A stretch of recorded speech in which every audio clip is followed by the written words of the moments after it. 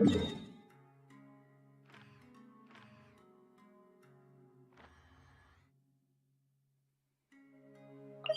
our dailies over with.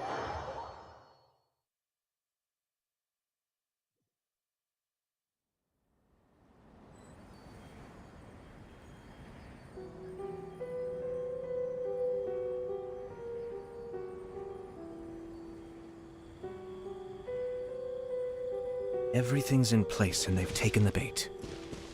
Yes. If you say so, Now Archon. to start reeling them in. Be still.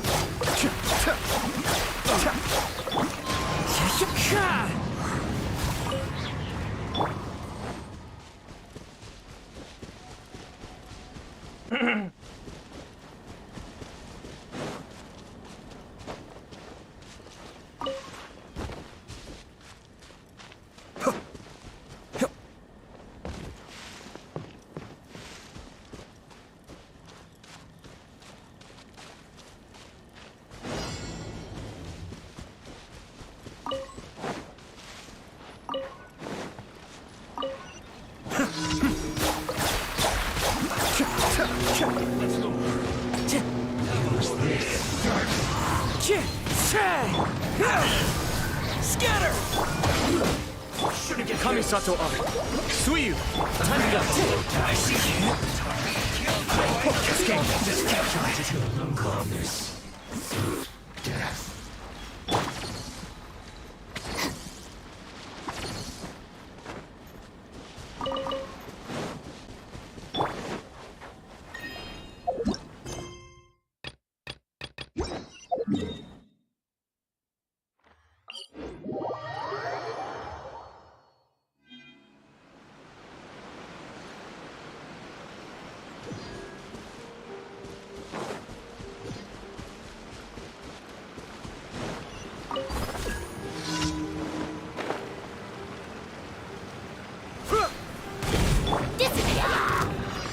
Wind strike!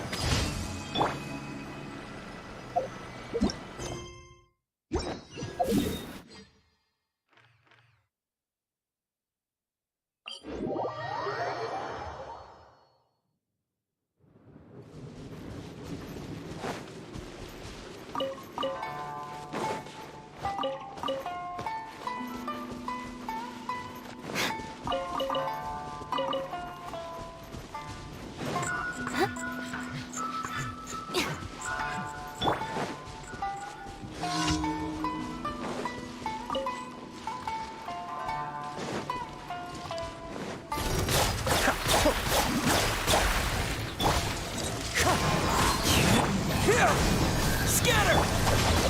Lightning terrified!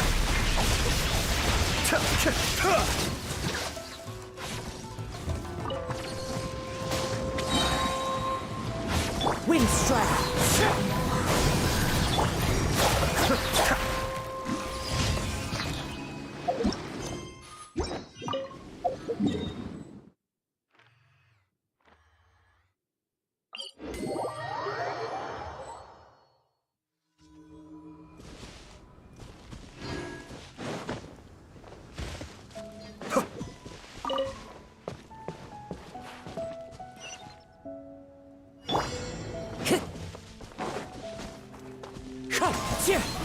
Our bond is strong! Propagate! Cascade.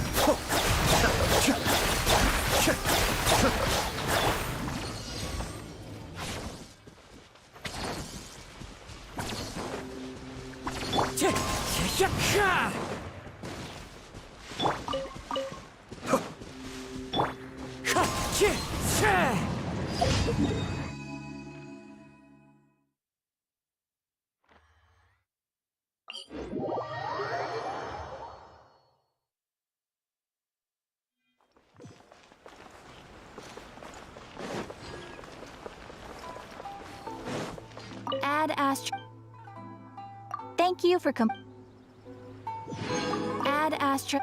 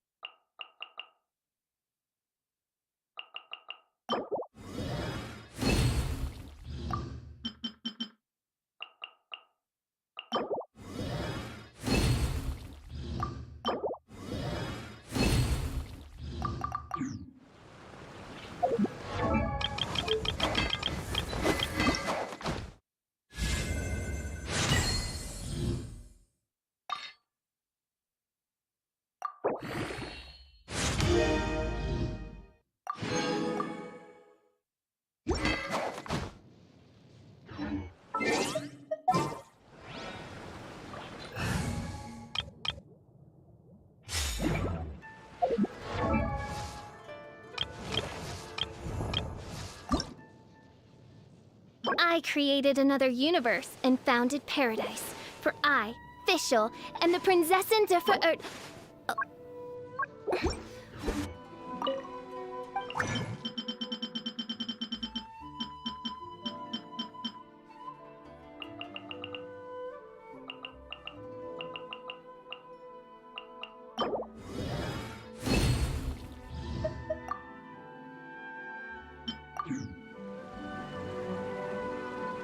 Oh, try some creative cooking.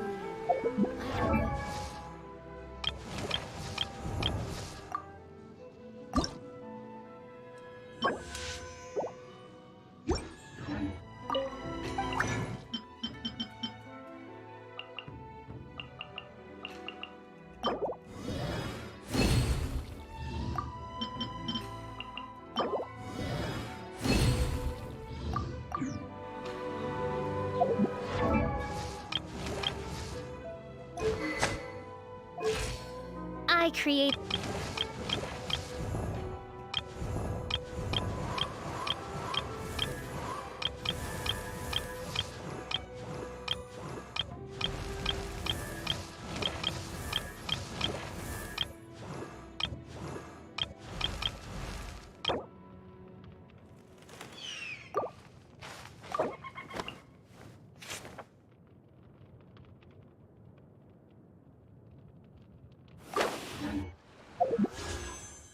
I do try to lighten the mood.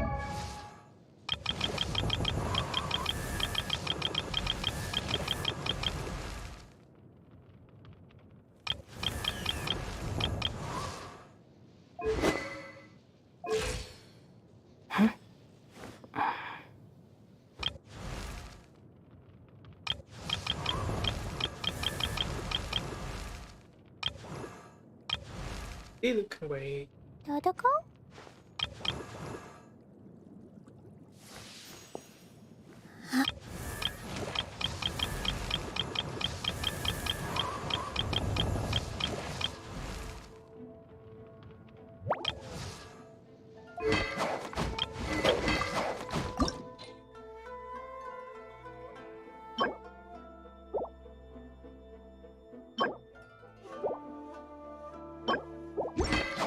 Sometimes.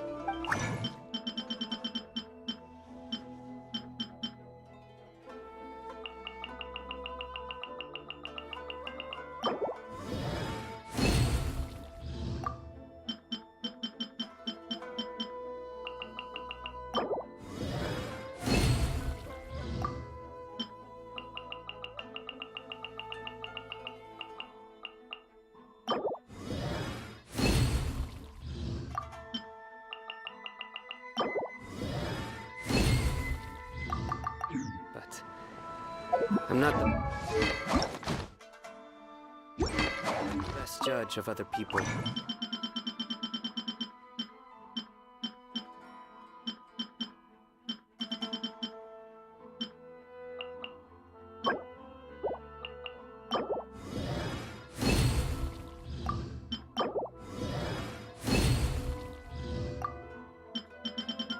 Sense of humor.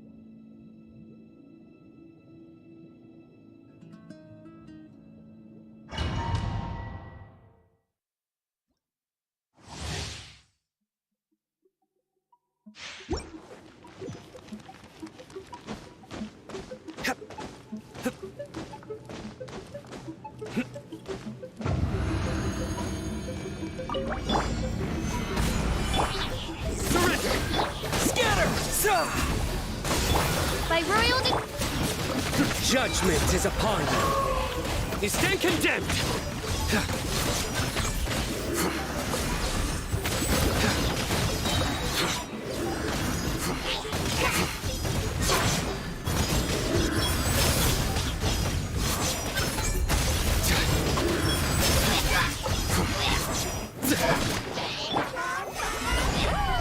This is order. wings of darkness.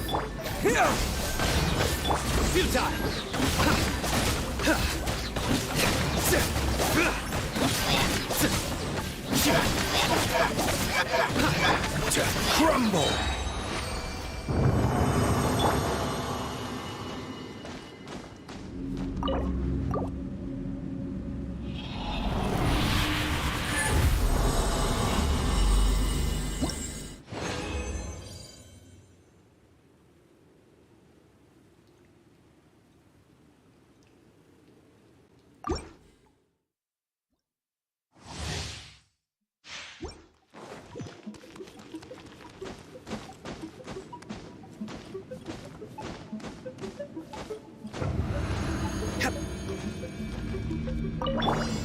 Gather! Surrender! Oz, reveal! Germinate! Scatter! Your sins weigh upon your soul! Your penance is due!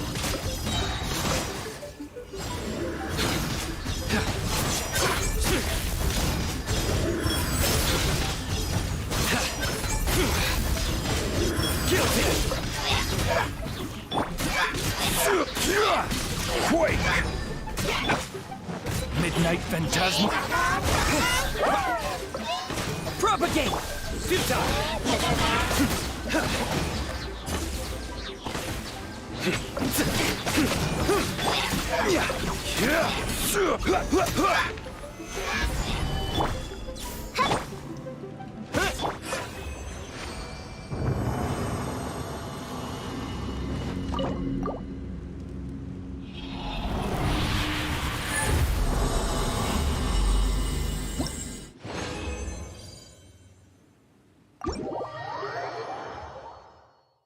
That I need.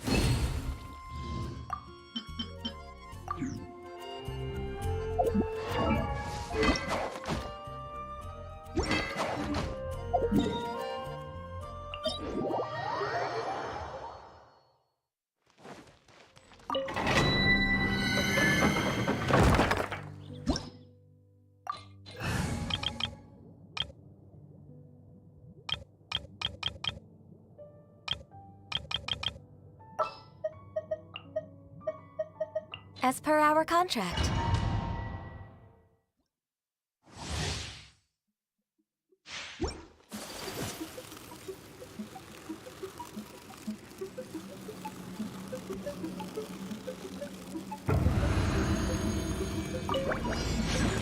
Whirling snow!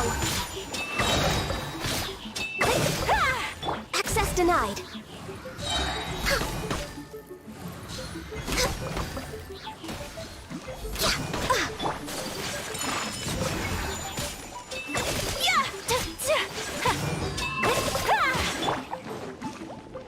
Blaze over.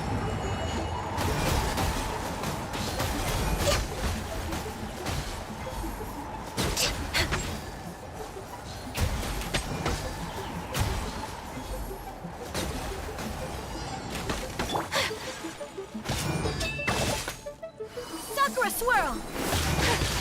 Take flight! No touching! Rust and revive!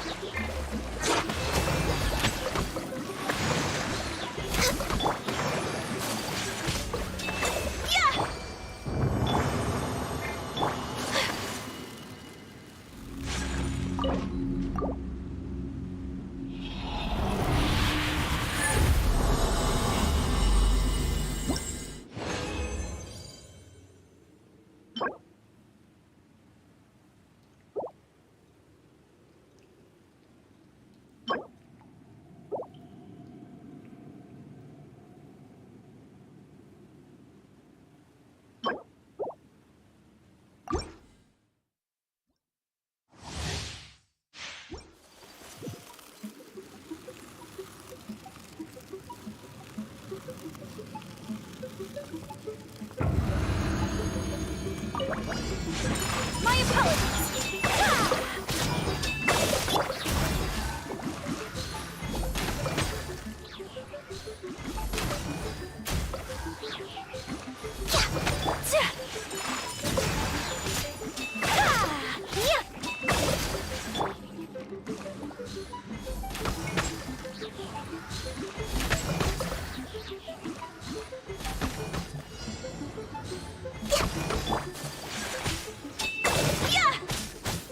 Access denied.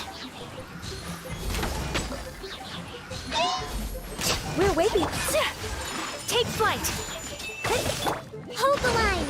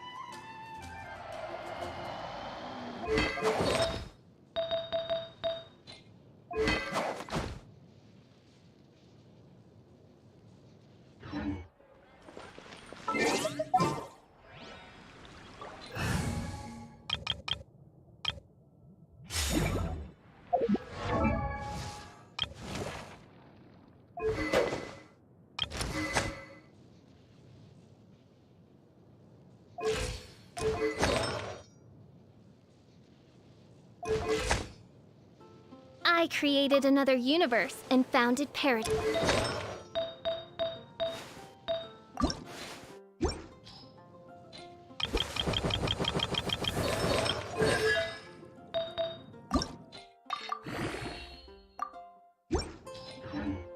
Good deed.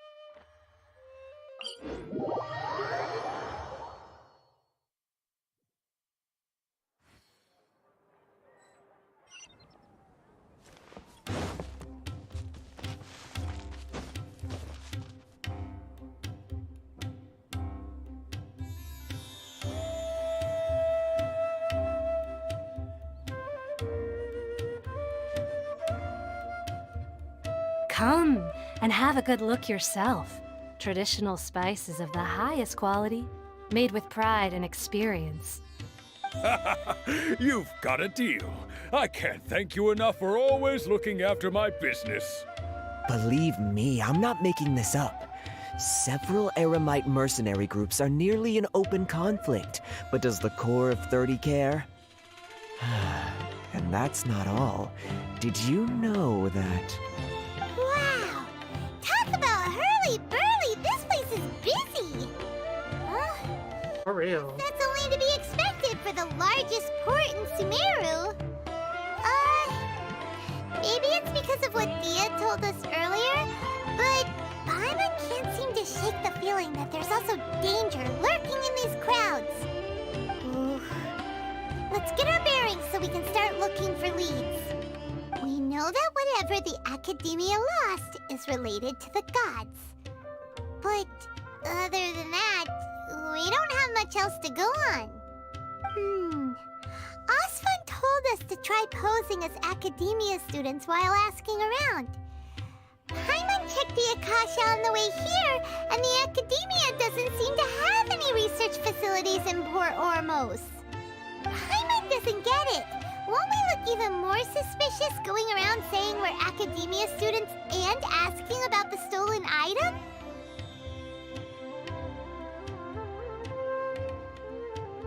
Figuring that out could be crucial for the rest of our investigations here. Well, given all the people that come through here every day, if there's any information to be found, Paimon bets we could find it in the market. Let's ask around and see what we come up with.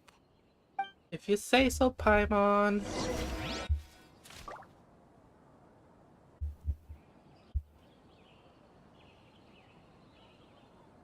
Okay, let's see.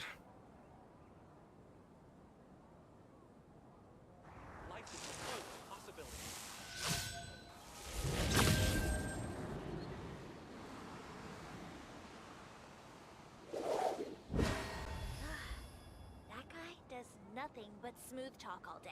Out of all my commissions, I enjoy making jewelry for newlyweds the most.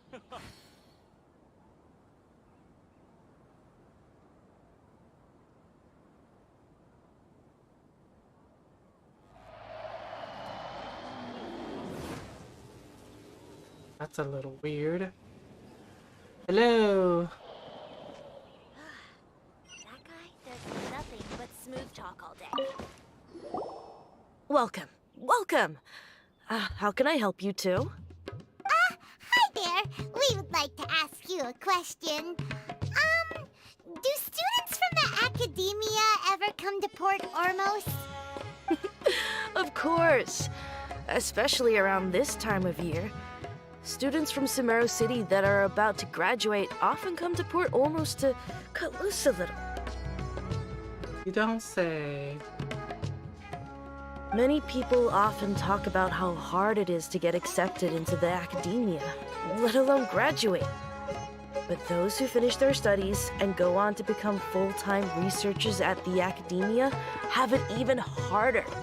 Sure, we may not be Sumeru City, but Port Ormos offers beautiful scenery and a stress-free environment. Some even say it's good luck to come to Port Ormos, so students and researchers come flocking here when things get to be too much at the academia. Ah, you see over there? Those are students from the academia.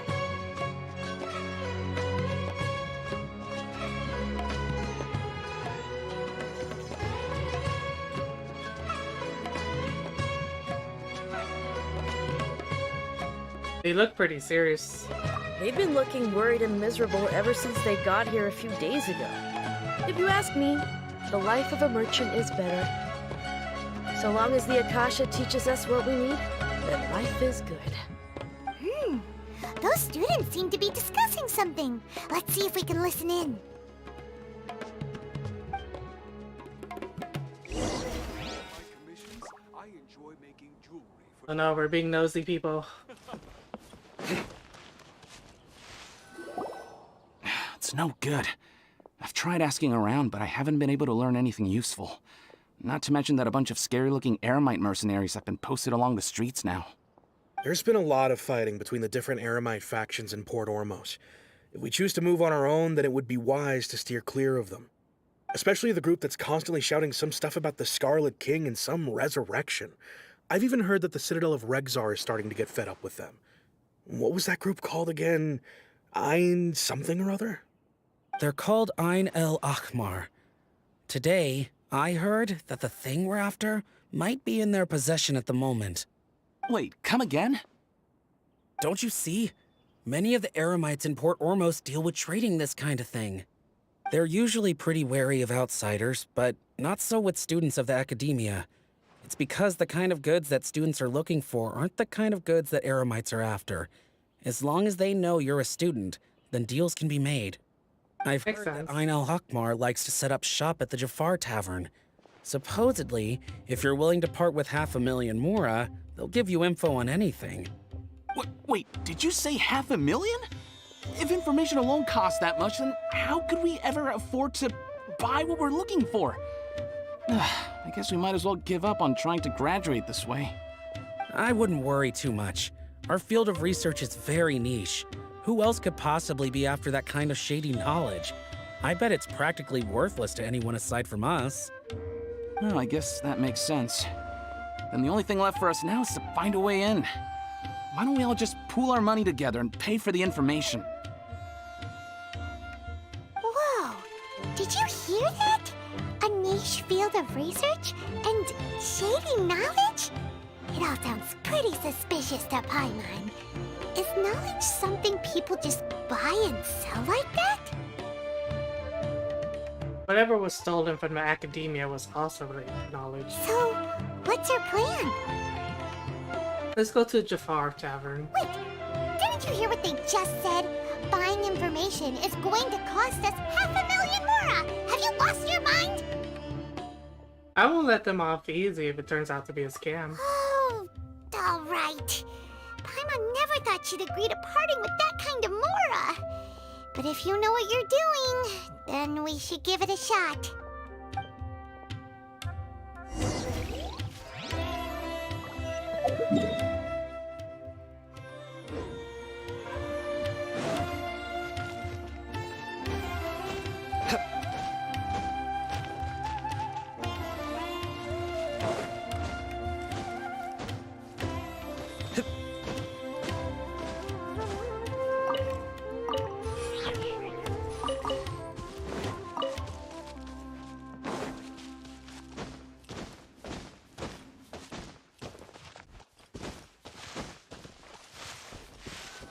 This is the place we heard those students talking about.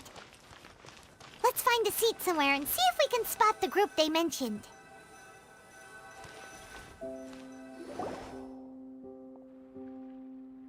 Oh, you've arrived. Please, take a seat. So, they think that they can go toe-to-toe with the boss? Ha! Once we reclaim the power of the Scarlet King, they'll be the first that the boss punishes. They're nothing to be afraid of. Our main rival now is the Caracal Battalion. They've also amassed a significant amount of more this time, so we mustn't underestimate them. I feel like we're Yolan right now. How can the Caracal Battalion compete with the boss when they're nothing but a bunch of money-grubbing opportunists out for a quick mora? Yeah, with Boss's fervent devotion, he'll be able to use this power to bring our god back this time. Huh. All these guys talk about is the Scarlet King, so they're probably the ones we're looking for. Greater Lord Ruka Devata. That traitor and her followers must not be spared. The day will come when the Scarlet King exacts vengeance on Sumeru, and all of them shall be punished. Traitor Lord Ruka Devata? A traitor? Yeah, Paimon was wondering what they meant too. We should ask about that if we get the chance later.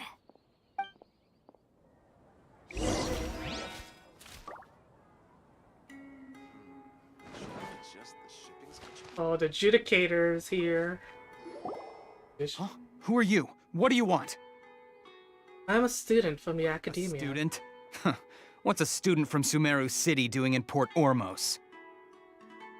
I'm looking for info about certain something. Ah, well, if it's info you want, you've come to the right place. The question is, can you afford it? And 50 more. I'm gonna do that. Huh? What is this? Some kind of joke? Oh! Sorry! He must have grabbed the wrong amount! Hey, what do you think you're doing? Oh, Paimon can't stand to see so much more go. But there's no other choice right now. Here, this is the merchant's address. Whatever you're looking for, you'll find it there. Hmm? Well, what are you waiting for? I just have one more question. Oh, that's right! We heard you mention the Scarlet King just now. We're actually interested to know more because we're, archaeology students! Fine. Since you've already handed over the Mora, I guess I can throw in a little extra info. As you can see, members of Ain al-Ahmar are devout believers of the Scarlet King. Years ago, the Scarlet King founded the great desert nation that was our homeland. It was an advanced civilization, far beyond anything you'll see in present-day Sumeru. The Scarlet King was the rightful god of wisdom, but he was betrayed by a companion he trusted. She even stripped him of his title, God of Wisdom. So, you mean the traitor was... Greater Lord Ruka Devata, yes. That shameless wretch destroyed the Scarlet King's civilization, and our ancestors were forced to flee to this land where we were made to suffer the tyranny of our enemies. Furthermore, she conspired with the academia to cover up the truth of her actions, and create the merciful and benevolent facade for which she is now known. Ugh, just thinking about it sickens me. But the story doesn't end there, oh no. The Scarlet King isn't truly dead. The voice of the Oracle has been heard in the desert, prophesying his resurrection. Mark my words, our god shall return. And when that day comes, all followers of the traitor and all the desert dwellers who have forgotten their true god will suffer retribution together. Every time I hear "mark my words," I think of Eula. Vengeance shall be mine. If what I'm saying makes you shiver with fear, it might not be too late for you to become a believer of the Scarlet King. You're not gonna convert me through fear. Can you tell us more about the Oracle? I don't have anything to say to you academia people about that. I think this conversation has reached its end. Not just yet. This man is a fraud. Ooh, I like that. You again? Deranged academia lunatic. Yes, it's me again. I already warned you that if you weren't willing to sit and discuss things with me, I'd take measures to make things uncomfortable for you. Listen to me. That address he gave you is fake. Or at least, you won't find a merchant waiting for you there. This group has been boasting all around that they can provide information on a certain item as a means of luring people into their territory. Once you show up, they keep up the act until they have hard evidence that you want to purchase said item. Then they use that to squeeze you for all the mora you're worth. Hey! Shut it, Alhaitham! What are you playing at, trying to ruin our business like this, I told you the other day. I wish to discuss my terms with your boss. Ha! The boss made it perfectly clear that he won't negotiate with you. Yes, and in no uncertain terms. But that was then. It does not preclude him from changing his mind in the future. I'm warning you, don't push us, or this could get ugly. We don't usually get rough with people from the academia because it just complicates things. For a lunatic like you, though, we might just have to make an exception. If you're suggesting that we escalate this from a verbal exchange to a physical one, I accept. After all, even the Archons used war to negotiate the ownership of Tevat. If, on the other hand, not wrong, agree on any means of negotiation at all, then I'm afraid my next course of action will sting a little more than the mere falling through of a few business deals. I will jeopardize the Eremite's reputation, which I know you value above all else. I am quite confident that if I began to take such action, your boss would willingly approach me himself. However, I fear that by then, some things will have happened that cannot be undone. Also, a word of advice. I suggest you tell your boss exactly what happened here today. Otherwise, he might blame you for not telling him in the future. What did you say? Consider this. Have I ever failed to follow through on my word in the past? This guy is really out of his mind. Okay then.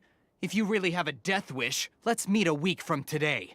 The pier in front of the Pharos Lighthouse, 4 o'clock in the afternoon, sharp. Don't expect us to hold back. Punch him in the face! Fast. First, you return the 500,000 mora to them. Yay!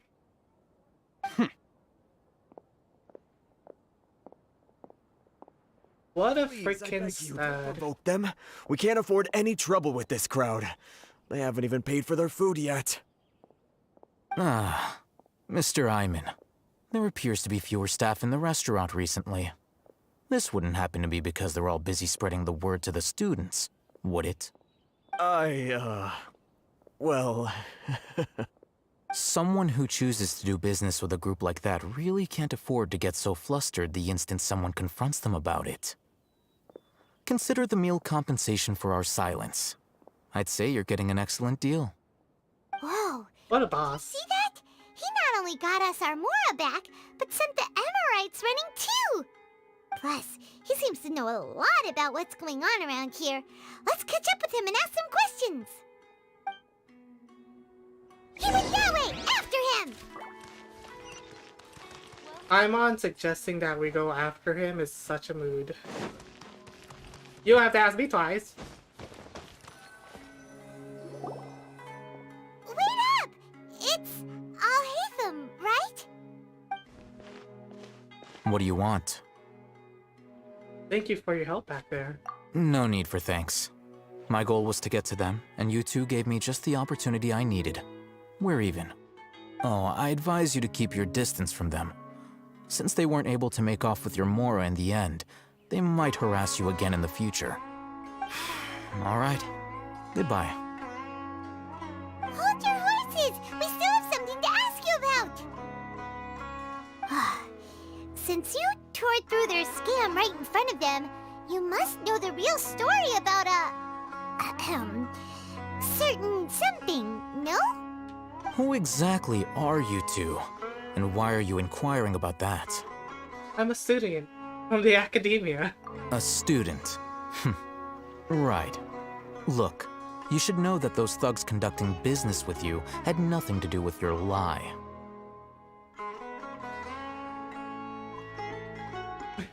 Perhaps we can also talk to him. Oh, yeah! He's really strong. Weren't you saying something about a physical exchange? We can help with that. He doesn't even have a vision. Forget it. Whoa, whoa, whoa. Not, but he can still use elemental energy. Otherwise, there's no way we'd go asking for info from from guys like that. Those hot-headed thugs are definitely gonna bring a lot of backup for your next meeting. Even if you don't go alone, you won't regret taking us with you.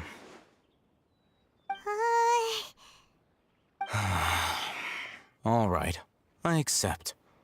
Got a pen and paper? If you're searching for someone who sells that kind of merchandise, I'll give you one of their addresses, and you can try your luck. We'll reconvene at the appointed time by the pier. It doesn't matter if you show up or not.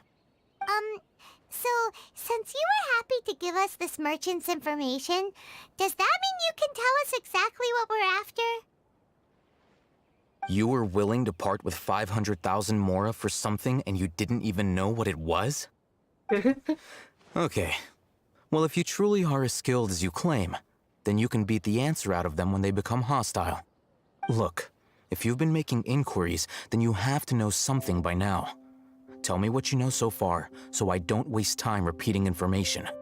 We know it's connected to the academia somehow, and that not only do the Eremites deal in it, but some students want to get a hold of it too. What else?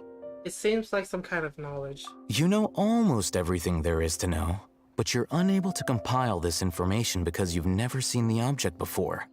This is what you've been looking for. Huh? Paimon can't tell what it is. It looks like some kind of ornament. This is a knowledge capsule. To put it simply, it's a vessel that can store a fixed quantity of canned knowledge. It's like a miniature Akasha. Anyone who links it to their personal Akasha terminal instantly becomes privy to its contents. Anyone? Correct. Anyone. Unlike the Akasha, which heavily regulates who can access what information, knowledge capsules confer their contents without any requisites. That's amazing! It's essentially a convenient and harmless vestibule for knowledge. Unfortunately, it's illegal in Sumeru to privately possess or trade them. They were created as a means for scholars to transfer knowledge gained from Irminsul into the Akasha, and are intended to be destroyed immediately after use. But despite strict regulations, some of these knowledge capsules will always escape destruction. After all, there will always be those in this world who are dissatisfied with life as designed for them by the Akasha and wish to change their fate. Over the past century, a wide variety of canned knowledge has been leaked from the academia. Now, in Port Ormos, the valuable ones are a means to mora for the Eremites. Meanwhile, those which the Eremites deem to be useless to them occasionally prove useful to the common citizens and hapless academia students. Well, I think that about sums it up.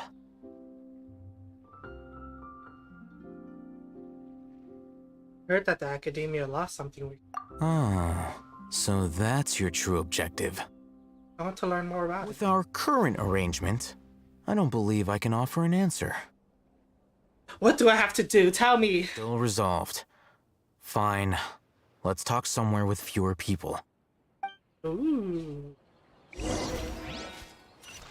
Ignore me, I'm just being extra. You don't have to tell me twice.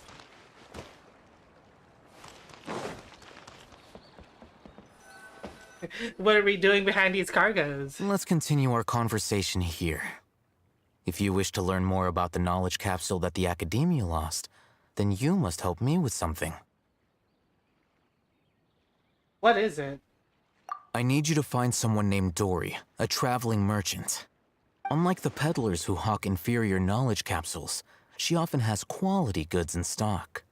Some say that as long as there is profit to be made, there is nothing she won't dare to sell. She's guarded against people from the academia because most of her wares don't comply with academia regulations. I think she blacklisted me. I met with her informant, but it soon became clear that they had no intention of letting me get any further. Become one of Dory's customers and earn her trust. This is my condition for further collaboration. Why do you want us to meet with her? Until you complete this task, you don't have question privileges. Fine. So how do we go about doing this? I'm on such a mood this entire time. You two are outlanders who haven't been here for long, so Dory should view you as safe clients. I'll give you the informant's address and their contact password. So this is where Dory comes in. Beyond the password, though, I have no way of knowing what other tricks she might have up her sleeve. You'll have to improvise. This is kind of nerve-wracking. The true challenge begins after you meet her. She has a keen nose for Mora and a shrewd eye for wares, and she only likes customers who she deems to have good taste. I'll prepare some funds for you. Buy her highest quality wares and earn her approval. What? We only just saw a knowledge capsule for the first time! We don't know how to tell which ones are good and which ones are bad. Is that something we can learn quickly? That's true. Have you two heard of elemental sight? I can use it. Oh? Well, that's a surprise. Guess I'll have to hold you in higher regard. Anyway, that ability should resolve your issue.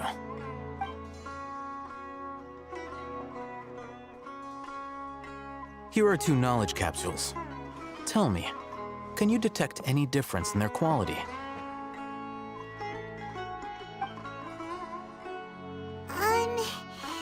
They look the same to Paimon. Try inspecting them with elemental sight. Close more. How'd it go? Did you see anything? The one on the left shines brighter. Rumor has it that higher quality knowledge capsules generally appear brighter when viewed through elemental sight. That's because knowledge originates from Irminsul, the root of Dendro power itself. The more powerful the knowledge, the richer it is in Dendro energy. However, some canned knowledge with a high concentration of elemental energy is of little use in contemporary times, so those capsules are of little value. Using elemental sight is merely a stopgap measure, but it should suffice for earning Dory's trust.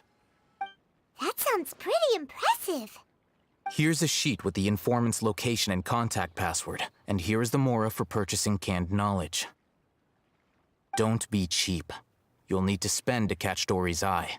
If there's any Mora left over, just keep it. It almost gives me a Lloyd Forger vibe. Oh, and be sure to exercise some caution. There have been Matra present in Port Ormos lately. Your efforts will be for naught if they catch you. Matra? They belong to the Academia's regulatory body. They also handle cases of illegal canned knowledge transactions. Like I said, the Academia has banned both their trade and possession. The Matra are razor sharp. You're in for nothing good if they lock their sights onto you.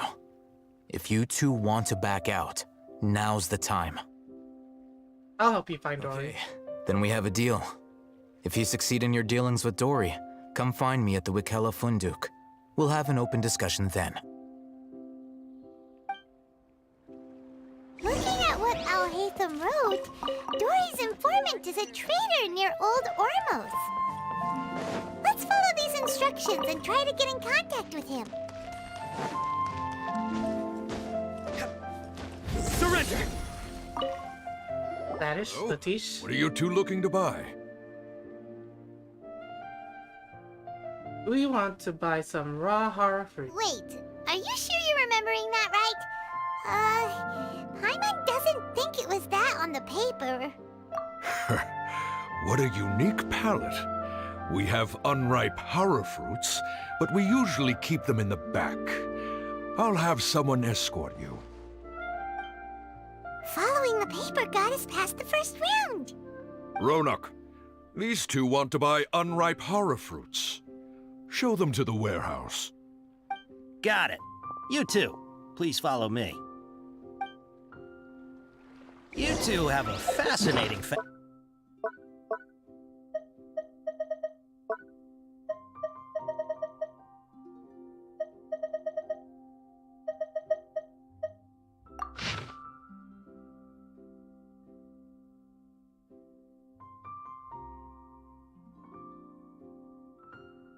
Morning flower, canned knowledge, Sumeru rose. Legally house. Hold on. Let me think. Sumeru Rose means common merch. No, look again. We're obviously wearing morning flowers. Ah, my mistake. I do apologize. Every ship deserves the best. That pop quiz sure was scary. Ah, the warehouse is up ahead. Please follow me.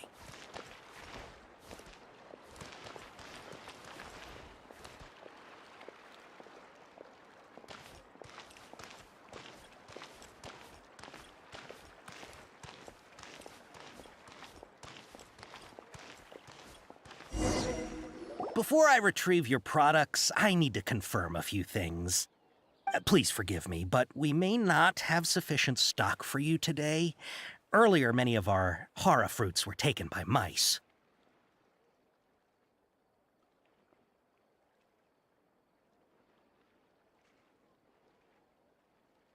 Speaking about mice, that's something about mouse.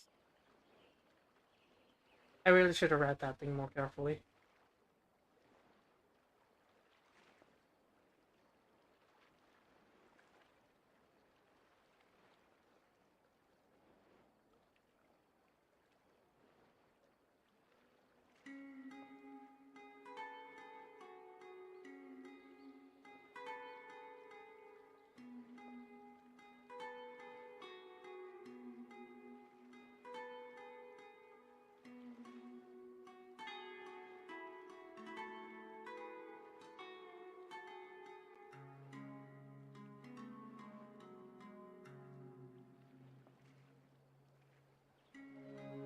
Congratulations. Thanks. If better goods come in, you'll be the first to know. You look like you have some skill. Why don't I pick out some fruits that'll make you dizzy? Dizziness with a side of tinnitus, please. Yep, that's the right answer. But eating hara fruit that makes your head and ears ring sounds like a bad life decision. Would you like your hara fruits to be packaged in the Sumeru City or Port Ormos style? Port Ormos style. You two sure are generous customers. We'll be sure to package your products beautifully. Okay. Everything has been confirmed. Miss Dory is waiting for you up at... Shoot! It's the Matra! Run! What? The Matra? Where? Oh, Hatham said we're done for if they catch us. We gotta get out of here.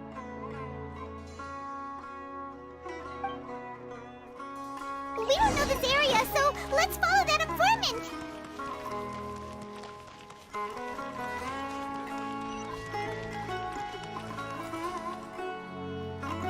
He ran that way.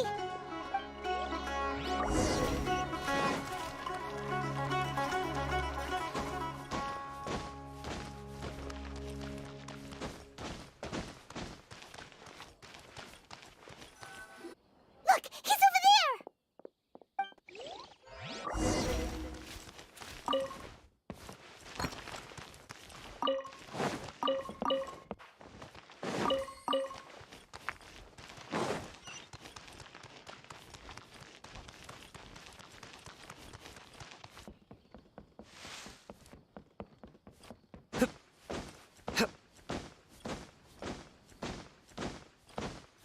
Hey, if you're hiding from the Rishbaland tiger, come this way. Another password! Huh? Oh, that voice came from behind the building. Here, over here. You can stop running now. It's Dory!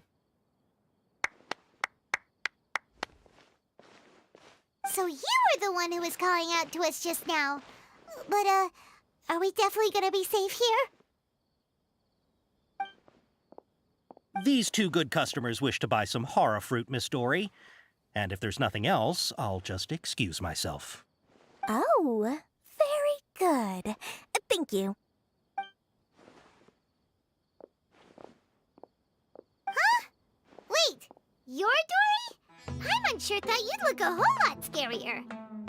Hey, what are you trying to say, Princess Pea-Brain? I can be scary enough when I need to be, believe you me. If you don't watch what you say, then you can forget about doing any business. Seems you two have actually done pretty well so far.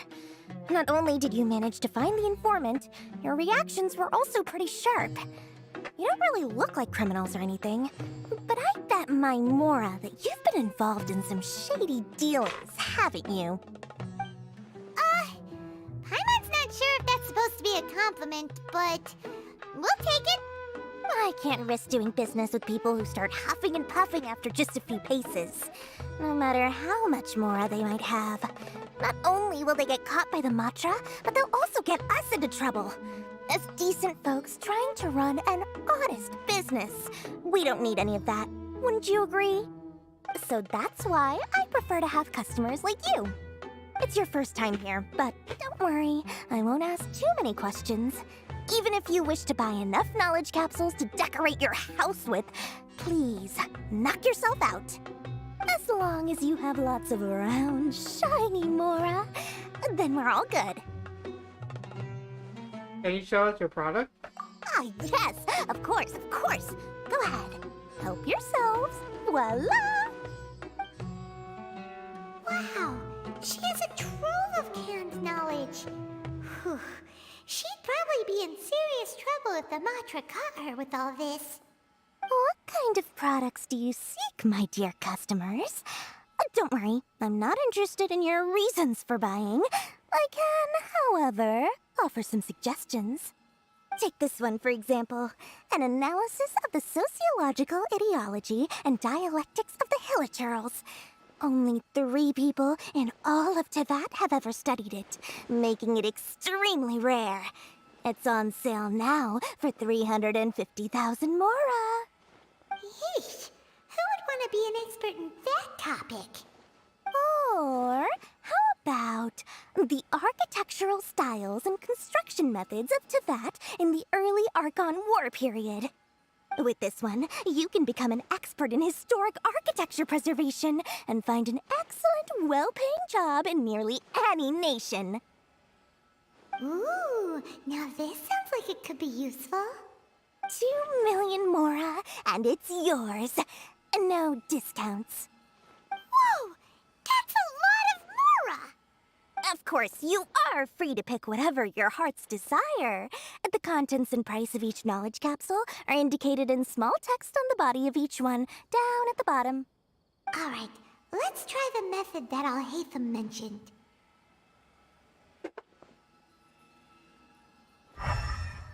I thought I would have to do it. I'll take this one. And this one. As well as this one. You've really got a good head on your shoulders, and quite the eye for quality. We'll take these, please and thank you. My oh my, you are blessed with a taste for both the exquisite and the extravagant. Customers like you are a rare breed. 1 in 100. No, 1 in 1,000 even. Listen, I have a special offer for you two.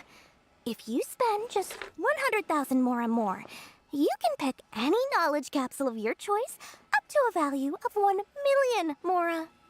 Say what now? Hey, did you hear that? Spend another 100K and we get a capsule worth a whole million! Don't let her trick you into spending more. All the canned knowledge we just bought is easily worth 500,000 Mora. If we spend just a little more, we can get something worth 1 million Mora. Isn't that a fantastic deal?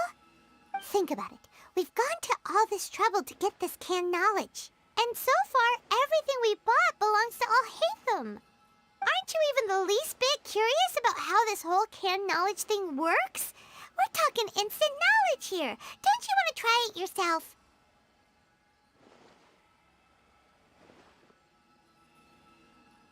You just want to see me try it. Come on. We still have around 100,000 of Alhaitham's Mora left.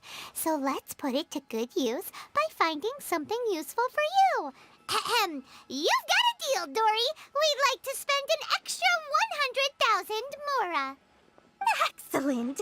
Then please, select from this fine collection of canned knowledge over here. Hold on a second. Paimon thought we could choose whatever we wanted. Why can't we choose the ones from over there? Oh, but my dear customer, the knowledge capsules over here are worth 1 million mora each. I'm sure discerning customers like yourselves will be able to find something to your liking. Please, take your time. Uh-oh, Paimon has a bad feeling about this. Let's use Elemental Sight again to check these. Alright, I'll have a look.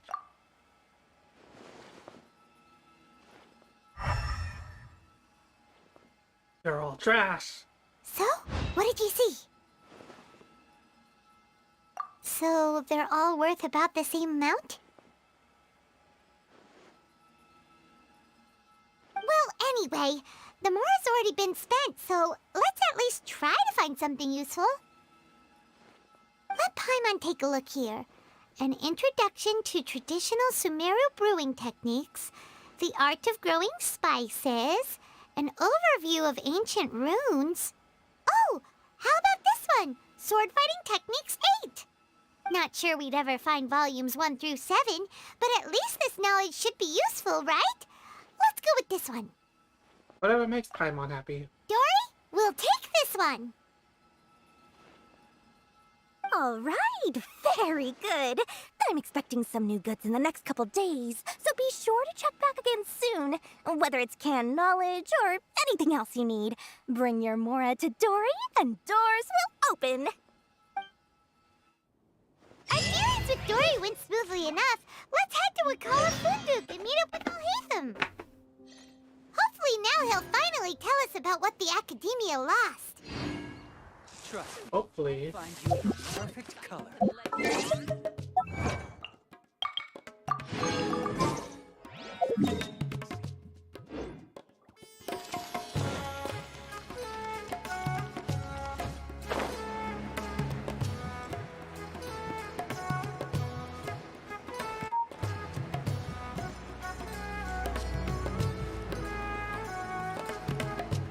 Hey, Alhaitham. How you doing? Ha, you two made it. And from the looks on your faces, you were successful. Whoa, there's so many people from the Academia here. Why would you pick this place as our meetup spot? Well, Wakela Funduk is under the Academia's control, so naturally the Academia has people working here. I came to Port Ormos under the pretense of conducting official business. You're a pretty daring guy. Relax. No one here is interested in anything we say, and the Matcha won't come here. Okay now, tell me how your encounter with Dory went. Okay, we did what you asked. So, can you tell us about the knowledge capsule that the Academia lost now? Before that, I have to ask, why are you two so intent on tracking it down? You don't have to answer, of course. We want to meet the Dendron. Yeah, he just wants to meet the God of Wisdom and ask her about something important. We've been in Sumeru for a while now, but we still haven't found a way. When we heard that the Academia had lost something that might be related to the gods, we came here in case it turned out to be our lucky break. In that case, you're on the right track.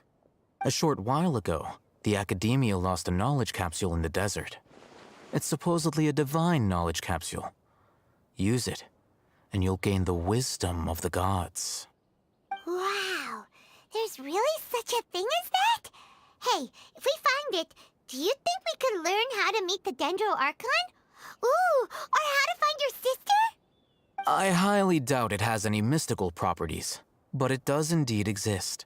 And it's right here, in Port Ormos. So, where exactly? That's what we need to find out next. Your goal is to find it too? I won't deny that. I am investigating because I'm curious as to what the divine knowledge capsule truly is. As you know, the Eremites in Port Ormos also have their eyes on it. It is an extremely precious item, The knowledge contained within may bring great power or wealth to whoever has it in their possession. Several brigades have been vying for ownership of it as of late, but there is still no victor. My personal finances and connections cannot compete with those of the Eremites. After attempting various methods, I finally managed to reach a tentative agreement with several brigades. I agreed to forego ownership of the Divine Knowledge Capsule in exchange for the opportunity to study it. After all, there's no harm in understanding what it is. However, there are those who are less amenable to negotiation, such as those from Ain al-Ahmar. They adamantly believe that the Divine Knowledge Capsule contains the Scarlet King's power, and that he will return to this world when they obtain it. They refuse to let anyone from the Academia tarnish their deity's soul. So you kept hounding them because they refused to cooperate with you? Yes. Ain al-Ahmar isn't exactly wealthy, but its members are determined to get that capsule by any means necessary. To that end, they've resorted to many methods more foul than fair in order to amass sufficient funds. So, I've been sabotaging their business to force them into negotiating with me. The Divine Knowledge Capsule should be up for a secret auction within the next few days. Each brigade will place their own bid, and the prize will be covertly given to the winner. To ensure the capsule's security and to evade the Matra's notice, the winning brigade will not publicly disclose their victory. Unless I know whose hands the Divine Knowledge Capsule ends up in, my agreements with them will fall through. Dory is the most reliable source of information, but that avenue was previously closed to me. With you on board now, the situation is different. In other words, you wanted us to befriend Dory so you could find out where the Divine Knowledge Capsule is. Yes, you can say that. But this arrangement harms none of us. The day after tomorrow, go back to Dory and try to purchase information on the Divine Knowledge Capsule's whereabouts. If she has no information, wait 2 days and approach her again. If I get the opportunity to study the Divine Knowledge Capsule, I will relay my findings to you. Will that suffice as compensation? That's exactly what I want. Okay, then we'll meet up in 2 days. Alhaitham, before you go, we actually bought a knowledge capsule for ourselves, but we're not sure how to use it. You two want to try using a knowledge capsule? Sure, I can teach you.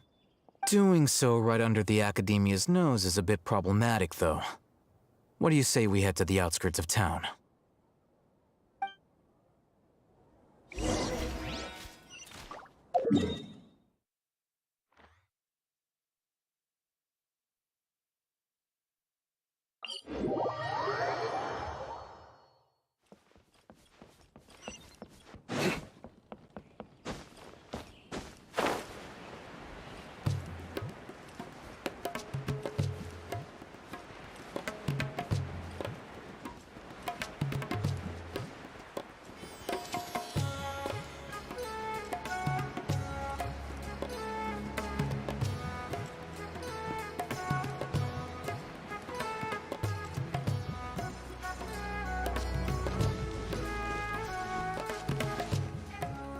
All right, this place works. Show me the capsule you purchased. Here. Sword Fighting Techniques 8. Huh. A combat class knowledge capsule. This class is something of a rare find these days, since most have been taken by the Eremites to augment their battle capabilities. Really? Ah, yeah, what a great buy! If you want to determine the efficacy of this capsule, I can evaluate your combat ability. However, effects will likely be minimal if you already possess a high amount of strength. We can conduct a controlled experiment where you fight 2 battles, one before using this knowledge capsule and one after. While you fight, we can use an Akasha terminal to monitor your various physical parameters. There may be variances in your physical strength between the 2 tests, as well as a disparity in your opponent's abilities. But don't worry, I'll run statistical analyses afterward to mitigate any confounding effects. Wow! Alhaitham! You must have been one of those guys at the Academia who got top grades on everything! Paimon's curious about something, though. You definitely weren't one of those students who needed canned knowledge to graduate from the academia, right? So why are you risking getting caught by the Matra for this capsule?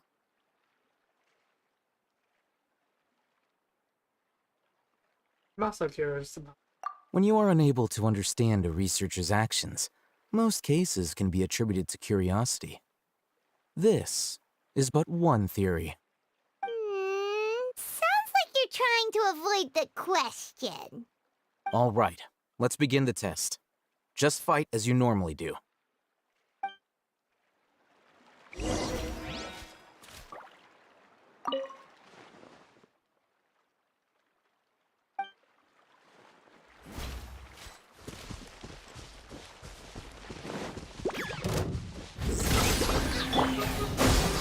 By royal Solidify!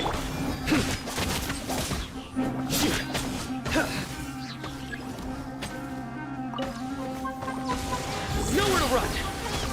Shadow Raven, Blood Knight.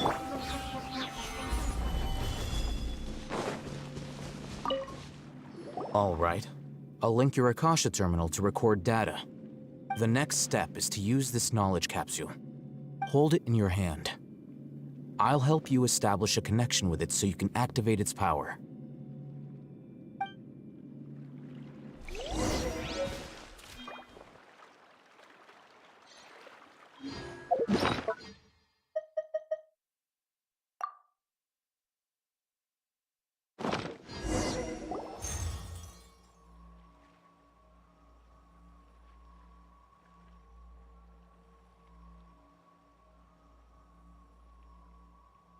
What in the Matrix is going on here? How are you feeling?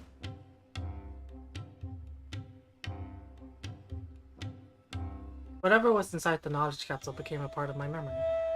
You mean that it worked? All right. Time for round 2.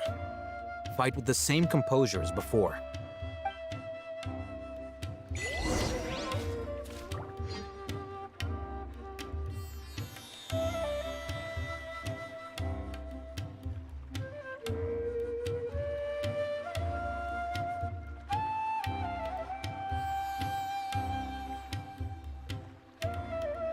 Osmanthus wine tastes the same as I remember. But where are those who share memory?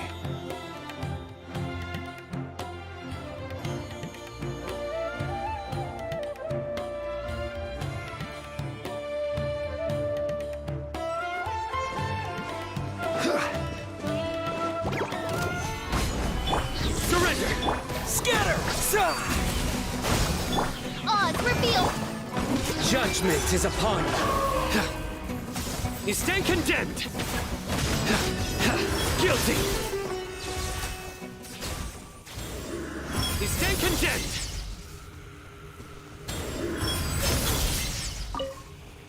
Now, I'll start recording data again. Oh, Hatham, how's it going? Well, the knowledge capsule you purchased did improve his combat capability. During the second fight, his overall fighting performance increased by 0.073%. Wow, that negligible. How much?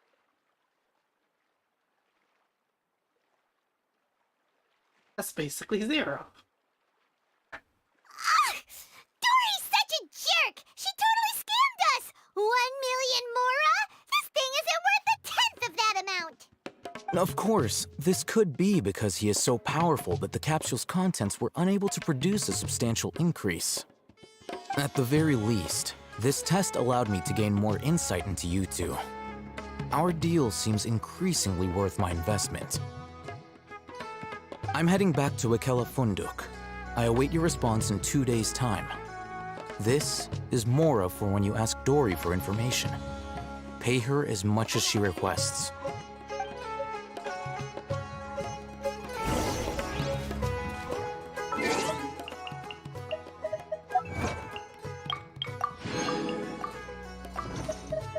Seven o'clock, 2 days.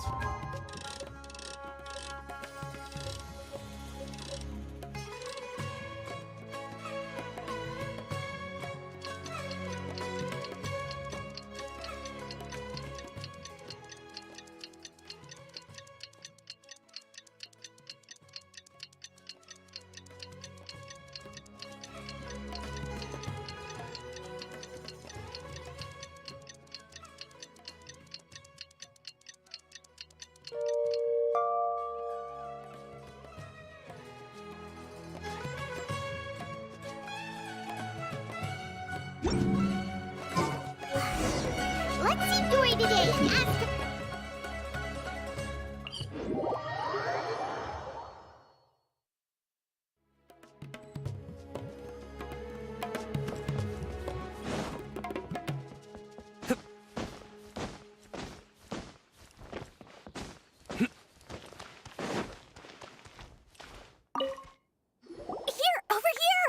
Welcome back, my loyal patrons.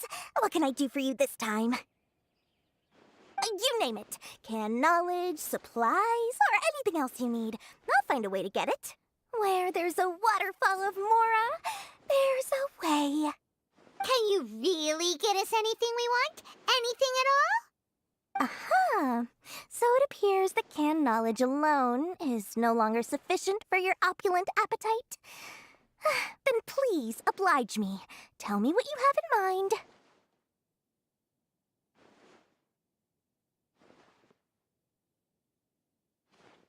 I'd like to buy info on the whereabouts of the Divine Knowledge Capsule. Oh! I knew customers with pockets as deep as yours would undoubtedly crave something more profound than ordinary canned knowledge. But you know, that kind of information isn't going to be cheap. After all, I had to work really hard to weasel my way into the auction site. Not to mention that if anyone found out that I was the leaker, I would be in big, big trouble. But how can we be sure your information is accurate? Paimon's curious how you just happen to have this kind of info the moment we need it. Because to me, anything of value is what I consider to be my supply. Therefore, I must always be aware of what's hot on the market in order to secure more sales. As for the information's authenticity, well, you've no need to worry about that. I used a camera to take a picture of the transaction. That way, no one can dispute it. I'll buy the information. It's always a pleasure doing business with such sterling patrons. Now that you've paid in full, here's the scoop. The Divine Knowledge Capsule was purchased yesterday by a certain Misery, the leader of Ain el Ahmar. Ain el Ahmar? You mean the Eremites who worship the Scarlet King? Ah, so you're already familiar with them. The group has done everything in their power to obtain the Divine Knowledge Capsule. After all, they believe it contains the power of the Scarlet King. That Divine Knowledge Capsule is unlike any other canned knowledge I've seen before. It was glowing bright red. The capsule is clearly visible in the picture I took. You can look for yourself. Thanks for the info, Dory. Please, it's my pleasure. It's all thanks to discerning customers such as yourselves that my efforts yesterday were not in vain. Please, don't hesitate to contact me if you ever need anything else in the future. Mora for Dory opens doors. Well, we figured out where the Divine Knowledge Capsule is. It turns out it ended up in the hands of Ain el Ahmar. Let's head back and talk to Al-Haytham.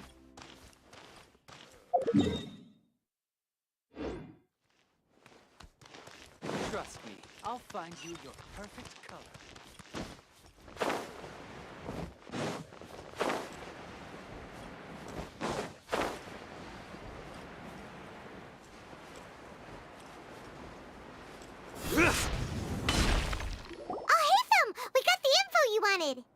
Really?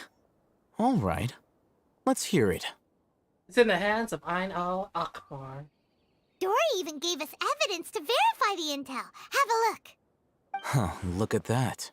Clear as day. It must have taken some guts just to infiltrate the scene of the Eremites' transaction. But then to get close enough to take a picture like this. Bold move, Dory. Very bold move. All right. The person in this picture is indeed Misery, the leader of Ain el Ahmar. And the glowing red capsule he's holding appears to be the Divine Knowledge Capsule. In which case, if we play our cards right, when we confront them next week, we should be able to force them to show their hand. At first, Paimon didn't get why you were provoking these Ain el Ahmar guys. But now, it sort of makes sense. Everything's playing right into your hands. After we defeat them, we can finally have a serious talk with their boss and get them to lend us the Divine Knowledge Capsule. Thank you for your time and efforts. Take a few days off while I make some preparations. Let's meet up again on the afternoon of the arranged date, 3 o'clock sharp. We'll be there. See you then.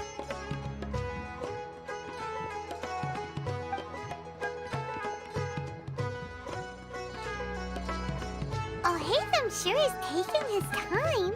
Where could he be? Oh, there he is. Sorry to keep you waiting. Let's head to the pier in front of Pharos Lighthouse. Yep, let's go.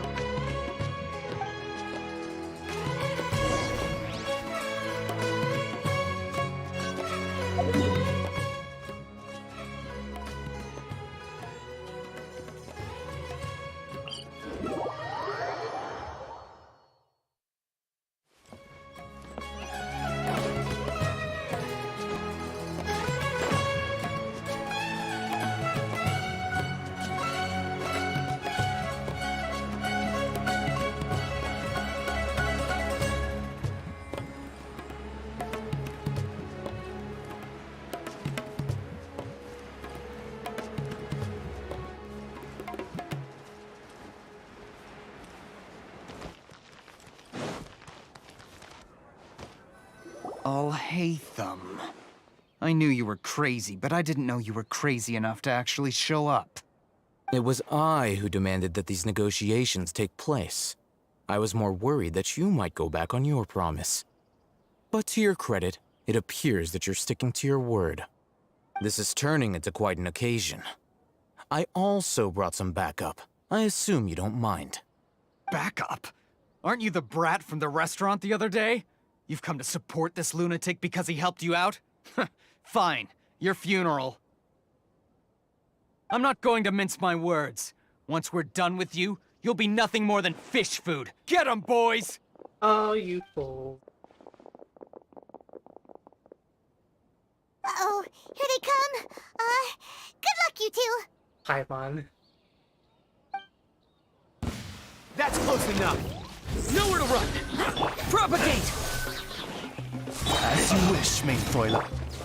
Gather! Germinate! Surrender! Through me, justice is served. Guilty!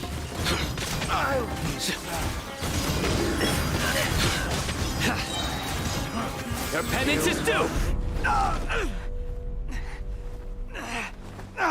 Academia scum!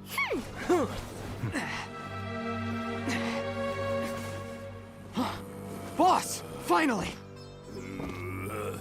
Did you use it? Great! Now we can...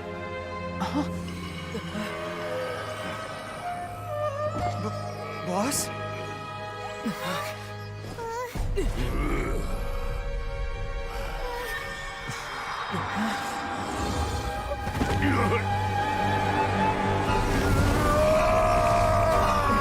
Kaioken! Boss! What's wrong? What happened to him?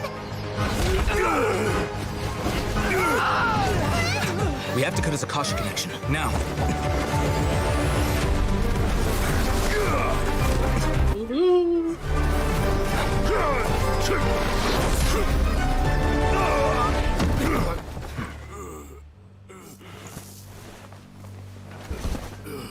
Target acquired! Arrest him!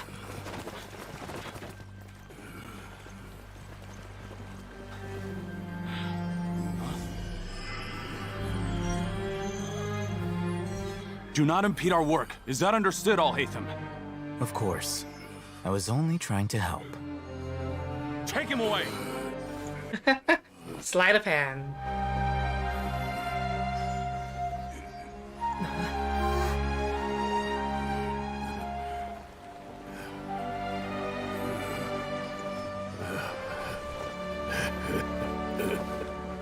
World, forget me.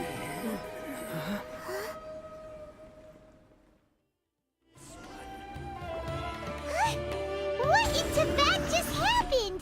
It's like that big guy suddenly lost his mind. It looks like he used the Divine Knowledge Capsule.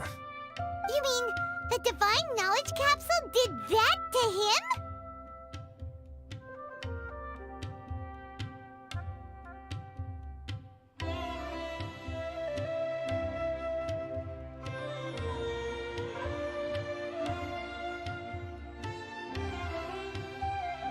Speaking of which, Hypatia did mention... Oh yeah! You mean how some researchers go insane after getting knowledge from Irminsul? Mm-hmm. I've heard of numerous incidents of researchers in Satyavada life going insane. The state that man is now in suggests that this is a similar situation. This Divine Knowledge Capsule does appear to be linked to the gods, but beyond that, it doesn't seem anything like the rumors suggest. Possessing it doesn't grant you divine wisdom or power. Did you hear what he said? World, forget me. What could that possibly mean?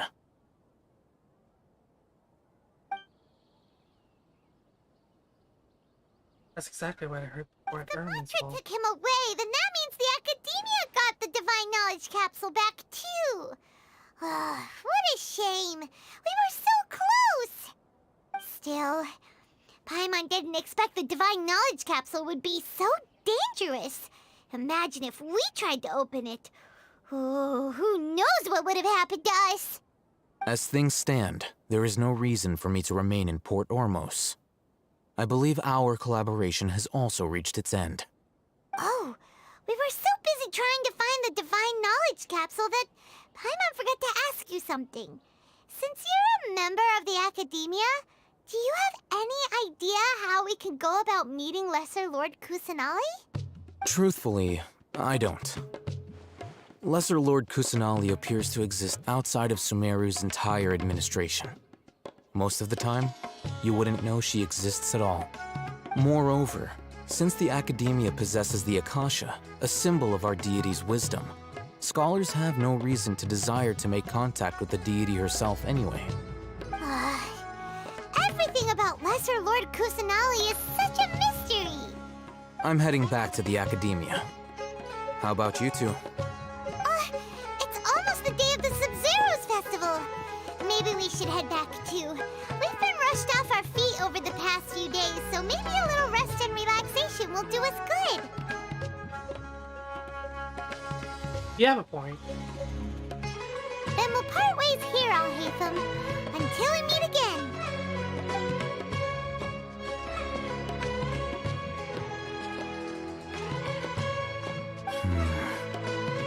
Now, do I deal with this thing first?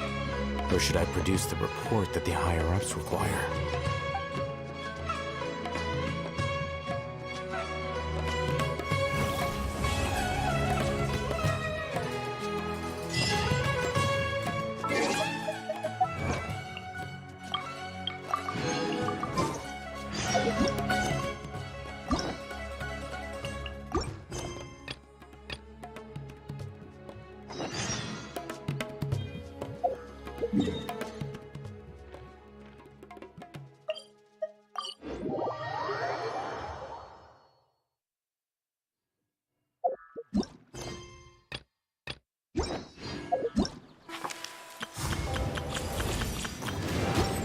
Luck can swing the results of a single game, but it's bound to run out sooner or later.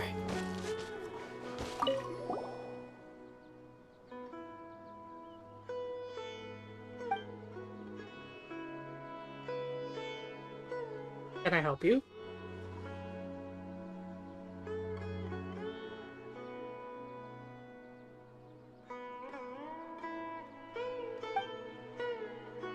Bracket.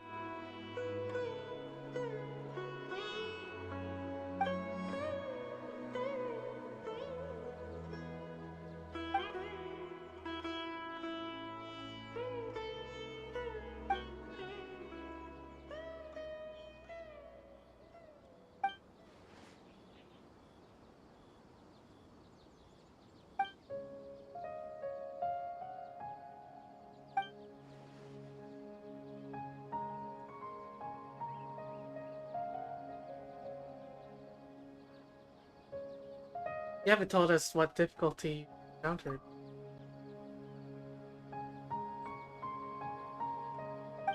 Oh my gosh.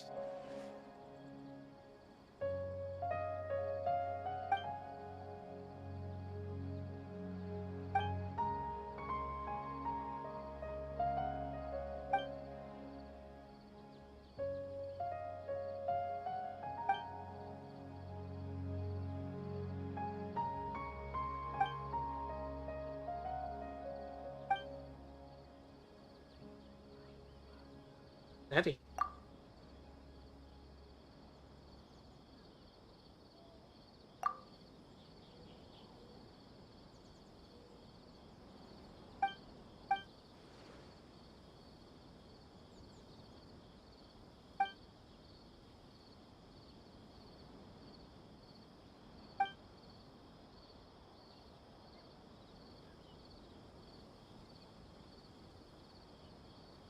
Is that your request?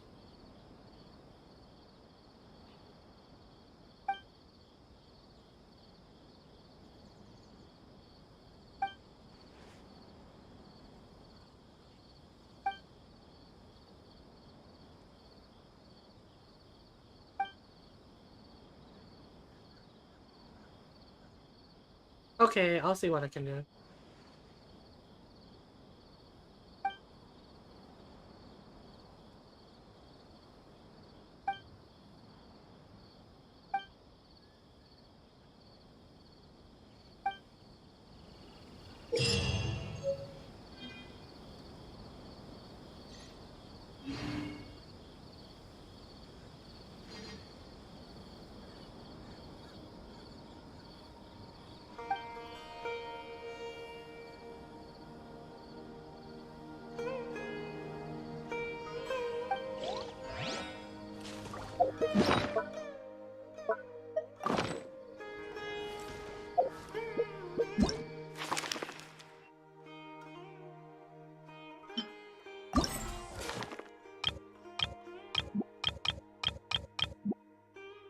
Four days to complete.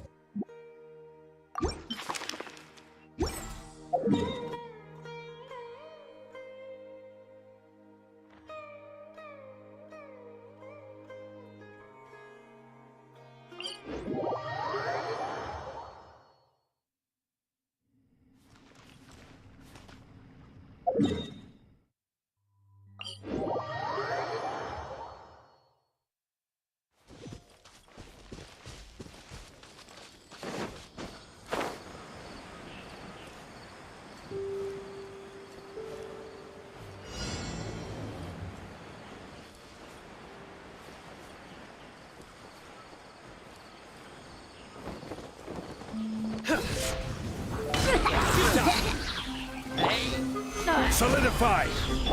By royal decree!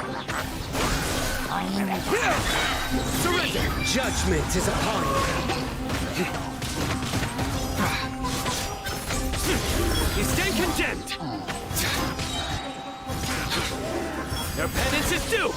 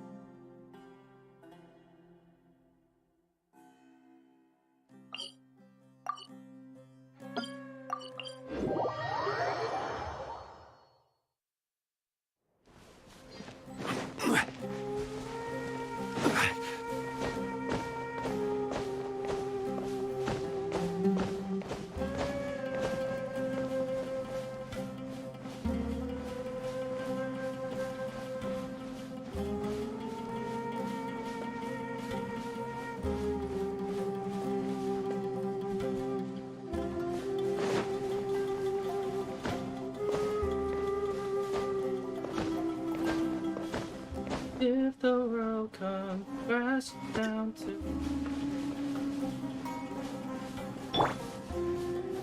Futile!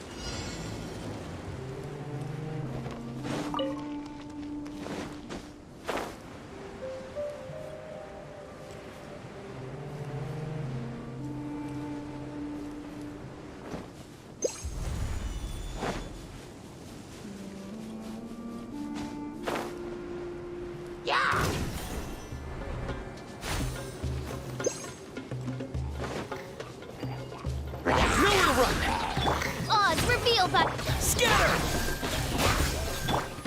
Stabilize! Futile!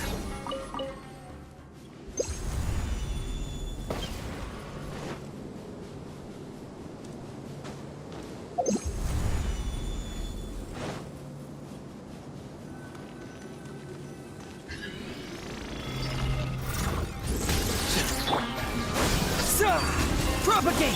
Midnight, fantastic! Solidify! Through me, justice is served! Guilty! Your penance is due!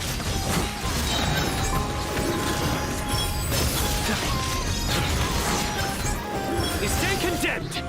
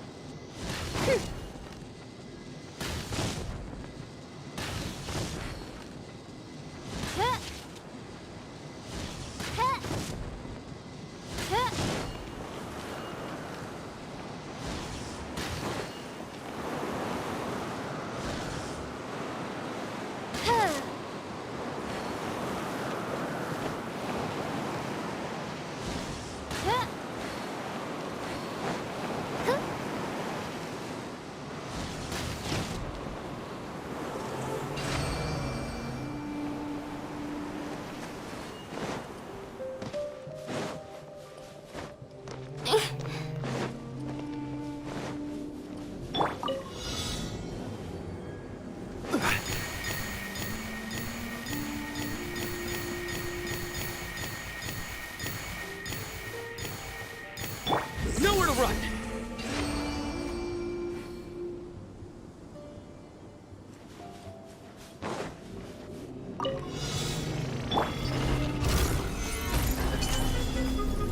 Surrender!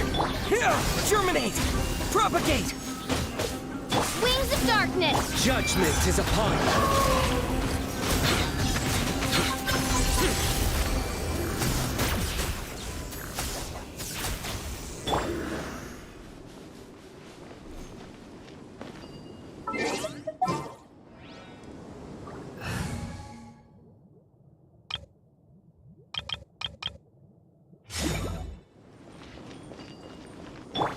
Let's light it up!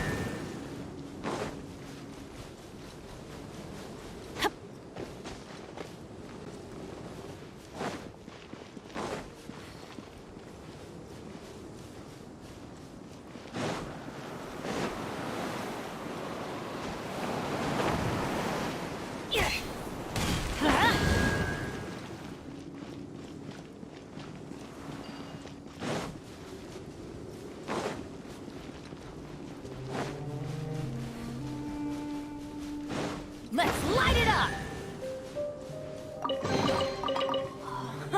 It's a miracle! That's all it was?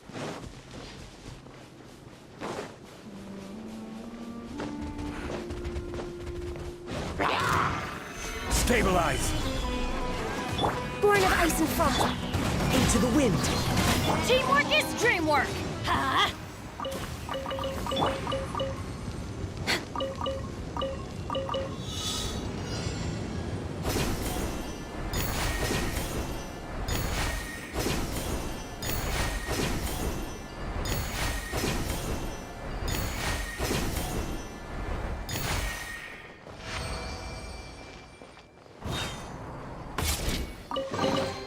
Beautiful treasures are a cause for great happiness.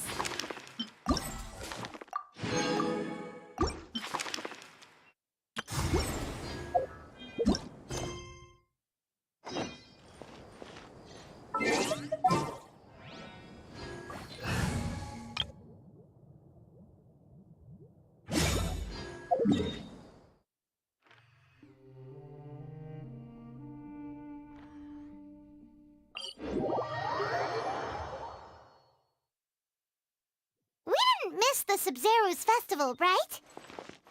Let's hurry and find Dunyarzad. I should probably collect the Bodhisattva.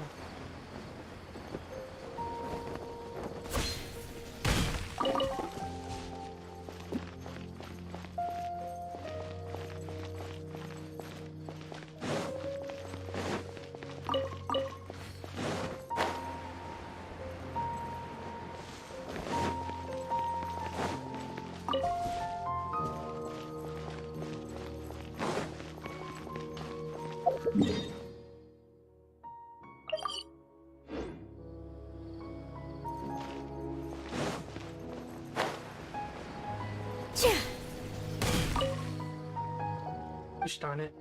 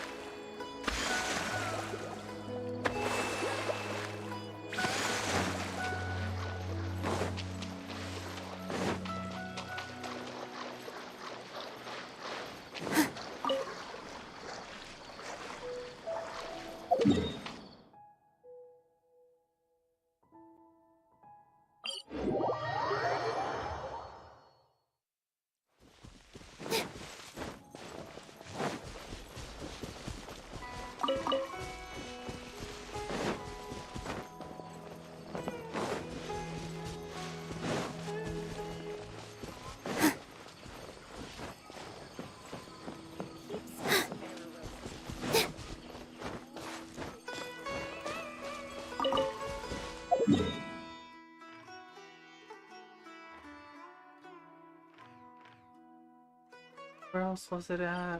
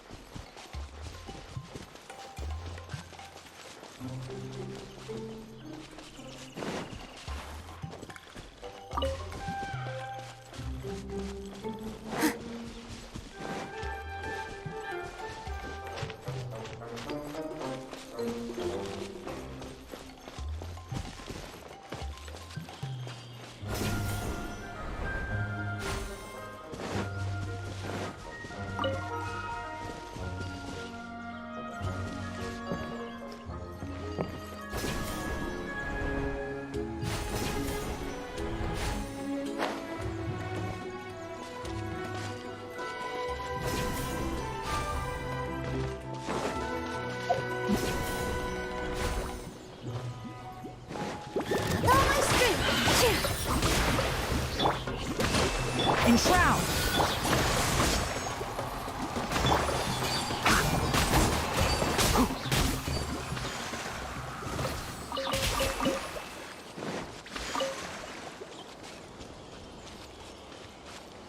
Get up, blue.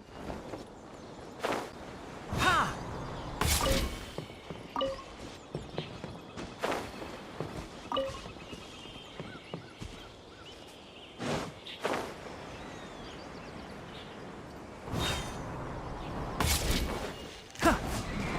Can't see? I'll bury you! Here! Hold the line! Group you! Enshroud!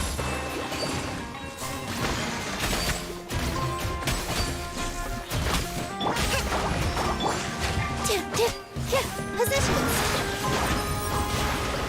One with the forest!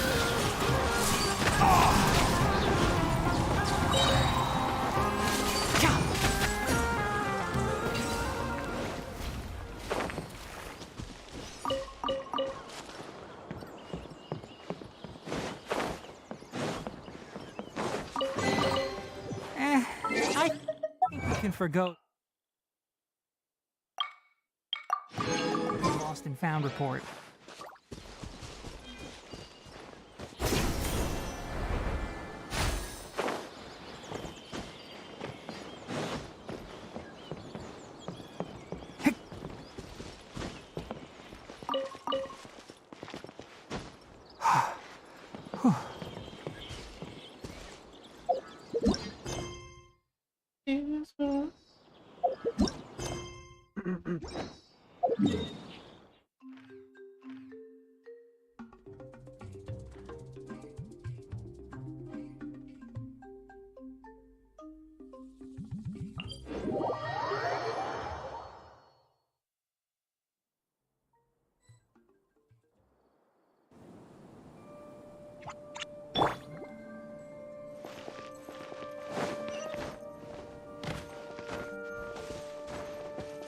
Pretty sure it's inside.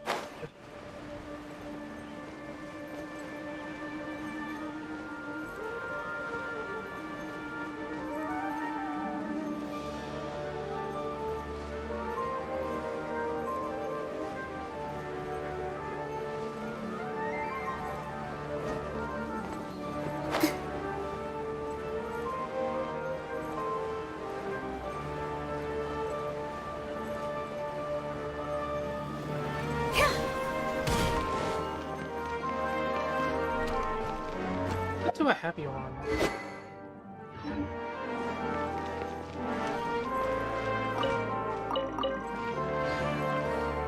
Oh, Dunyazard! Here she is! Dunyazard! We're back! Just as promised, Traveler and Paimon. I'm so glad that you two came back to celebrate Lesser Lord Kusanali's birthday. It's a very important festival, after all. Indeed. The festival's tomorrow. We've been preparing for so long that I can't help but feel a little nervous. There's no need to be nervous. Paimon's sure that Lesser Lord Kusanali will feel everyone's gratitude. Thanks, Paimon. I hope that everyone who comes to the festival will also have a good time. Speaking of which, did you manage to make your way to Port Ormos? Discover anything over there? Of course we went. A lot of things happened there. Instead, we were only left with more questions. I see. Sounds like you two had another exciting adventure. If there is another chance, I would love to join.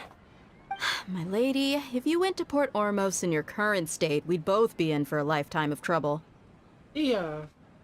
Dia! You were eavesdropping! It's called covert protection. Keeping an ear out for what's going on around my employer is part of the job. It's all right, Dia. I merely said I would like to go. I know better than to think my body could handle it. The festival's tomorrow. I've been doing nothing but causing trouble for you. So Dia, please take some time to relax. I'll be fine.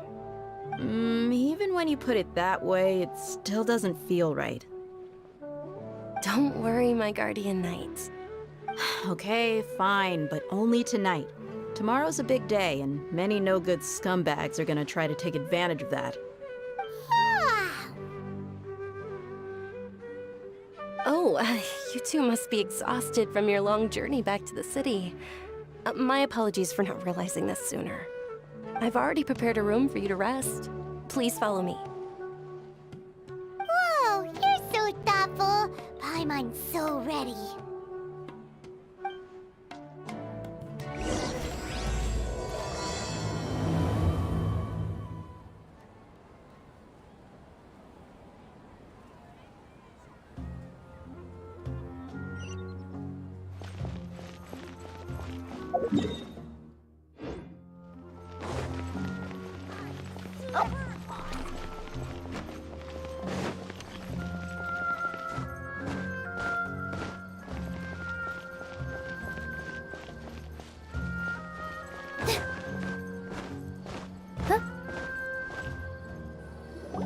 Here we are.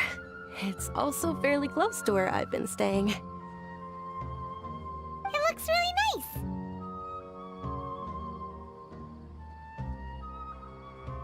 Sorry for the trouble, Dinozard. Not at all. Just tell me more about your adventures when you next get the chance. That's Paimon's specialty. Paimon can tell you stories next time.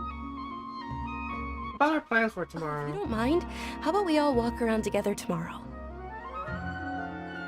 All of my friends will be working the festival, and Dia's still insisting on her covert protection. Yeah, it'll be pretty hard to relax and enjoy the festival if Dia's constantly hovering over you, right? I'll keep you company tomorrow. Then let's meet at the nearby bazaar first thing tomorrow morning. Have a great night. It's a deal. Good night, Dunyarzad. I may be too excited to fall asleep tonight. See you tomorrow. Paimon's starting to really look forward to the Sub-Zero festival too. Will there be lots of yummy food? Oh no. Thinking about food is just gonna keep Paimon up all night. The earlier we sleep, the better. Let's go inside, traveler.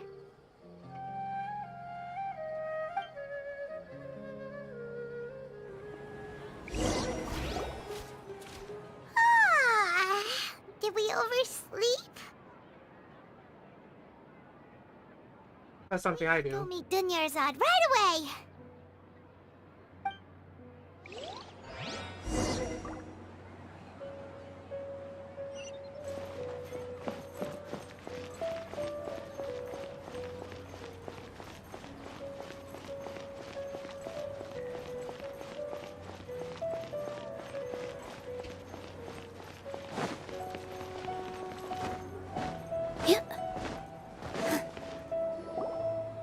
Traveler, Paimon, I've been waiting for you two. Good morning, Dunyarzad. We must have overslept a little bit. Not at all. I arrived early. Today is finally here. I must cherish every moment as if it were gold. You've worked so hard for this day. You gotta enjoy it to the fullest. You know it. It's just that, as expected, I had some trouble falling asleep last night. I'm hoping my body won't be too much of an issue today. Well, shall we? Let's start with the stalls over there. Many vendors came out of the blue to support the event, and they insisted on covering costs themselves. Let's go give them some business. They paid for everything out of pocket? Oh, sounds like they're not in this just for the Mora. They all said that contributing to a lively festival atmosphere is more important than money. Especially since we don't often get to celebrate Lesser Lord Kusanali's birthday. Ooh, they're selling food over that way! Let's go take a look! This is a stall offering foods from the Haftmewa feast. Oh, you could tell straight away. I thought most people nowadays wouldn't know. Mushrooms, flowers, and all kind of fruit? It's all vegetarian stuff. Oh, Paimon's a little disappointed. So, what's the Haftmewa feast you mentioned just now? It's another Sub-Zero's festival tradition. People used to set their tables with 7 different foods. Generally speaking, the most common selections were foods like Rukashva mushrooms, Nilopala lotuses, Sumeru roses, Sunsetias, Kapulatas, Hara fruits, and Zaytun peaches. So, the Sub-Zero festival is a vegetarian holiday? You don't have to be a vegetarian to enjoy the spread.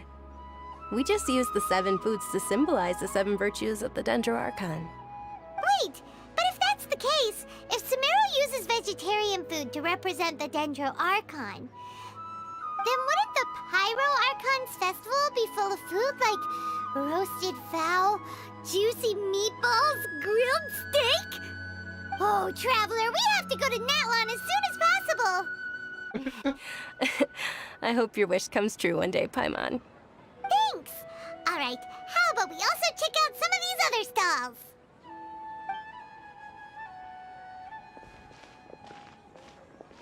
Dear customers, would you like to try your hand at alchemical divination? What's alchemical divination? Those two things sound like they'd be fun to try together. Right? I thought the same when I first heard about it. It is said to be a mysterious craft invented by none other than Lesser Lord Kusanali herself. So, how does it work? It's quite simple.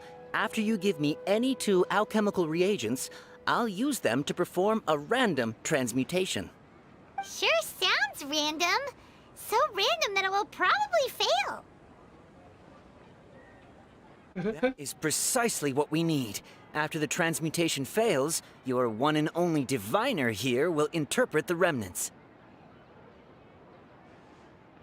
This entire thing's way too random. Well, according to Lesser Lord Kusanali, everything is interconnected, and all that occurs can be traced back to fate. You could say this is a pearl of old wisdom. Why does everything sound so much more credible when Dunyarzad says it? Are you guys working together? So that's the true wisdom behind it. This young lady sure knows her stuff. So, how about it? Want to give it a try?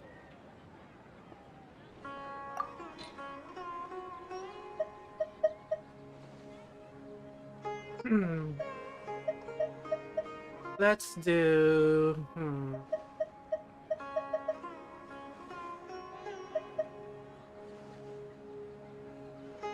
Oh. Whoops, whatever.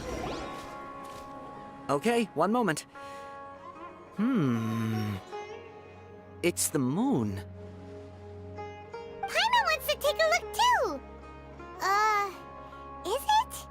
It looks more like a pie that Paimon bit into. Generally speaking, the moon signifies... It means... Wait a moment. Is he really looking it up in a book? Oh, I remember now. It means illusions and lies. Illusions and lies? That sounds rather ominous. Yes, but this book says that if you trust your intuition and overcome your fears, the sun will surely rise. He's not even trying to hide his book anymore. Naturally, fate will only ever show you the beginning of a journey. It is up to you to forge your own ending. Oh, thank you so much. I'll keep that in mind. Oh, it's nothing. I'm just learning as I go. That's not good. Still pretty interesting. Okay, on to the next stall. They say the Sub-Zerus festival was very lively a long, long time ago. Large flower carriages used to parade through the city. As they headed towards Port Ormos, people would throw flowers, candy, and liquor all along the way. Dunyarzad's eyes are sparkling right now. I wish I could have seen that spectacle. But if you ask me, I'm sure Nilou's Dance of Sub-Zerus would be just as impressive. Talk about me?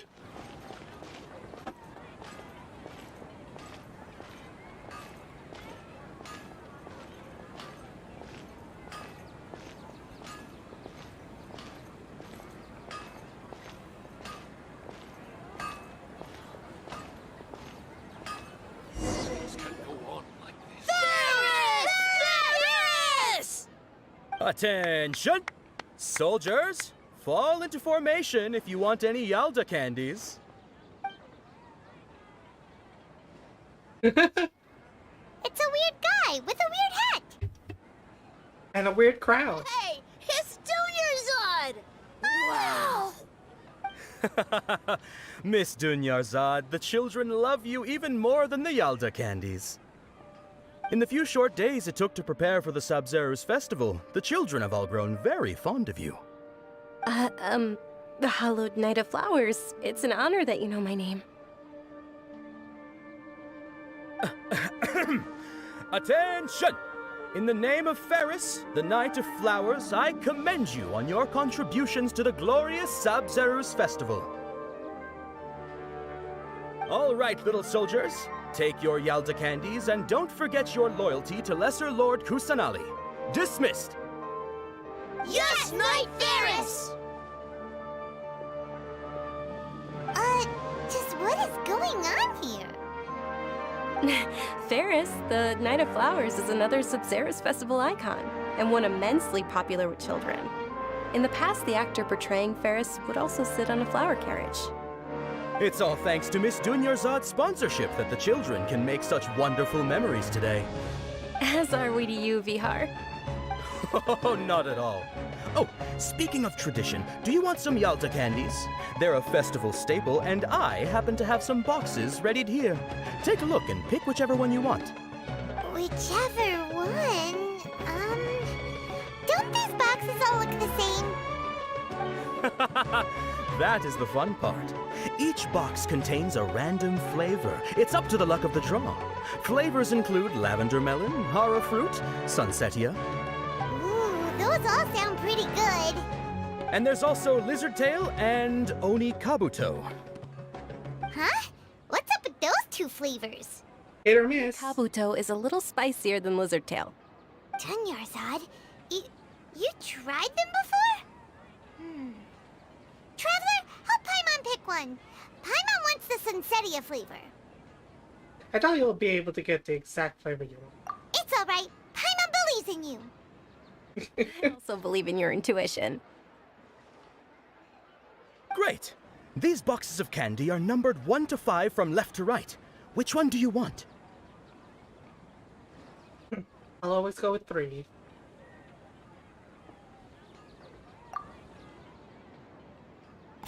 Attention! That's unfortunately lavender melon. Oh, Paimon thought you survived so many epic battles because you had incredible luck. But looks like Paimon was wrong.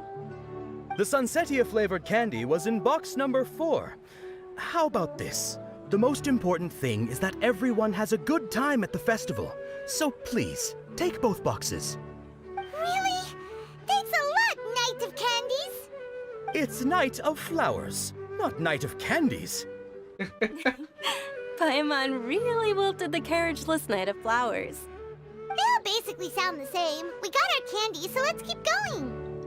Don't be rude, Paimon. Oh, actually, I just remembered that I left something behind. Since you're here, can you come with me to get it? Not a problem. Dunyarzad, you probably forgot because you're so excited about the Sabzeruz festival. How embarrassing.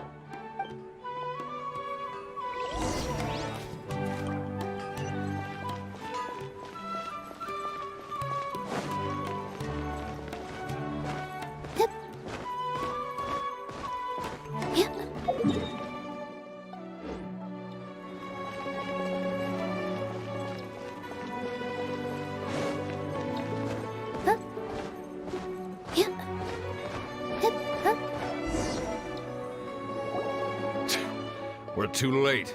Who knew the little lady was such an early riser? I know, right?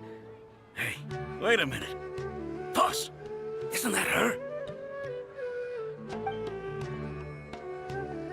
Oh, that most certainly is. We're in luck. She's walking right into our clutches. Those Eremites don't look like they're up to any good. Who are you?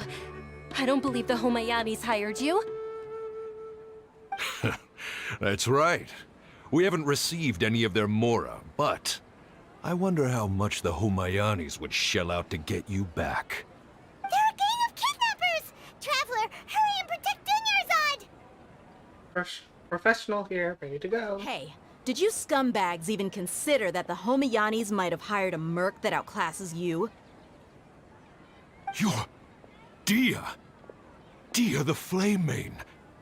No wonder we mercs haven't heard anything about you for so long. You sold your unruly mane to the highest bidder. Don't speak so disrespectfully. My family started working with her as gratitude for her past kindness to us. Don't worry about it, my lady. Just some friendly banter between mercs. One punch and those rabid dogs will expose themselves for what they really are. Aren't your claws all dull by now? Don't get too cocky!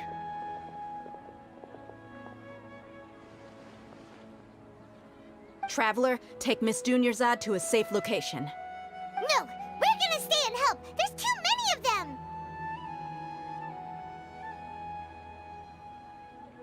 We can't guarantee anyone's safety here. You're right.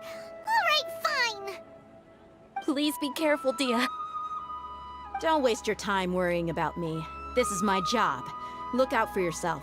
After I've wiped the floor with them, I'll go find you all.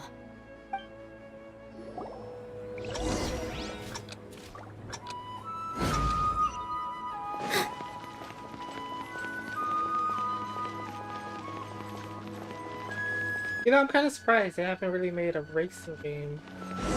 Or maybe they did.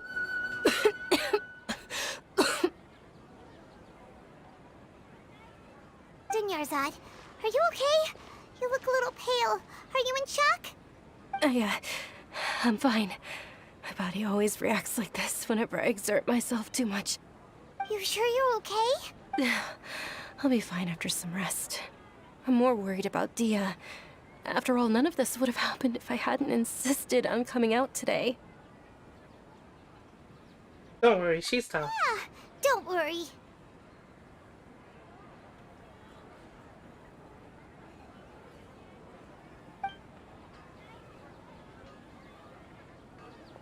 My lady, Traveler, found ya. Dia! You took care of them so fast! Any more of them? Or rather, did anyone follow you?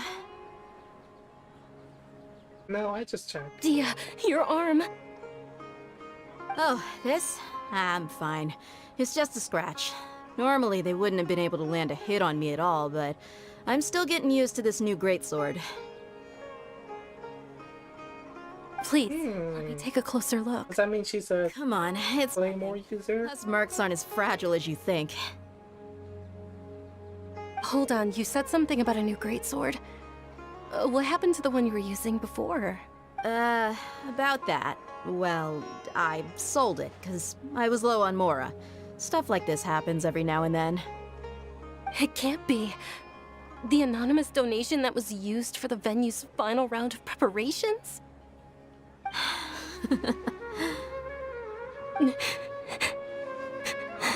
Hey, Miss Dunyarzad, I wasn't trying to make you cry, and I'm not gonna lose my commission because I made my employer cry, am I?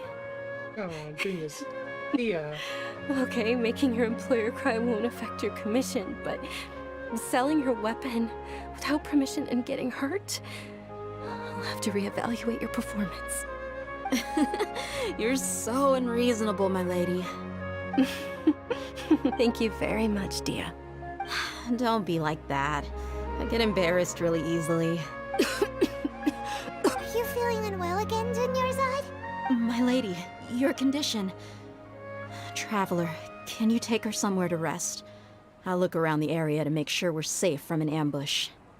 Leave it to me. Truly. I'm sorry for the trouble, everyone.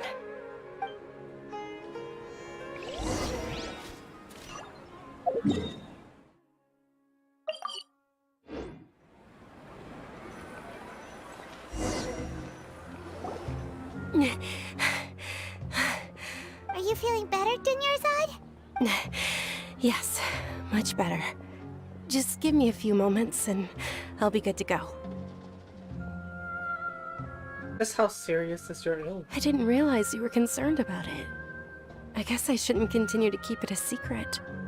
I was actually born with Elazar. It's terminal now. Elazar? Can't believe it's Elazar! Oh, you've already heard of Elazar.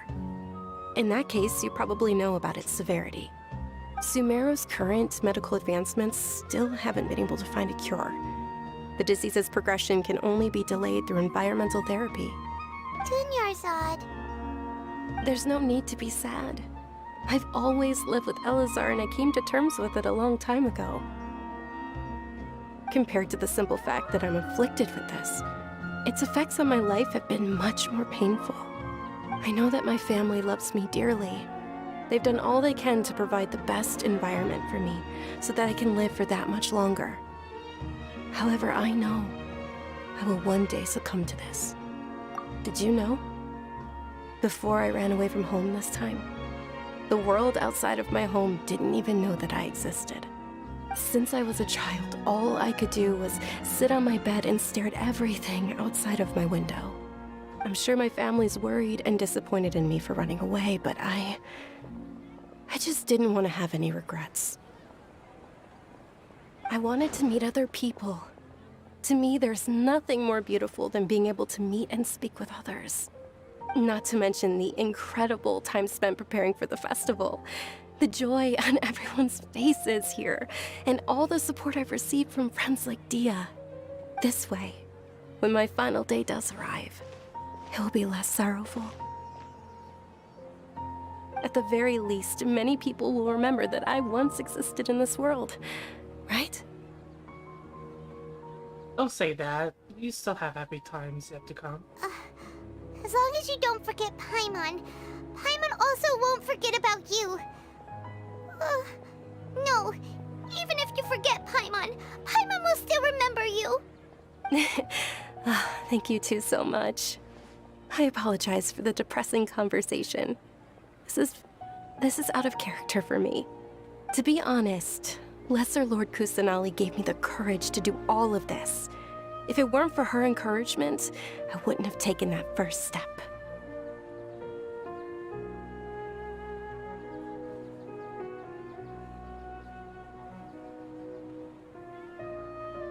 You're the one who has remained resolute in the face of your illness. Thanks. There will always be frustrations in life, but I know that the point of living is not to leave behind any regrets. That's a wonderful mindset. Oh, right! Isn't it almost time? Nilu's dance. Almost time for what? Isn't the Dance of Sub-Zeros about to begin? It's the part of the festival that I've been looking forward to the most. Nilu will recreate that legendary scene with her most splendid dancing. And the Sub-Zeros festival will conclude amid everyone's applause and blessings. And with that, my wish will also... Then what are we waiting for? Let's go to the stage! Yeah, we should still make it in time.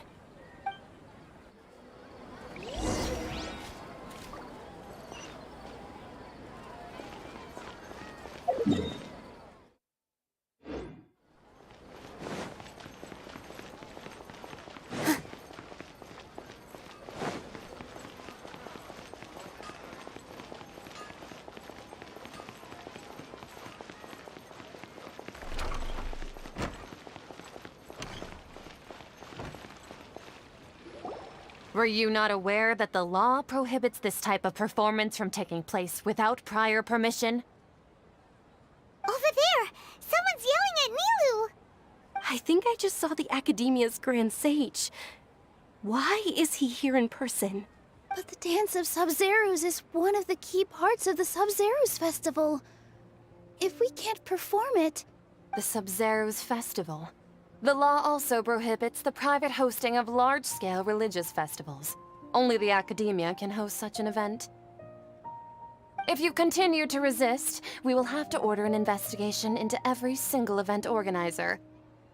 You mother freaking Pharisees! The Grand Sage has already granted you much leniency. I advise that you exercise tact. How did things turn out like this? The Academia was originally responsible for the Sub-Zeros festival, but they failed this responsibility for many years. I need to speak with them. If we force their hand too much, the situation may get ugly. This is a hard pill to swallow, but you're right. Things would only get worse. Art, dance. Aren't you ashamed of pursuing such frivolous and meaningless activities in this land of knowledge and reason? Our Archon created the utopia that is Sumeru City for all scholars who sought validity, verity, and truth, while people like you wish to defile it. No. I believe that our Archon never rejected the arts. Even the Goddess of Flowers dedicated a dance to her. With your lack of intellectual credentials, I do not believe you are qualified to debate with me. What you should be doing is finding workers to tear down this ridiculous eyesore.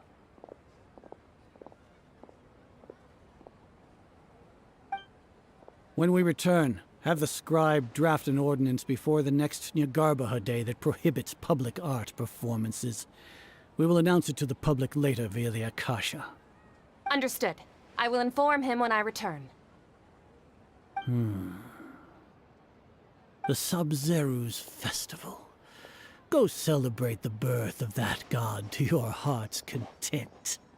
Nilou, are you okay? Oh, Dunyarzad. You all saw that just now? The Grand Sage ordered us to stop the performance. Yeah. Let's go somewhere the Academia can't find us and perform there. But how do we let everyone know? And what about the atmosphere on the stage? Or we could get people to block them off so they can't interrupt the performance. No. They just threatened to investigate the organizers. If we were caught... Nilou, it's all right. Don't worry about it. But you've been looking forward to the Dance of Sub-Zero so much. And I know how important this festival is to you. I don't want you to have any regrets. It's okay. Seeing you care this much about my feelings is more than enough. It would be too risky to continue the Sub-Zero's festival at this point. I don't want to get everyone in trouble. If you say so. But you can sneak out for the next Sub-Zero's festival, right? We'll make sure the next one is a smashing success. The next one. Yes. Okay. It's a promise. It will be a smashing success. I can't believe this is how things turned out. Those heartless geezers. Should we try to think of another way? It really is okay. There's nothing we can do about it. Still, I'd be lying if I said I had no regrets. I would have loved to see Nilou's dance.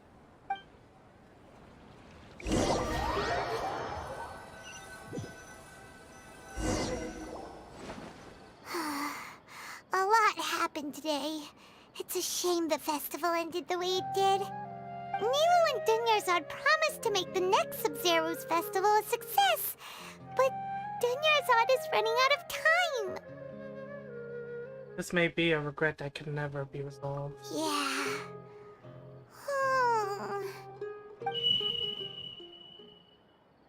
All connections have been secured to construct the most stable framework possible. The project has entered its most critical phase. Power has begun to flow from...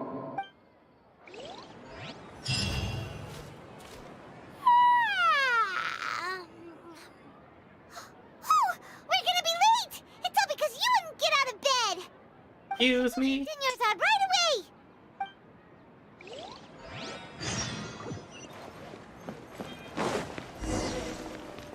Hip, hup, hip.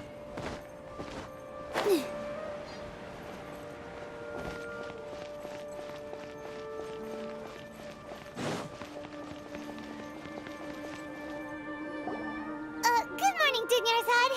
Sorry we're late. Not at all. I arrived early. You seem kinda tired. Did you not get enough sleep? I'm doing well. There's no need to worry.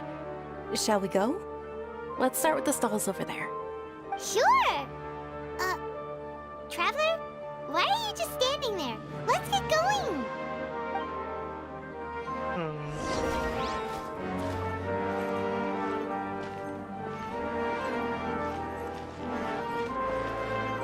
Ooh, they're selling food over that way! Let's go take a look!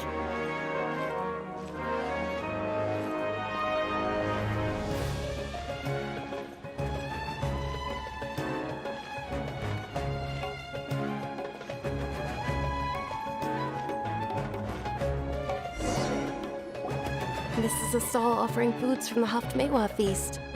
You are quite well informed, miss. I thought most people nowadays wouldn't know. They're all plants! Oh, Paimon's a little disappointed. Actually, what is the Haftmewa feast you mentioned just now? It's one of the Sub-Zero's festival's traditions. People used to set their tables with 7 different foods to symbolize the 7 virtues of the Dendro Archon. Something feels weirdly familiar.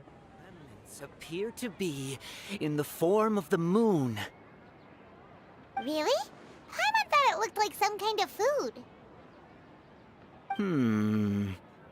The moon signifies... It's escaping me for now. Wait a moment. Is he really looking it up in a book? Deja vu. Right. It means illusions and lies. But if you trust your intuition and overcome your fears, the sun will surely rise. Is this deja vu? Understood. I'll keep that in mind. Oh, it's nothing. I'm just learning as I go. Guess that was still pretty interesting. Okay, on to the next stall. So, where to next?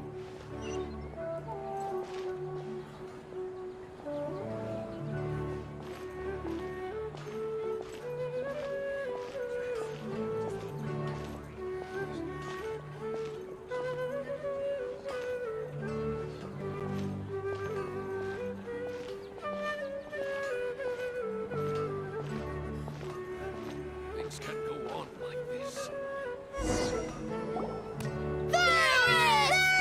All right, soldiers. Now that you have your Yalda candies, don't forget your loyalty to Lesser Lord Kusanali. Dismissed! Yes, Knight Varus! What's going on? Is this a play?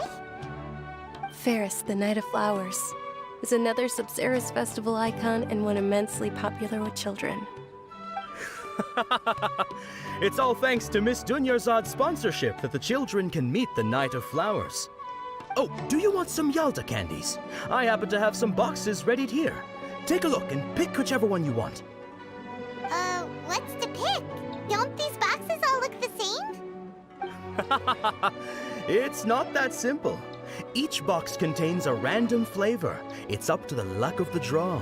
Flavors include lavender melon, hara fruit, sunsetia. Ooh, how interesting. And there's also lizard tail and oni kabuto. Ugh, why do those flavors even exist? Traveler, help Paimon pick one. Paimon wants to eat the sunsetia flavor. Great! These boxes of candy are numbered 1 to 5 from left to right. Which one do you want? Number 4. It's definitely number 4. Ah, excellently chosen. Number 4 is indeed Sunsetia. Ha-ha! Paimon bet you had incredible luck, and Paimon was right! That's just now. I don't think that was luck.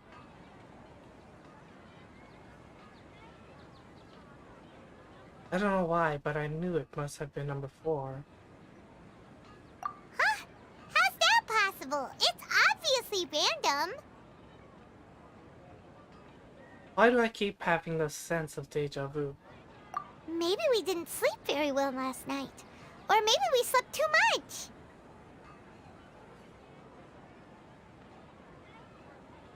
I'm sorry, Dunyarzad, but I need to leave for a moment. Oh, sure. Huh? Where are you going? You're just gonna walk off like that?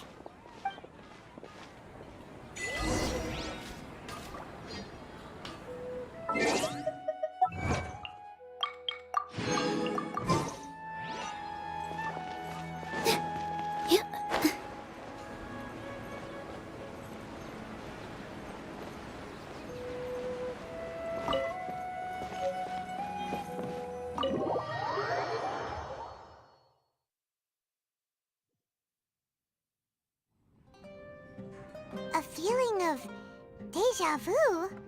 Oh, Paimon knows what that is. It's when you feel like you've already experienced whatever is going on. In that case, Paimon also felt something like that today. But that's just our brains playing tricks on us, isn't it? So why'd you run here in such a hurry? I want to see if I can get rid of this deja vu. So that's it! You're intentionally doing things you usually wouldn't and seeing if you still get that same feeling of deja vu. Welcome, you two. Are you here for lunch? What would you like to eat? One coconut charcoal cake, please. Got it. You don't look like you're from these parts, but I gotta say, you've got good taste. I'll give this order to the kitchen. Coconut charcoal cake? Isn't it that burnt thing that didn't look tasty at all? Oh, Paimon understands what you're trying to do now. You'd never normally order something like this.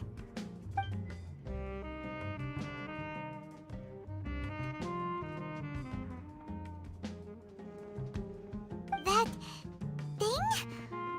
Are you really gonna eat it? Isn't this going a bit too far? Here goes.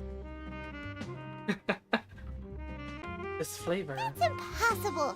We were just talking about how gross it looked. So, would this be a case of taste bud deja vu?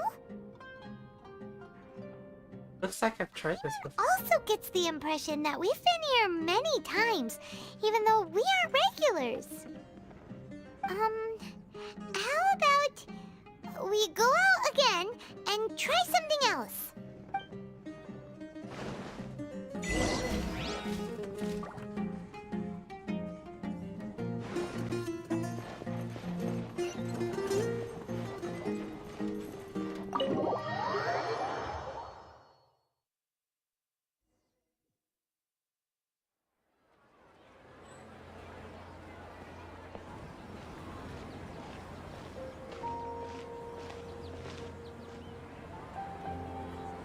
Hey, Dunyarzad is sitting by herself on that bench over there.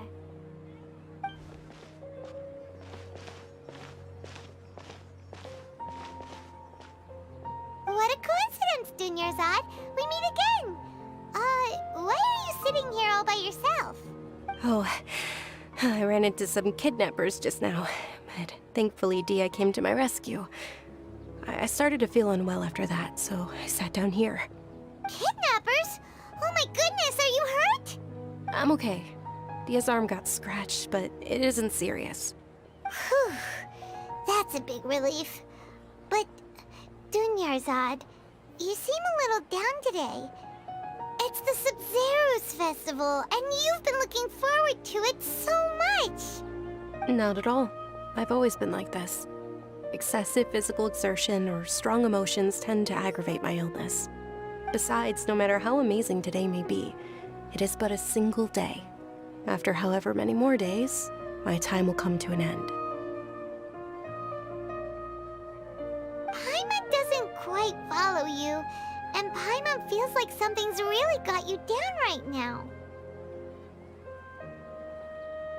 I'm so sorry for leaving you behind earlier. It really is fine. I don't mind.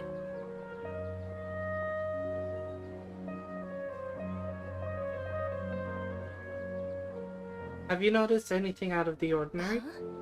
Did something happen? Dunyarzad, have you ever felt deja vu? You know, like when you've already experienced something that's happening right now? Deja vu? No. But my days have been the same for years now. Even if I were feeling deja vu, I suppose I would already be used to it. Oh, Paimon sees.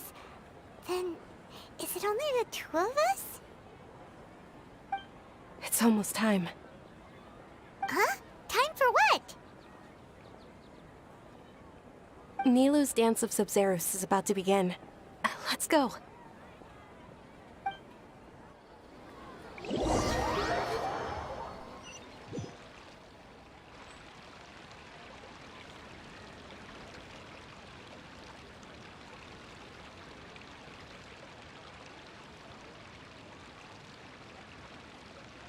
With your lack of intellectual credentials, I do not believe you are qualified to debate with me.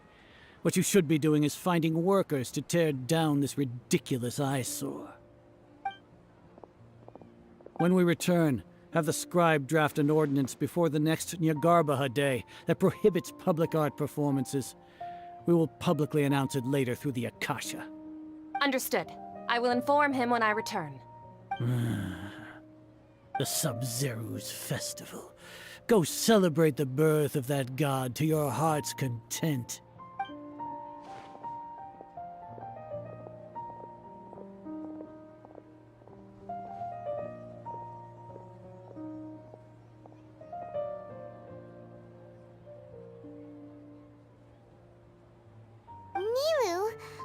you okay? Oh, Dunyarzad. The Grand Sage ordered us to stop the performance. It's okay. There's nothing we can do about it. But you've been really looking forward to this. I don't want you to have any regrets. It truly is unfortunate, but I don't want to cause trouble for anyone.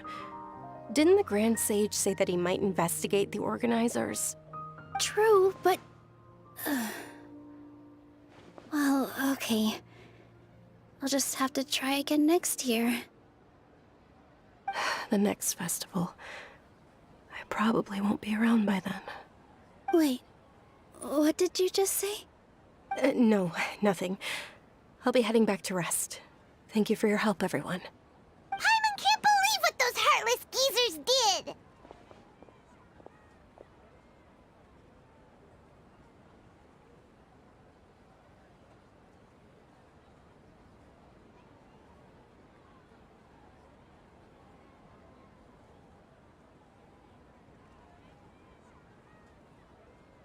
For some reason, I felt like this outcome was inevitable.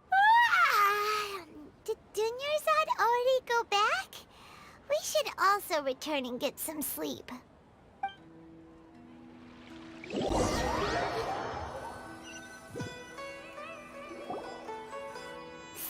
in the end, you still couldn't figure out what that deja vu feeling was all about?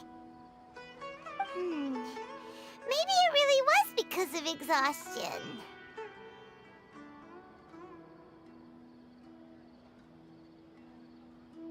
I'm feeling pretty groggy. Same here. That's why Paimon stopped thinking about it halfway through the day. Then, how about we settle in and get a good night's sleep? For now, we can chalk things up to exhaustion. We can do more thinking tomorrow.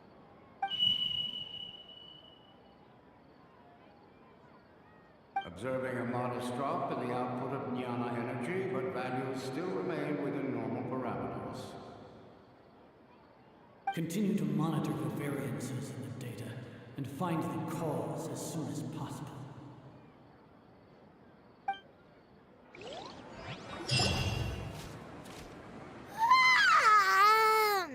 Why does Paimon feel so tired after so much sleep? Anyway, we should go meet Dunyarzad right away.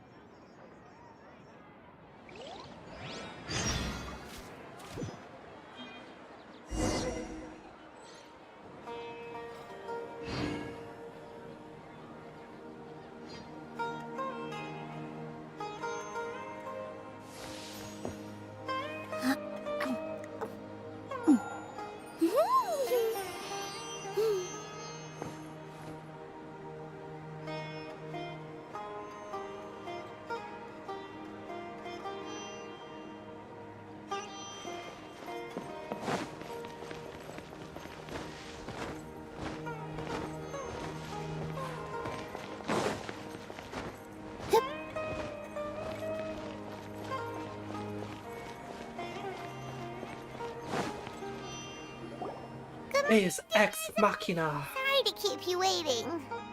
Not at all. I arrived early. Huh?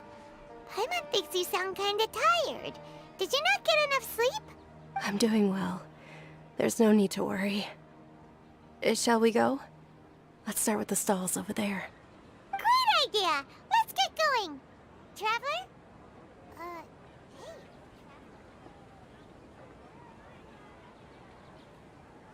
With a strong sense of danger.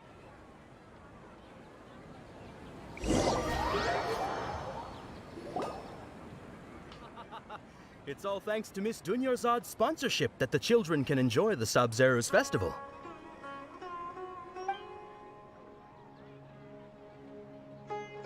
Oh, are you interested in Yalda candies? I have some boxes of candy here. Pick whichever one you want. Not much of a choice. All these boxes look the same. It's not that simple. Each box contains a random flavor. It's up to the luck of the draw. Flavors include lavender melon, hara fruit, sunsetia, They all sound pretty tasty. and there's also lizard tail and oni kabuto. Huh? What were those last two? He'll help me choose. Paimon wants to eat the Sunsetia flavor. No problem. These boxes of candy are numbered 1 to 5 from left to right. Which one do you want?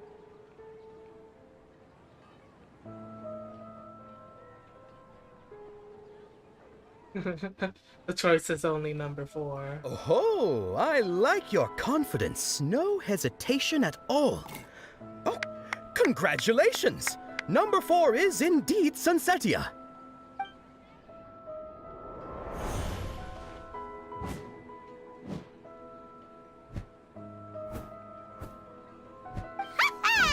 Paimon knew he always had incredible luck. Number 3 is lavender. Paimon's not really interested in the other flavors. Ah! Wait. How did you know? Don't tell me that you already knew which flavor was in each box.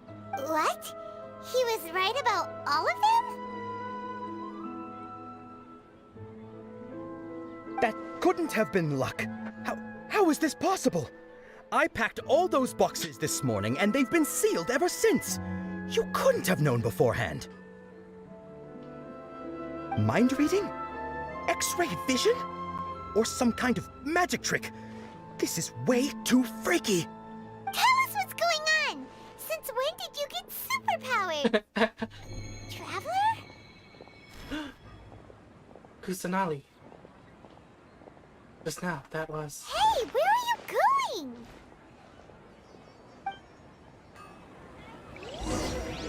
What's going on? Did you see something? Us leaving Dunyarzad without letting her know is kinda rude, you know.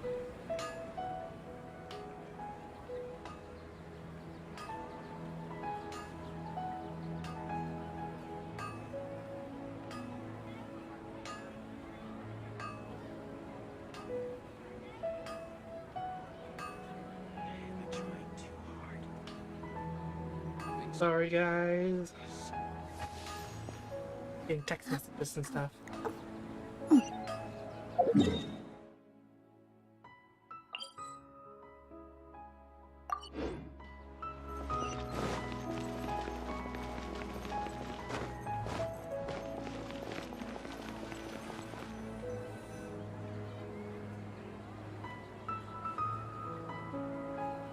Kusanali, wait!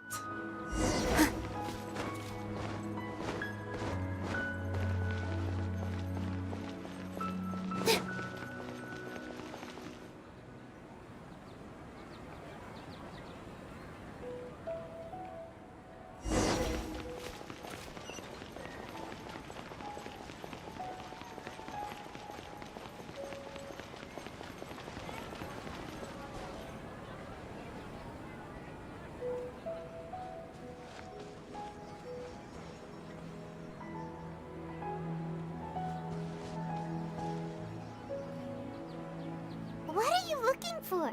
Why did we come here?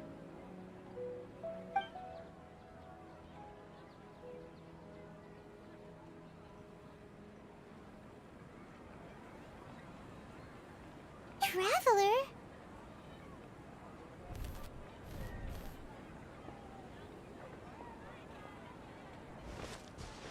Over there. That's...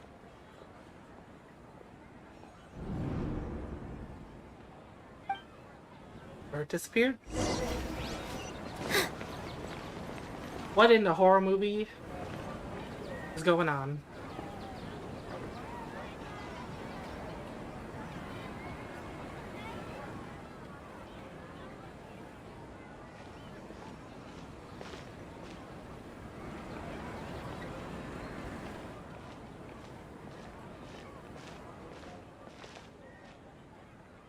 Nahida. Look! That's... Isn't that Dunyarzad? He was still with us just a moment ago. What's happening here? Why are there two Dunyarzads? already know that this isn't your first Sub-Zero's festival, don't you? I'm sure you already know how to use this. A knowledge capsule? Where did you get it? What's inside? You should use it too, Paimon. You know Paimon? How do you know my name? Let's use it together, Paimon. Well, this seems kinda sketchy, but Paimon feels like this is what we should do.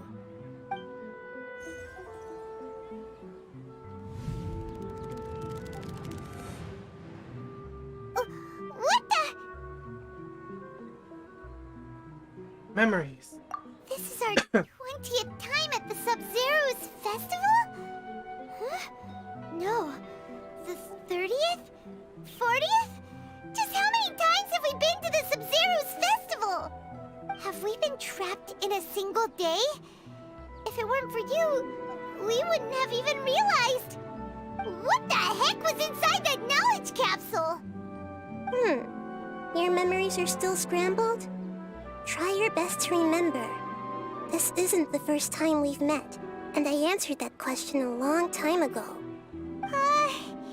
Let Paimon think. Oh, it's coming back. Meeting you was the real catalyst for restoring our memories, and the knowledge capsule was just your means of showing our minds the way. What in the good place going on? Everyone else, why are you only helping the two of us? Your sense of deja vu is stronger than everyone else's, yes? As for an explanation, you two received the blessing of Dendro, and you also have special, sensitive constitutions. It was as if a single sheet of paper was separating those memories from your consciousness. What's wrong with Dunya's art over there? A familiar question. I think this is the 7th time you asked that. As you can see, she isn't doing well. You probably sensed it too. The Dunyarzad you were just with is different from the first Dunyarzad you met. That first Dunyarzad is in front of you right now, and she doesn't have a lot of time left.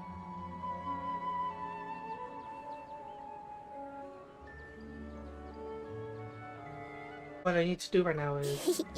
Looks like you're almost done sorting out your brain. Oh yeah, I'm Nahida. I know, you introduced yourself before. Good.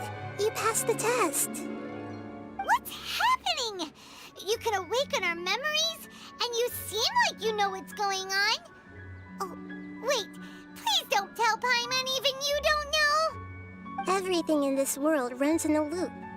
This cycle is called the samsara.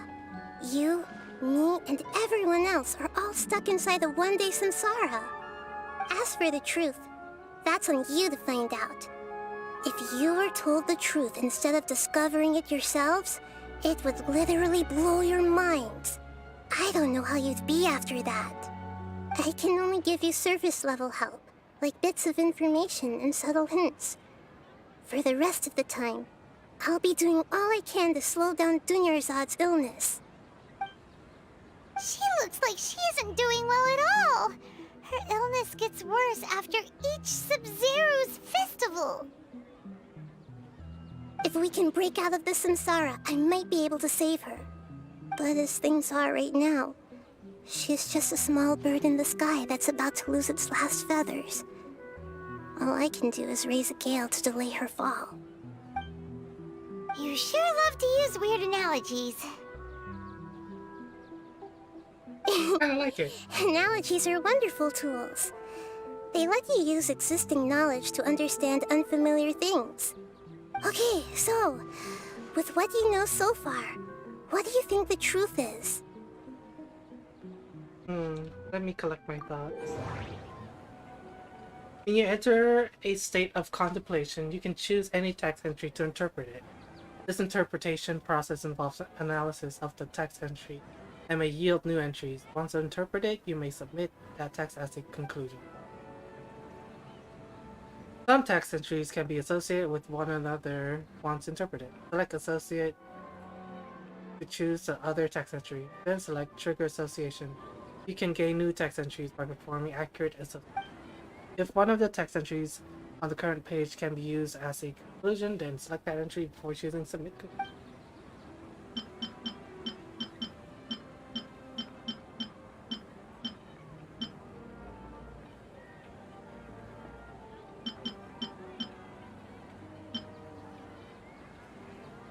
What's happening right now seems to have happened before.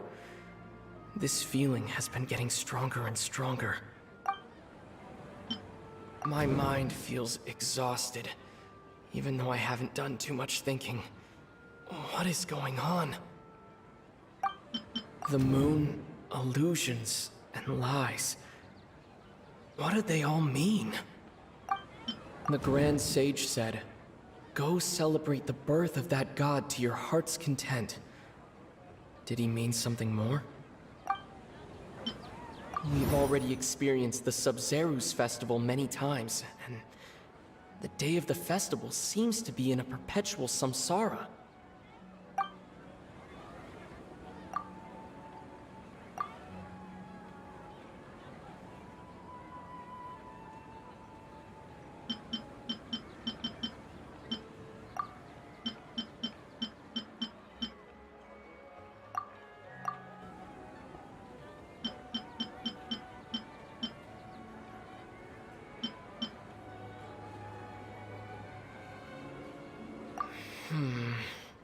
I can't seem to cohesively piece everything together.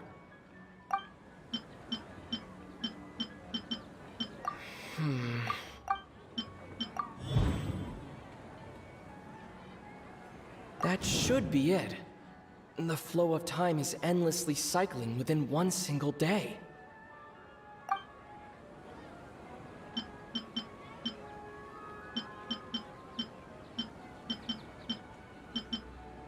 That should be it. A time loop. You've given similarly wrong answers in the past. A pity. Still the wrong answer? Paimon thought that made a lot of sense. It feels like a simple time loop can't explain some of the phenomena. You two are still missing a lot of information. Unfortunately, I can't give you any more hints. Dunyarzad! The Sub-Zeru's festival is happening every day, but that doesn't mean we can waste an infinite amount of them. Hurry and find the truth before today's festival ends.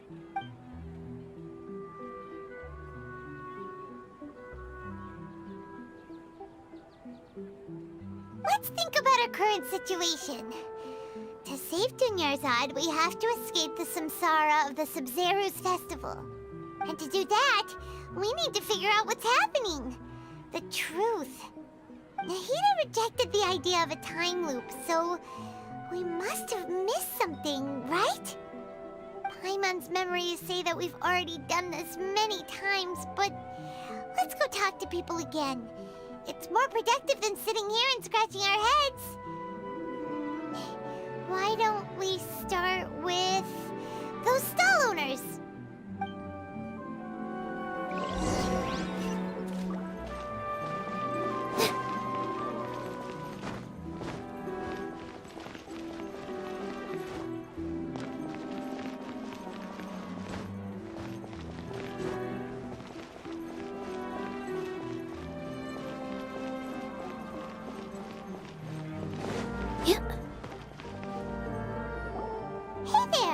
Hey, it's you guys again.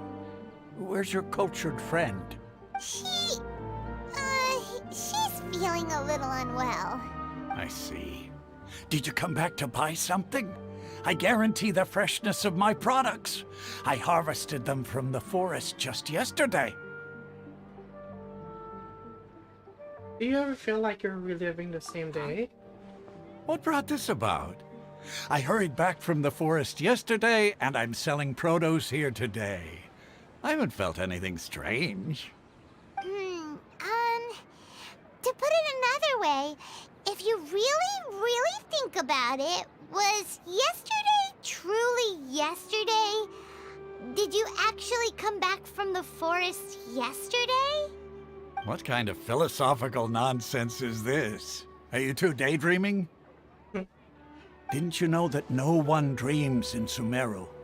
Go somewhere else if you want to find someone to daydream with. He actually has a point. Is this a dream? Is everyone dreaming? No one dreams in Sumeru. True. It's so weird that people here don't dream. Why is that? Anyway, if this all really were just a dream, we would have woken up a long time ago. Let's keep asking around.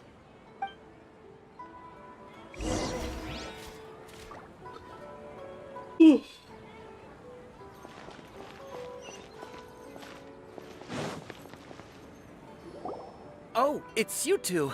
Was my divination so accurate that you felt compelled to compliment me in person? We actually did run into a situation. Ooh, I knew it! I told you, the god's divination is highly accurate. You just hadn't fully understood its significance yet. You're really excited about this, huh? That's exactly why we came back. Help us better understand it. Help you better understand it? Well, that isn't exactly what I excel at. So, you're admitting that you don't have a clue? Anyway, what kind of situation did you get into?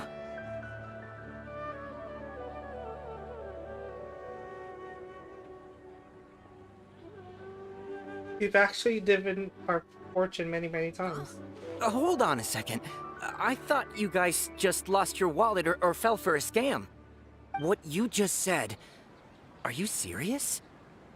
Does that kind of thing actually happen in real life? Paimon knew you weren't going to believe it. Marvelous. Truly marvelous. I believe you. Recall the interpretation of your divination. The moon, illusions, and lies. It really felt like an omen.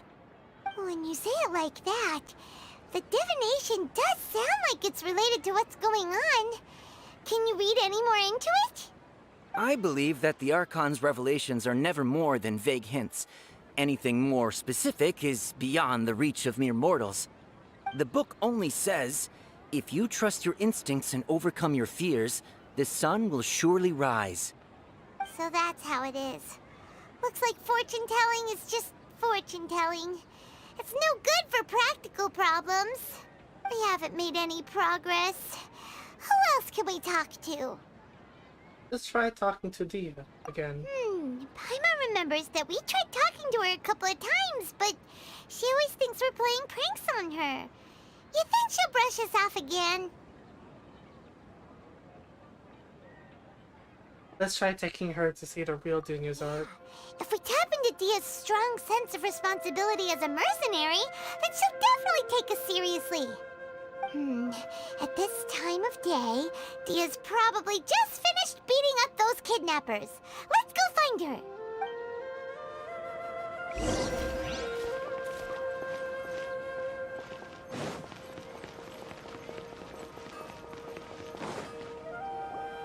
I'm fine, my lady. It's just a scratch.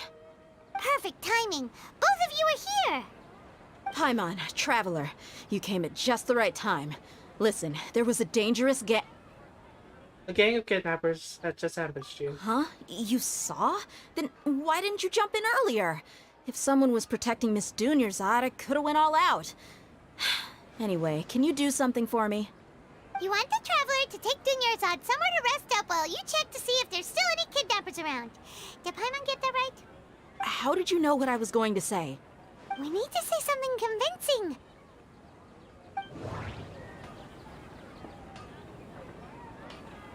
People in Sumeru don't dream. What a strange phenomenon. My mind feels exhausted, even though I haven't done too much thinking. What is going on? The moon, illusions, and lies. What do they all mean? Dia sold her greatsword to raise additional funds, and then she was injured because she wasn't used to her new weapon.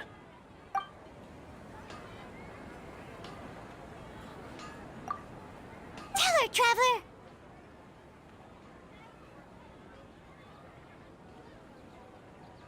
You sold your greatsword to support the festival. I didn't tell anyone about that. Including Miss Dunyarzad. You couldn't have known. And just now, you literally took the words right out of my mouth. What's going on? Alright, so this is the situation. It's kinda hard to believe what you just told me. First, let me make something clear. Most of us desert dwellers might not be the scholarly type, but we do have basic common sense. Haven't you noticed something off about Dunyarzad? She's quieter than usual, uninterested in anything, and really gloomy. Yeah, she isn't the same as before, but her parents said that this is how she was like at first. Huh? At first? I don't quite understand what you're all talking about. I'll go rest on the bench over there. My lady, are you angry? Come with me, I'll show you some evidence. All right, I'll give you the benefit of the doubt since you knew about my greatsword. Let's make this a quick trip. Miss Dunyarzad isn't completely safe here.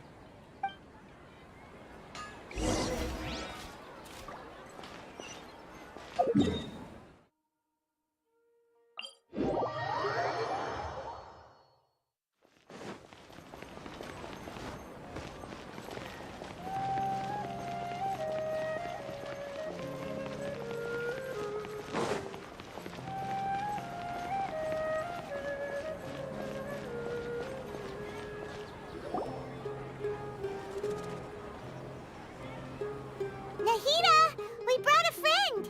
Are you busy? I thought I told you that it won't help to bring anyone here. We just wanted her to see the real Dunyarzad's condition. The real Dunyarzad? Where and who are you talking to? Huh? I told you that you two are special. Other people can't see me or Miss Dunyarzad here.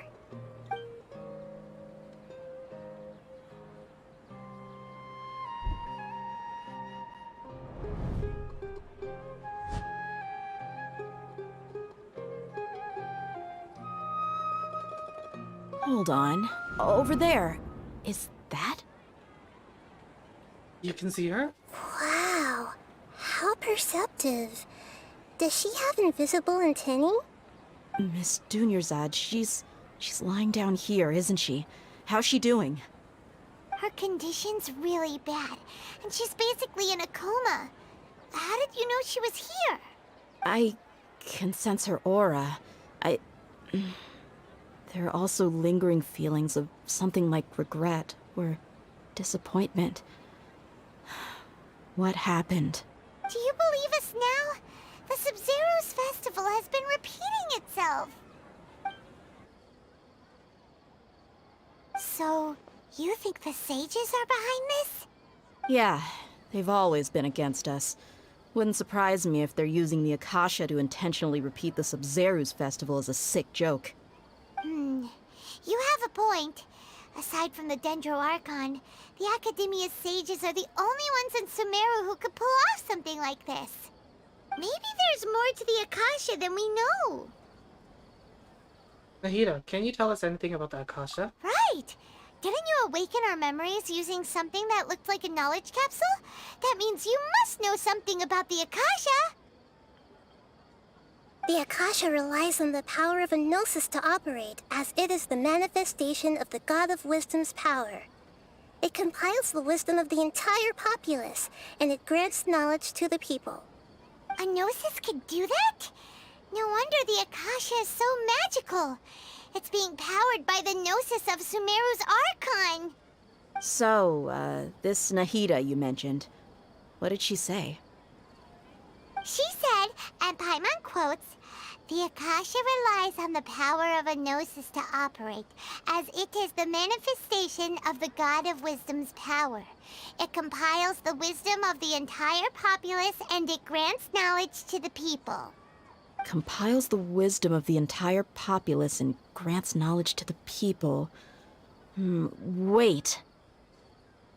What's up? I get the grants knowledge part. That's what people have always used the Akasha for. But compiling the entire populace's wisdom? How does that work? Did she mean that the sages enter new knowledge into the Akasha? Most information in the Akasha comes from Irmin's law. Oh, yeah. That sounds about right. What do you think?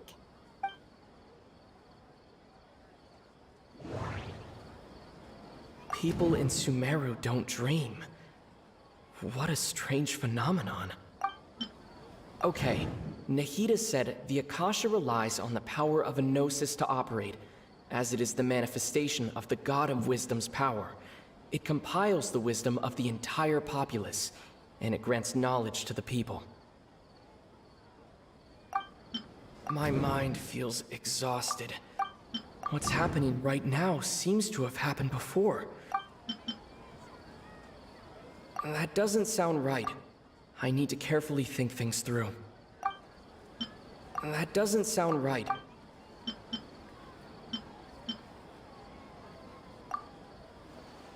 You mean the Akasha is causing our mental fatigue? Huh. Now that I think about it, my head's been feeling unusually heavy. When the desert dwellers set off on their quest for knowledge, a sage once said, knowledge always comes at a price. Compiling the entire country's knowledge. You think the Akasha pulled a 180 and is extracting information from us? How would it do that? Who knows? The Akasha can put knowledge into our heads, so who's to say that it can't also poke around in there? We don't know any specifics. What's the point of doing something like that?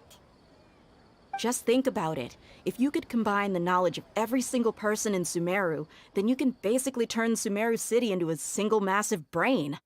This hive mind could make breakthroughs in problems that even the smartest geniuses can't crack.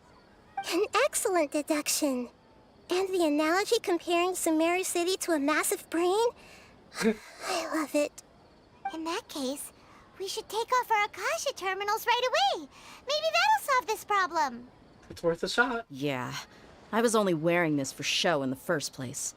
Didn't expect the sages to cook up such a conspiracy.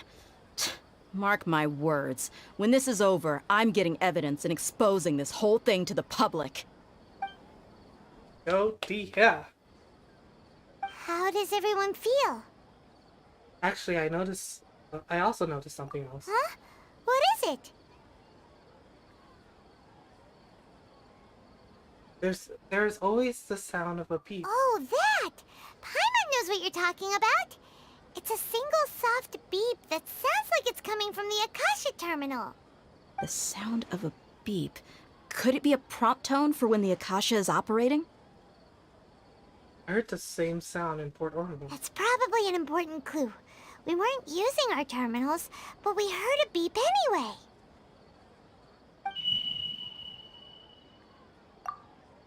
Traveler, did you hear that? I heard it too. Our ears aren't messing with us. There was definitely a beep, but it sounded like it was coming from inside my head. We took off our Akasha terminals.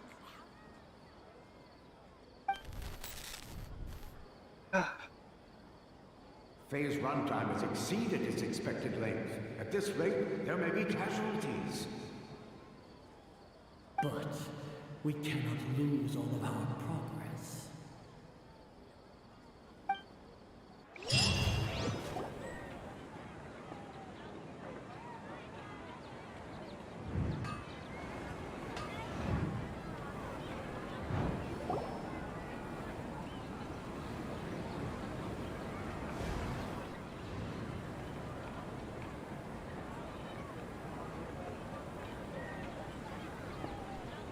Paimon remembers everything!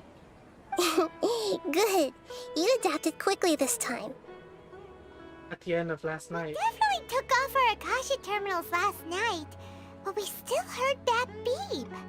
Why is that?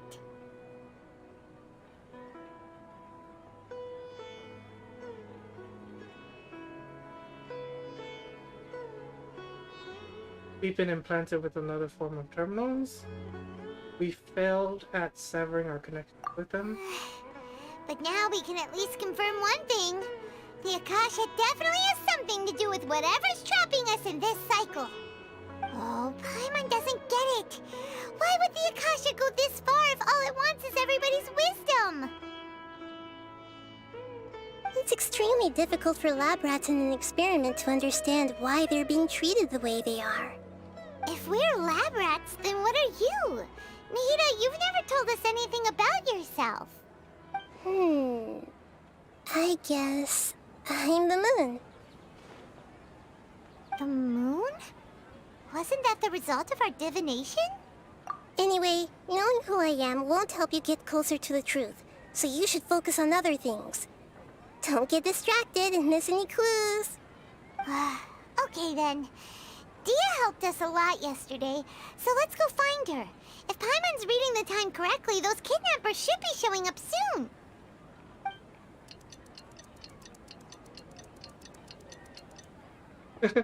I love that.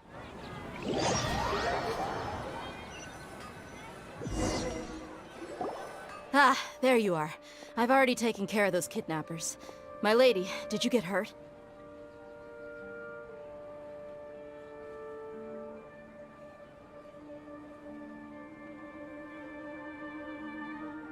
Hold on, something's not right. Dia? What's wrong? Why are you both gawking at me like that? You didn't get hurt this time. Huh? What do you mean this time? Why are you so surprised that I managed to get out unscathed? Those kids were amateurs. Aren't you still getting used to your new greatsword? How did you know about my greatsword? I haven't told anyone about it. Please, don't tell Miss Dunyarzad. So Dia's lost her memories after all. Did anything feel strange? Strange? You already know that I got a new greatsword. If I had to say something, it's weird how such a new weapon could feel so familiar. It's as if I've already used it to fight a countless number of battles. You're saying that, although you don't remember using it, your body feels like it does? That's right. Both mercenaries and warriors heavily rely on muscle memory. Only knowing the theory of battle won't get you anywhere. Traveler, what do you think? Could it be because we removed our Akasha terminal? Yeah! Paimon's feeling really hopeful.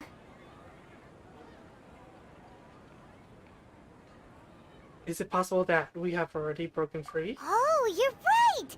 Earlier in the Samsara, something like this would have never happened.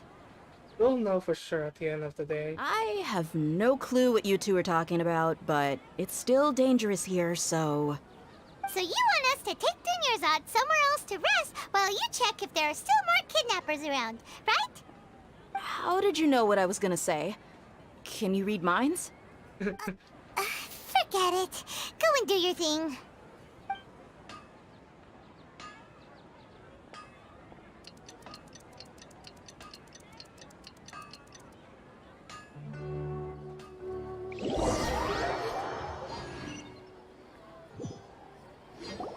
Whew. It's finally nighttime. Aside from Dia not getting injured, everything seems to have stayed the same. Listen, Nahida, we found out that Dia got out just fine today, even though she got injured every other time she fought the kidnappers. Do you think the Samsara has been broken? Have we saved Dunyarzad? Really? Good job on all that progress. Get some good sleep tonight. Hey, what kind of an answer is that? Tomorrow will come. Everyone assumes this is common knowledge, but the only way you can know that for sure is if you experience tomorrow. How many todays has it been? Is it possible that today will be followed by yesterday? Does tomorrow truly exist as anything beyond a made-up concept? It's even possible that this entire world is a lie, and the history of the whole world has just been one endless Sub-Zero's festival. Okay, no more. Paimon's brain is already shut down. That's why it makes no sense to waste your energy thinking about things you will learn tomorrow. get some good rest. You know, use the bathroom and flush your anxiety dookie away. Huh? Hold on, what did you just say? Did Paimon hear you correctly? Huh? People always say they feel a sense of relief after they take a duk-duk. That's why I suggested you could try that. Is that so strange? It's so strange and so against common sense that Paimon's at a loss for words. You were sounding kind of smart just a minute ago. We're going to go get some. Yeah. Even though it's happy and lively at the Sub-Zero's festival every day, it feels like it's been a long time since we've really gotten to relax. Let's go back to our room. Continue the harvest. Compared to what we stand to achieve, these sacrifices are trivial.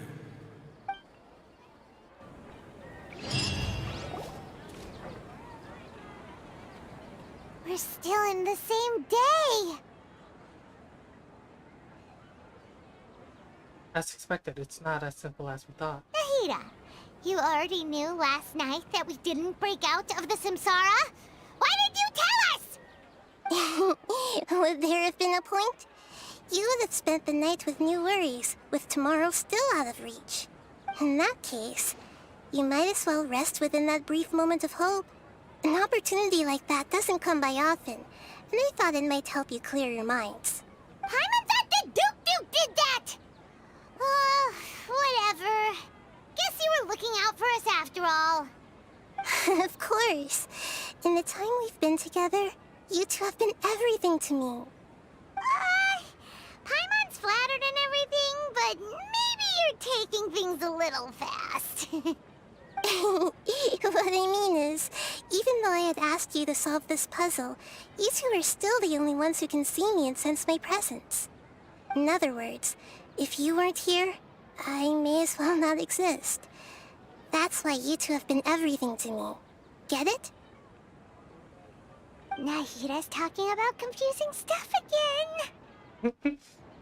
Anyway, that's enough chit-chat. So, Traveler, did the new clues yesterday help you gain a new understanding of the situation? The time loop theory is indeed. Huh? Why are you scrapping your previous theory?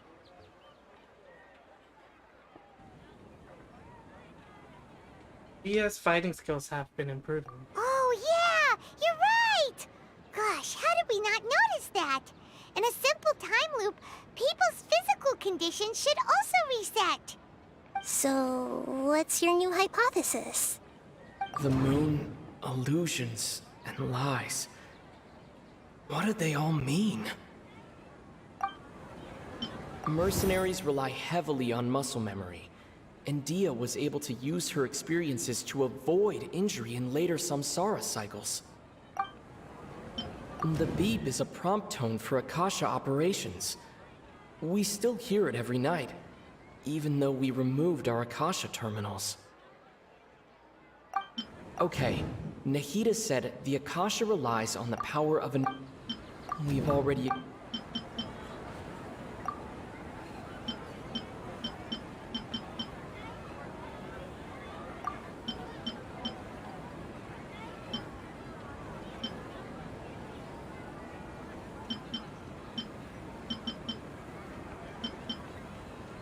The beep is a prompt tone for Akasha operate...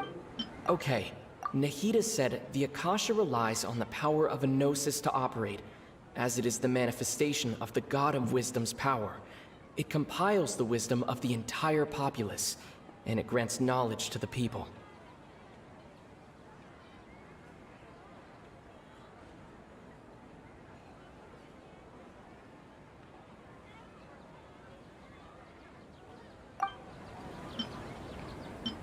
We've already experienced the Sub-Zero's festival many times, and the day of the festival seems to be in a perpetual samsara.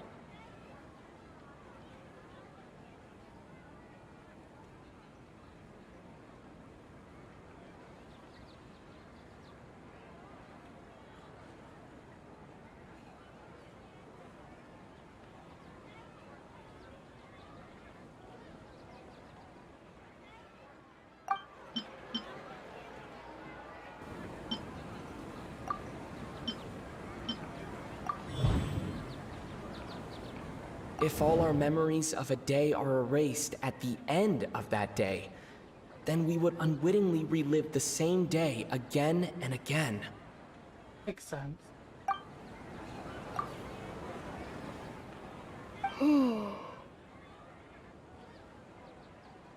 Instead, our memories are being erased at the end of each day. Oh!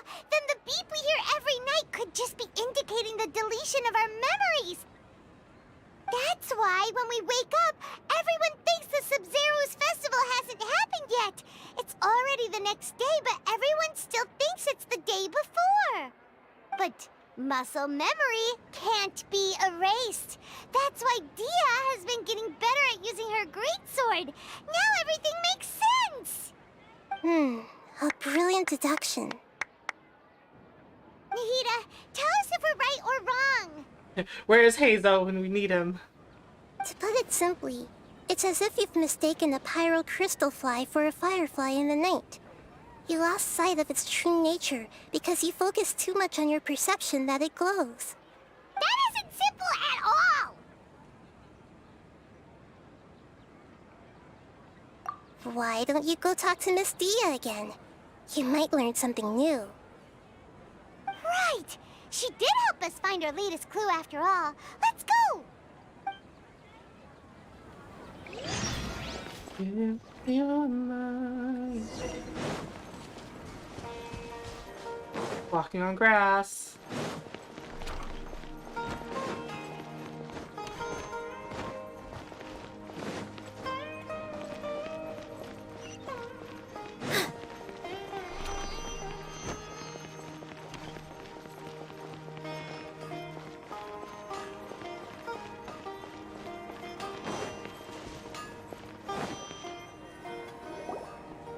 There you are. Really took me a while to find you. As expected, Dia also didn't get hurt today. Get hurt? Why would I? Don't underestimate me. Well, you're still getting used to your new greatsword. Huh. Truth be told, I also think it's pretty strange. It just suddenly felt so familiar in my hands and... wait a second! How did you know I got a new greatsword to begin with? I didn't tell anyone about it. Traveler, could you explain the situation to her today? Paimon's gotten a little sick of doing it. Let's just get straight to the point. Oh, that works! You suddenly became proficient with your greatsword because...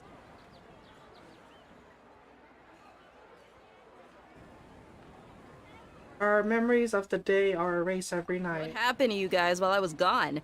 Did you get brainwashed by some cult? Don't think too hard about it. Just take what we're saying at face value. Alright then, let me get this straight. You're telling me that my body's already gotten used to this greatsword, but my brain just doesn't remember it? Yes! Your memory's being erased every day!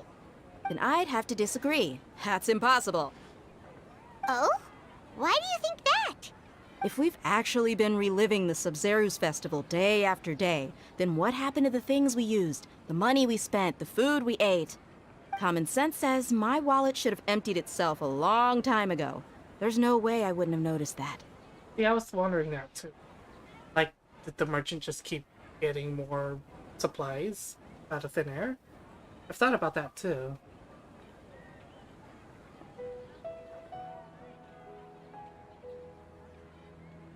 But if the sages were behind it? Right! They could use the Akasha to record what everyone did that day, and then use the city's resources to replenish everything! It's not very likely, but it's also not impossible. No, it is impossible. I've got proof. You have proof? Where? You two are surprisingly serious about this nonsensical discussion. Fine, I'll play along for a little longer. Come with me, Miss Dunyarzad.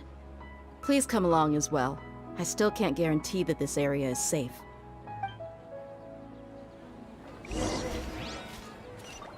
Paimon can't believe it's Dia who wants to show us something this time. 2 days ago, we were the ones taking her to see Dunyarzad.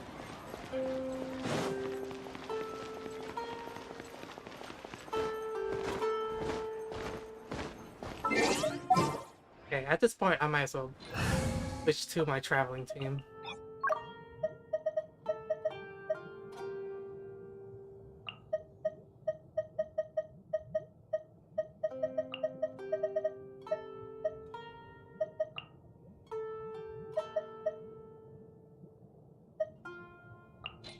Let's go get ourselves some answers.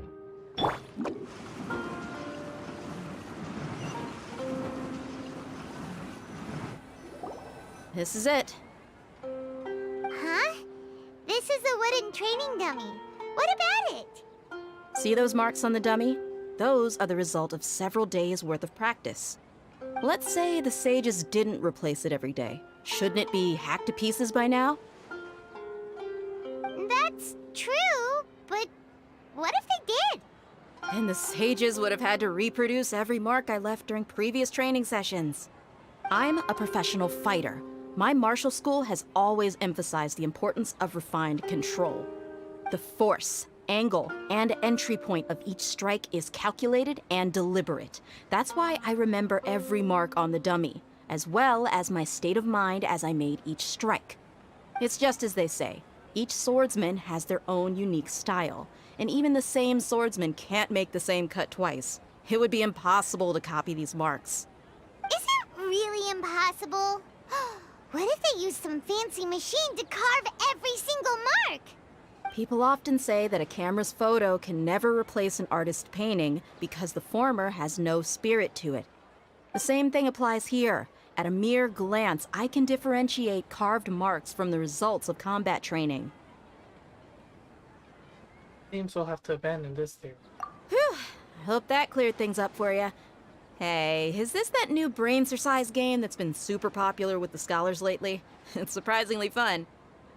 Anyway, it's getting late.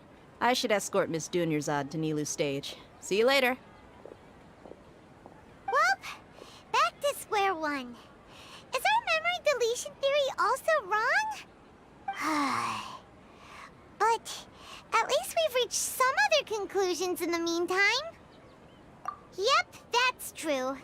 So, can we think of any new ideas right now? Strange? Paimon feels like everything's been strange lately. How come we've never thought about leaving the city? Huh? Leaving the city? You're right! It's really strange how we never thought of such a simple solution! Many things should become clear if we can confirm the flow of time outside of the city. Paimon can't believe it! Did we miss this because we're tunnel visioning too hard on our other theories? Or because we're just too tired? We should have thought this a long time ago. How about we go back and ask Nahida? Maybe we've forgotten something about leaving the city.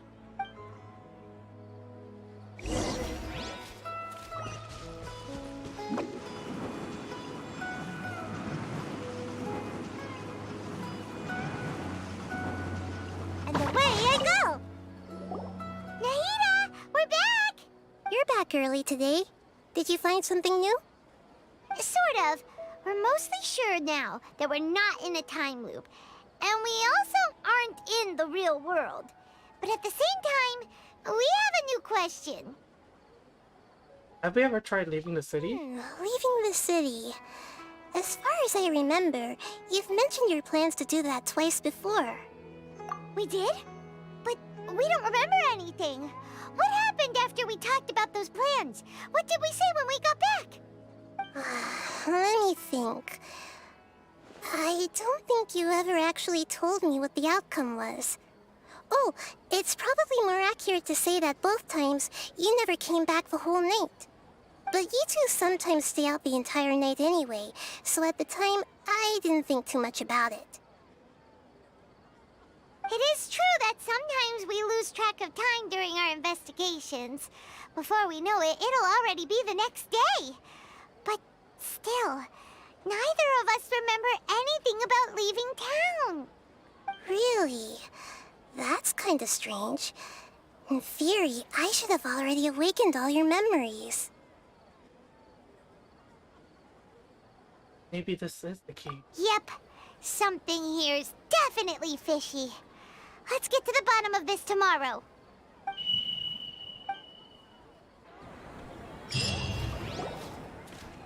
Our memories are back! Let's go and try to leave the city today. About that... Well, where should Paimon begin? Paimon, what do you mean? Traveler, aside from your memories that were just restored, I have another message for you. A message from who? Listen to it and you'll understand. Can't go back. There are countless spaces here. Our Sub-Zeru's festival in Sumeru City is just one of them. This is my own voice? Traveler, you should be missing 2 days worth of memories. Paimon will fill you in. It's time to carry out our plan from yesterday. Let's go and try to leave today. Okay, let's go!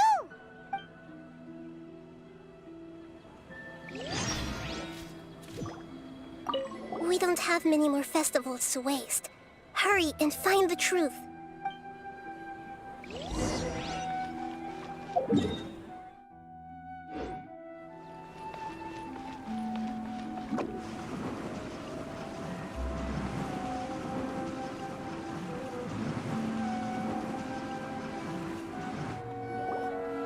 Why can't we leave the city? What is the Academia up to now? Don't ask me. It's not like I can tell you anything. This is a direct order from the Grand Sage. Just wait until tomorrow. I have a real emergency. My goods have already arrived at Port Ormos. If I don't hurry, they'll be stolen. That's your problem. Make sure you make a request in advance next time. But it's not like you can just predict business matters in advance. It looks like the Academia already announced a lockdown for Sumeru City today. How completely unsurprising. Let's go and question them. Hello, sir. Why can't we leave the city today? Here we go again. Don't ask me. I don't know either. We just received an order that no one is allowed to enter or exit Sumeru today. They didn't tell us anything else.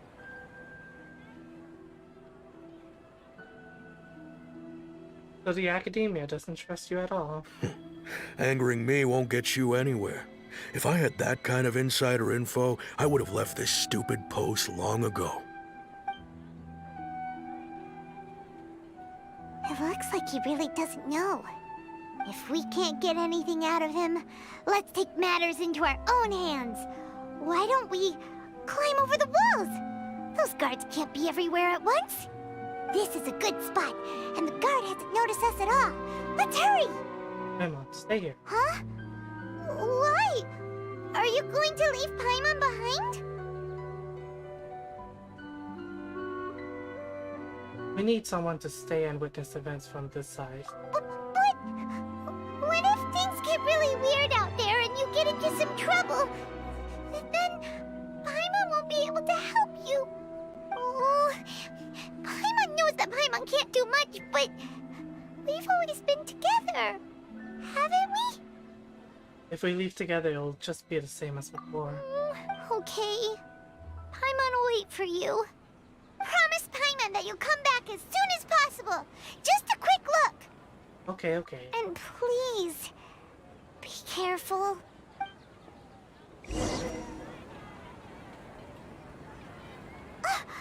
Memories! Let's go and try to leave the city today. Traveler!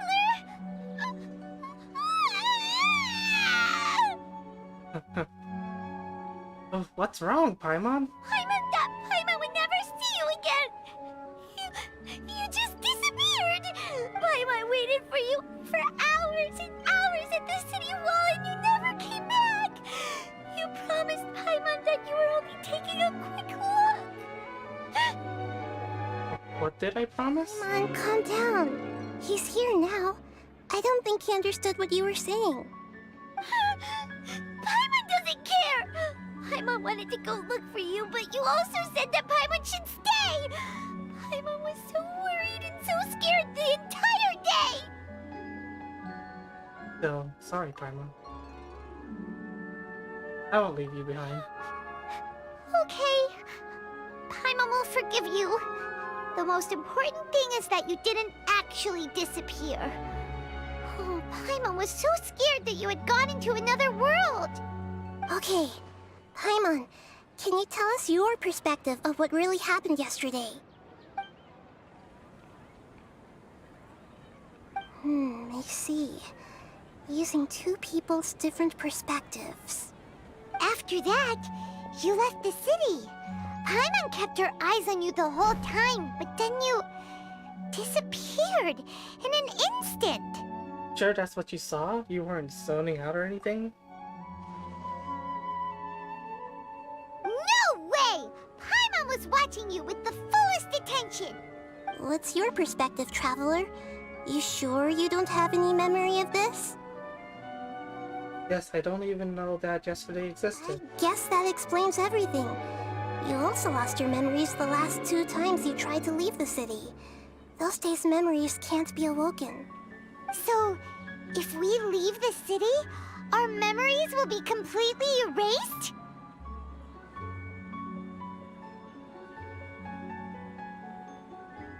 It really sounds like something big outside of the city is being hidden on purpose. But this way, we'll also never discover what's outside! Can we leave behind something other than memories? Something like a message? But how can we send it back? Don't look at me like that. I'm not used to being stared at. Well... Okay. You want something that can pass on messages, right? Give me some time and take care of Dunyarzad for me. Yep! Now we're talking!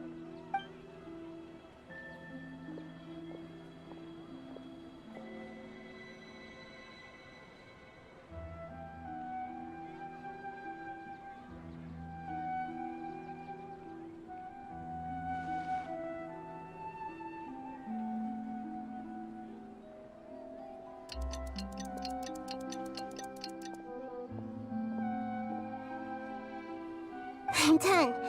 Here you go. What?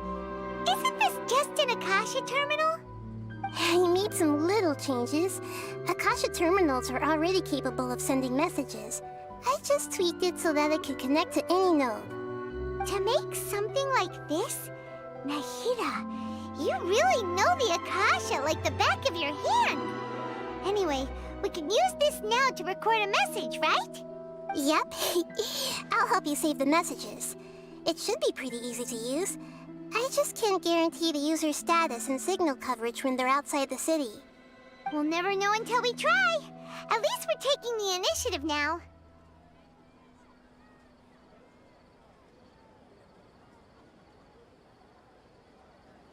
Worth a try. Let's go then. Let's expose those sages. I still think you should stay. All right. Paimon isn't as worried about being separated since it happened once yesterday.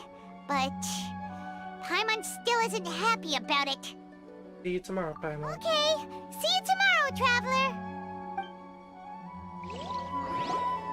That covers everything that's happened so far.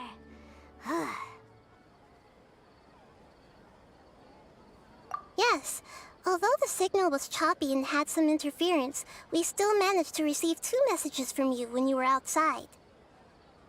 Okay, now that you understand what's going on, let's hear the messages together.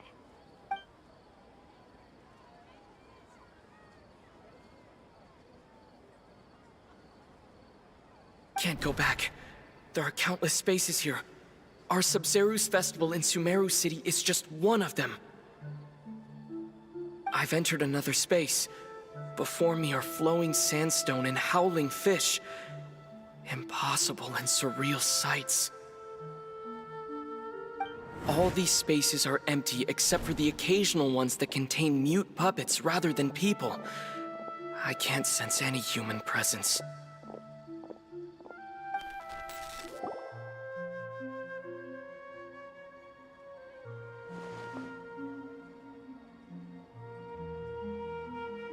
That's one heck of an info dump. It sounds like you left the Sumeru city space when you set foot outside of the walls. But everything looked completely normal when Paimon was looking out from the inside. That's unbelievable. And if we take your word for it, the other spaces all had very weird contents. There's another part here. We only received it last night. These spaces have been disappearing one after the other, absorbed by something like a sun in the sky.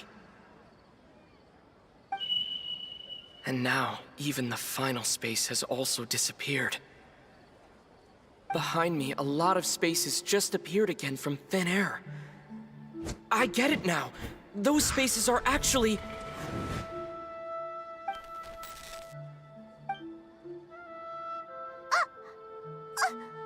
Why did the message end right there? What did the traveler want to say? What are those spaces? Probably because yesterday just happened to end at that moment. Oh, right. Paimon did hear a beep from the Akasha. Did it come from here or from the message? The message. It should have come from the Traveler's Akasha terminal. After the beep, Traveler said even the final spaces also disappeared. Traveler, what do you think that final space could have been?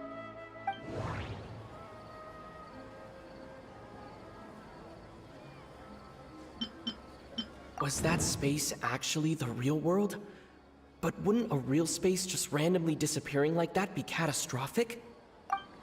My impression is that each day in this samsara only ends at the sound of that beep from the Akasha. All the bizarre spaces I saw outside the city had one thing in common: a lack of human presence. Oh, so that's what it is! After the sound of the beep, the final space, the Sub-Zero's festival, also disappears, and we're taken to the next day. Later on, Traveler also mentioned a bunch of new spaces materializing behind them. Do lots of new spaces appear every day? Paimon's head is spinning. Just what are these spaces anyhow? Well, consider this.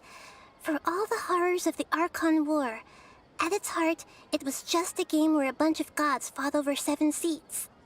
So no matter how strange or spooky things may look on the surface, maybe all they point to in the end is a small and simple secret. Wow, the Archon War, huh? That's an analogy and a half. A secret, huh?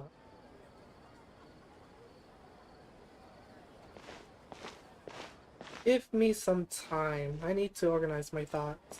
Hey! Where are you going? I just said where I was going.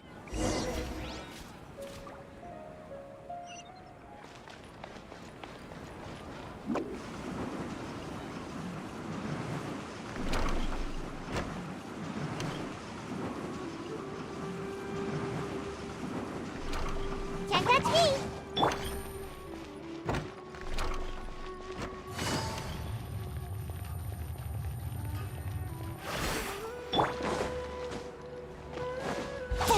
Useless.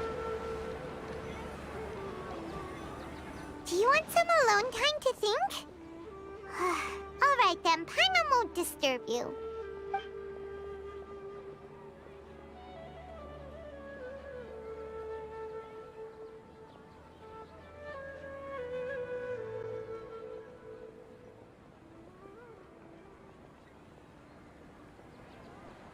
The dance of Sub-Zeros is about to begin. I'm going to go watch it. The dance of Sub-Zeros. That time already. Okay. Why don't you go ahead, Dunyarzad? We still have some other stuff to do first. Okay then. See you later. Have you figured it out yet, Traveler? Time is ticking away. I think I know the answer now. Awesome! What is it? Paimon wants to know. Oh, wait, no. Let's meet up with Nahida first. You can tell us both together. This time, we're gonna get to the truth.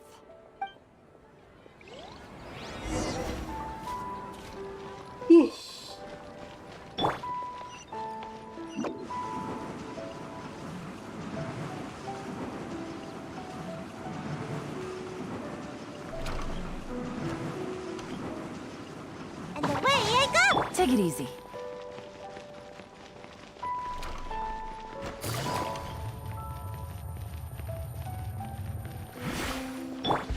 Boring! You're back.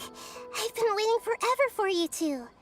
Judging by the looks on your faces, are you ready to take your Sub-Zero's exam and graduate from the festival? Ask away, Miss Nahida. Okie Okay. First off, have you discovered the hidden truth?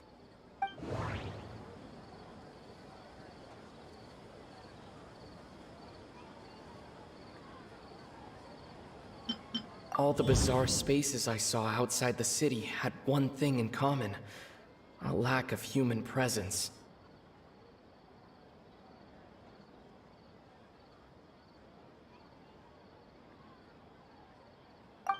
Those spaces remind me of dreams, like the one I had in the Avidia Forest, except these have no sign of human presence.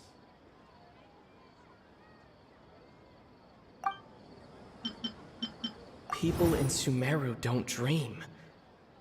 What a strange phenomenon.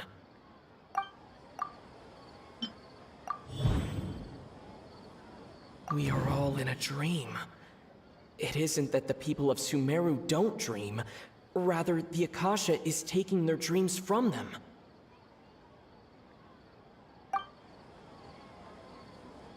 People in Sumeru think they don't dream, but the truth is the Akasha steals their dreams without them knowing it. And those spaces with no human presence are stolen dreams without their host. That would explain why they sounded so weird when he was trying to describe them. Huh. So people in Sumeru do dream after all. In fact, we're all in one big dream together right now. Correct answer. Now, how did you conclude that the Akasha is capable of this?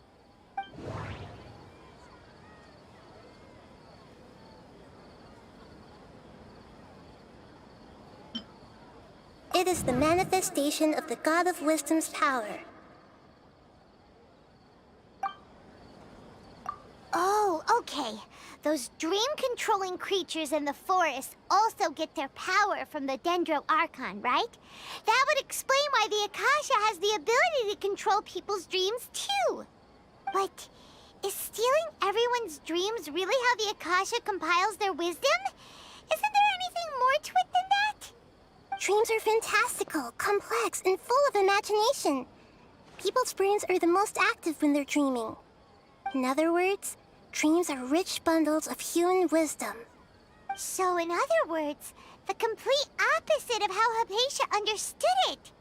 Paimon remembers her saying that the sages think dreams are foolish delusions, and the fact that no one dreams is a blessing from Greater Lord Rukkhadevata.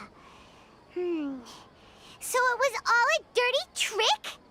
The real story is that the sages from the Academia are using the Akasha to steal people's dreams for their own use, huh?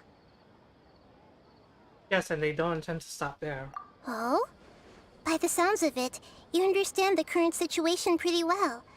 So then, what about the Samsara?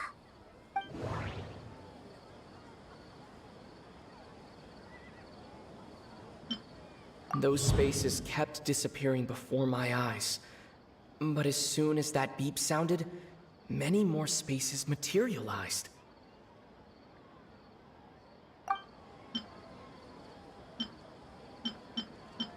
We've already experienced the Sub-Zerus festival many times, and the day of the festival seems to be in a perpetual samsara. Those dreamscapes kept vanishing, but as soon as that beep sounded, more new spaces appeared.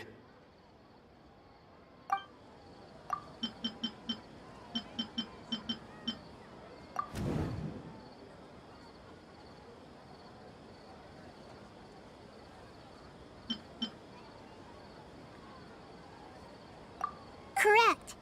The Akasha is keeping each person's brain in a constant dream state, but also separating their consciousness from their own dream. Their disembodied consciousness is placed inside the collective dream of the Sub-Zerus festival along with everyone else's, while their now vacant dreams are harvested by the Akasha. No one is any the wiser as another day passes in the dream, and so begins another samsara cycle. People wake up to yet another dream about the Sub-Zerus festival. The dreams that belong to them are once again harvested by the Akasha, and so it continues. So, this is like a dream factory, and the Akasha is a dream harvesting machine. Did Paimon Paimon get that analogy right? Very good, Paimon. Using analogies well is an excellent habit to get into. Okay, so that beep we keep hearing is actually from our real-life Akasha terminals. Taking off our terminals in this stream doesn't do anything. That makes sense. Last question. Who am I? They say that alchemical divination is the Dendro Archon's divine revelation. So then, if Nahida has referred to herself as the moon... So you noticed. You are Lesser Lord Kusanali. I thought that one would be the hardest question. That's why I put it last. That wasn't hard at all. Even Paimon guessed that. Everything about you is different. We just didn't want to expose you is all. Whatever, Paimon. Nahida, you've been hinting to us since the very beginning. It's funny. Thinking back to when we were asking all over the place for info about Lesser Lord Kusanali. Paimon didn't expect to meet you like this.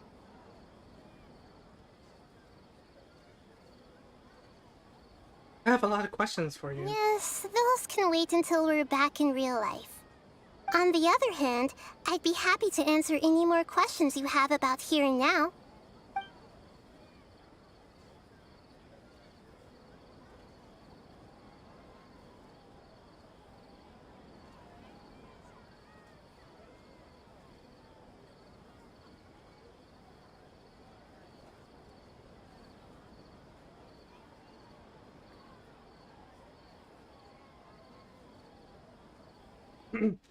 Why couldn't you simply tell us the truth? You asked me this question before. My answer was, it would literally blow your minds. Now that you know this is all a dream, this answer should hopefully make more sense.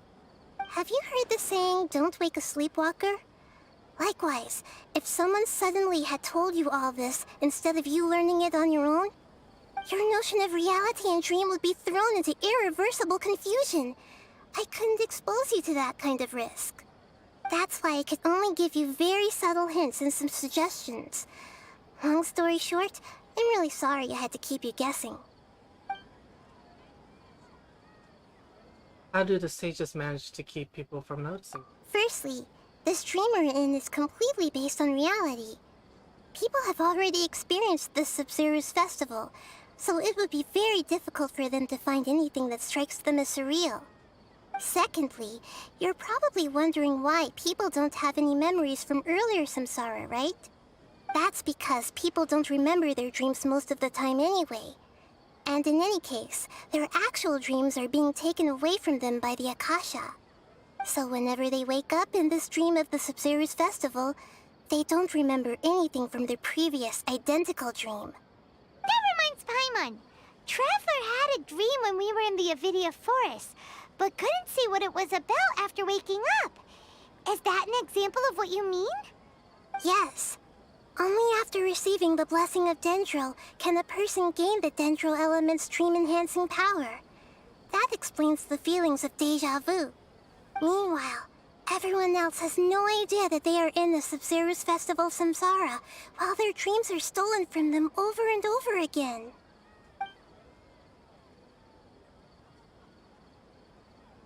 About the side effects of a mass-produced dream. Can humans really keep dreaming forever like this? Will it ever end? And if so, when? We might say your mental fatigue has already answered this question. Eventually, there's only so much that people can tolerate. Especially those whose health is compromised to begin with, like Dunyarzad. This relentless exploitation takes an even harder toll on them. People's lives are at stake here, and nobody knows a thing! We've got to put a stop to this! Why is the dream about the Why is the dream about the festival? Oh, why is the dream about this? I know, right? Why did they have to base this dream on my birthday? Could it really just be a coincidence? Even you don't know the reason? Wow, now that's strange. The Academia sages are determined to harvest lots of dreams in a short time, no matter the cost. They have to be up to no good. Unfortunately, I don't know anything about it. Traveler, do you have any information? The Grand Sage said, "Go celebrate the birth of that god to your heart's content." Did he mean something more? Celebrate the birth of that god? Could it mean...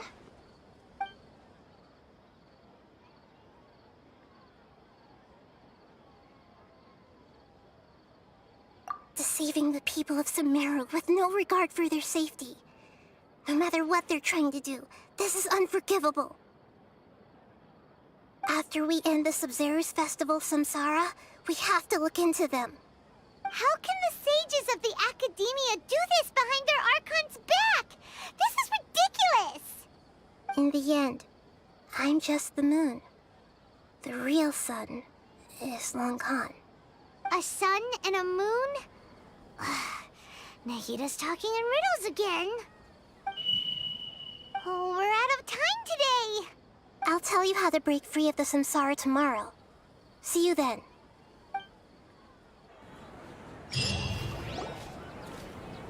What a roller coaster. My gosh. Nahida! Nahida? Wait. Now that Paimon remembers everything, should we instead say good morning, Lesser Lord Kusanali? Hey! What's wrong, Nahida? You don't look too good. I'm afraid that what you're thinking right now is correct. Did Dunyarzad already disappear? No way! Are we too late? The real Dunyarzad's consciousness has indeed disappeared.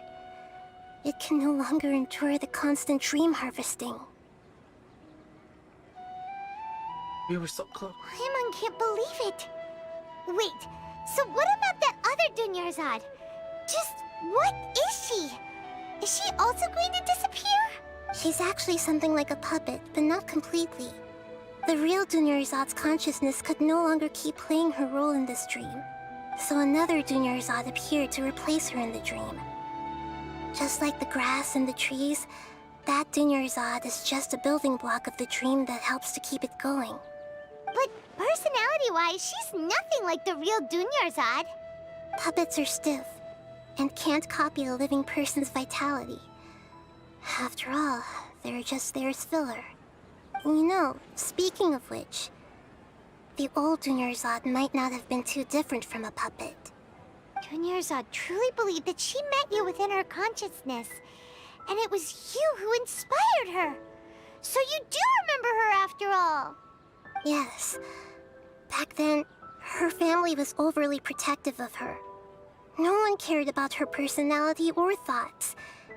It was as if she only lived to stall her Elazar. I just gave her a little wisdom so she could look at life in a new way. So that she could be her own person.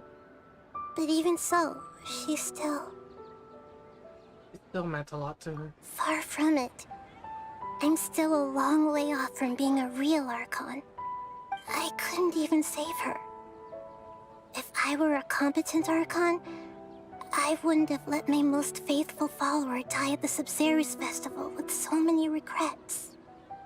Please don't beat yourself up over it, Nahida. It's the sage's fault, and theirs alone. Dunyarzad's dead. I'm not beating myself up. All I did was to rationally observe the distance between myself and a real Archon. Don't be like that, Nahida. Even real Archons are still allowed to be sad.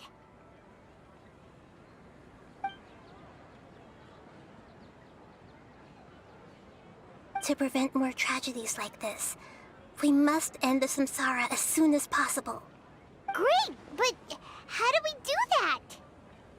Although the Sub-Zero's festival dream is under the Akasha's control, only humans can dream. Even the Akasha is unable to create them. That means this dream belongs to a host who created it. Is it Nilo? Huh? So, How should we find that person? Well, if this is someone's dream, then everything here must come from deep within their consciousness. Which means, with the power of imagination, they can change anything in this dream. Imagination? What do you mean by that? Imagination means breaking through what you perceive as normal. Like when a server at a tavern brings a plate to you, you'd naturally assume that food is on it. However, if you're the dream's host and you become aware that you're dreaming, when you imagine gold and more on the plate, the dream will respond in kind, and the server really will bring you gold and mora. But right now, our host is unaware that this is a dream. No matter how many times they're served, it will always be food. Well, we find a host, then what? Find some way to make that person realize that they're dreaming. Usually, once that happens, the person will wake up and the dream samsara will be broken. How are we going to find them, though? If it could be anyone, it'd be like looking for a needle in a haystack. And even if we did find them, how are we supposed to make them realize they're dreaming? Inception. After all, like you said, don't wake a sleepwalker. It's extremely difficult, yes. But the only ones who can do it are you two. Remember, everything you've achieved up to this point has all been for the sake of finding the host and ending the samsara. As for me, during this time, I'll be out of town. Out of town? Are you going to that place full of dreams where the Traveler went? Yes. I want to try something. There must still be a small wisp of possibility. Hurry and go. Dreams are supposed to be fantastical, romantic, and full of pleasant surprises. Unnecessary things like this samsara need to end. Paimon's still a little upset that we've come this far only for Dunyarzad to... She was such a good person, with such a simple wish. But fate was against her. I just feel so demoralized. Yeah. Saving Dunyarzad is what kept us going this whole time. But we mustn't lose hope, Traveler. Dunyarzad would definitely want to see us save everyone else. So let's break the samsara for her sake. Paimon's wondering, do you think the sages would get one of their own to be the host of this dream? Feels like it would be easier to control it that way, no? Unlikely. Knowing the plan, they'd probably become aware that they would... Huh. That's true.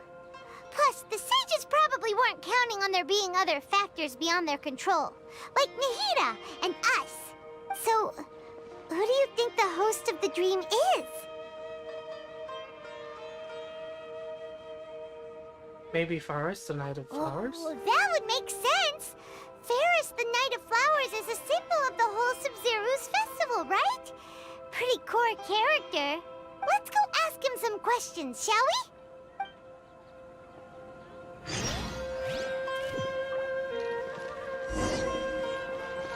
Make my escape.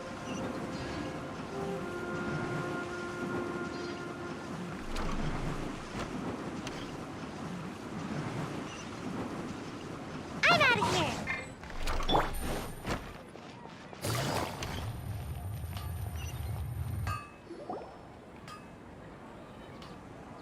You're back.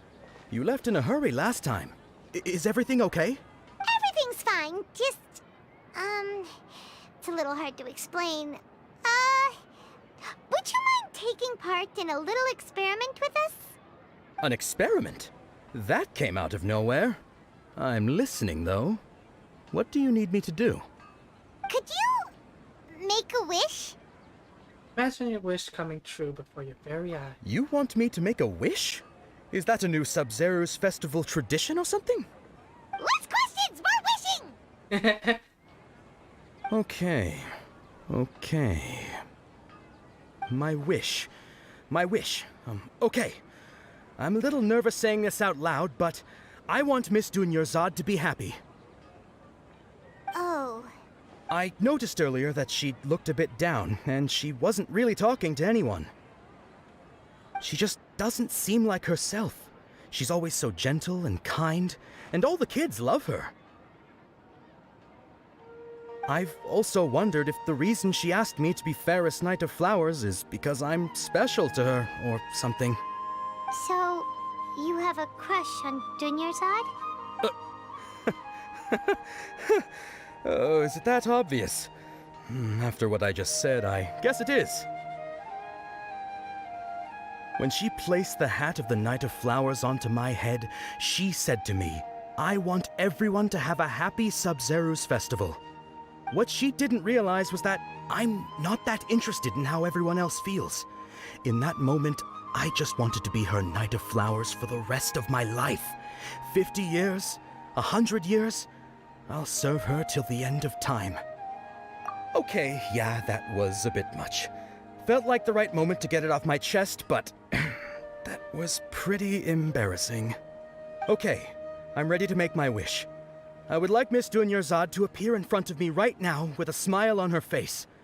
Here goes. Please come true. I'm gonna open my eyes. Oh, you're... What? Fucky? Sorry, but only one portion of Yalda candies per person. Back home you go. Nice try, you two. Anyway, never mind. I don't need to see her appear right in front of me. As long as she's happy. Guess he isn't the host of this stream after all. Should have expected it wouldn't be this easy. It's gotta be Nilo.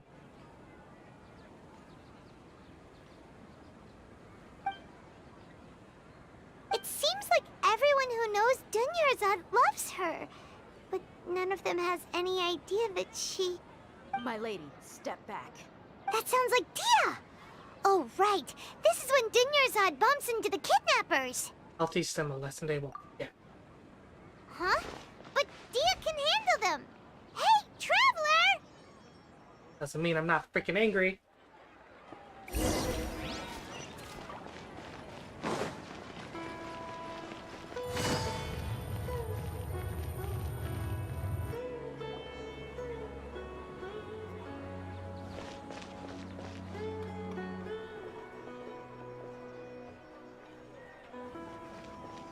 Oh, it's you. Great timing. Please take Dunyarzad and leave.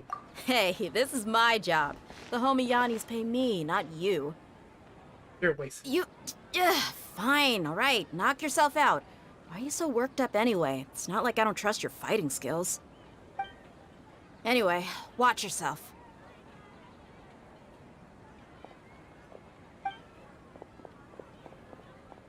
So you got yourself some backup. Suit yourself. You're going down. Feeling Gotcha. lucky today? Useless. And away I go! Come on out! Delved into destiny, decided by destiny. Quietly now. Things are about to get tight. Evil conquering!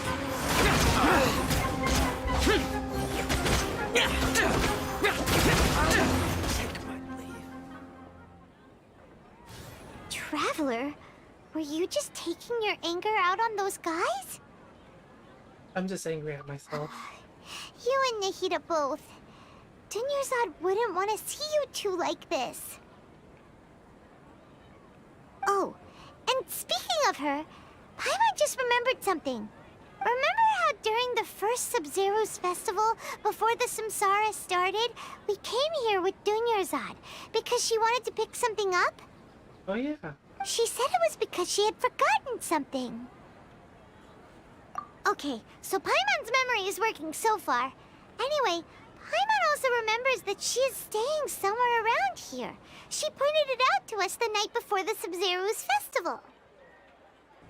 Yeah, even if it's only a tiny clue, it'll probably still help us more than this needle in a haystack search. This is the place. It's rude to enter other people's spaces without permission, but desperate times call for desperate measures. Hey, the windows are unlocked. Okay, Paimon's gonna take a peek inside.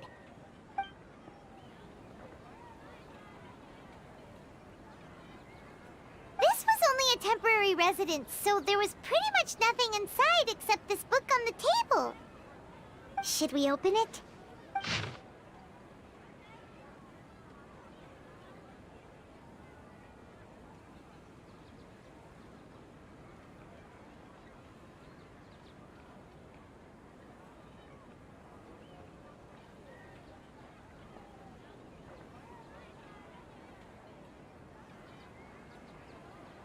Wow. Dunyarzad wrote all of this. Sounds like she was always thinking of us even while we were away. Even though she was also busy preparing for the Sub-Zero's festival and had all her health problems to worry about. She must have wanted to give this to us as a gift on the day of the Sub-Zero's festival, right? If we hadn't found this book, we never would have known. But now that we know, we can't even thank her. Hey! Where are you off to now?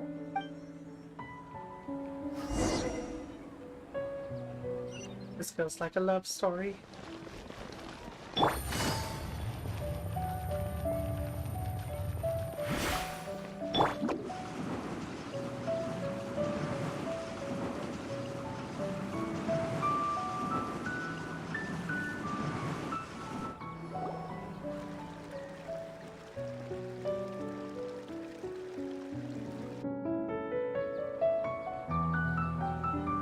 It's Dunyarzad's puppet.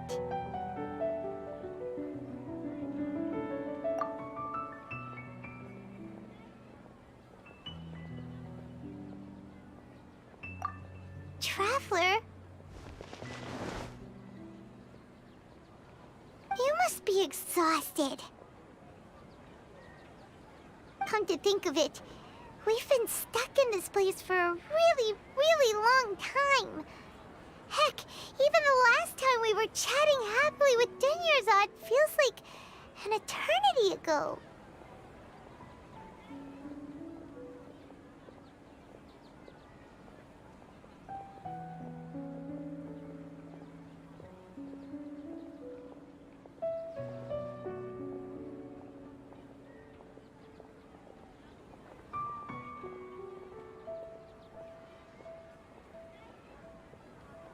Paimon still remembers when we were sitting here, and the way her eyes sparkled when she talked about Nilu's Dance of Sub-Zerus. I can barely recall it now. There will always be frustrations in life, but I know that the point of living is not to leave behind any regrets.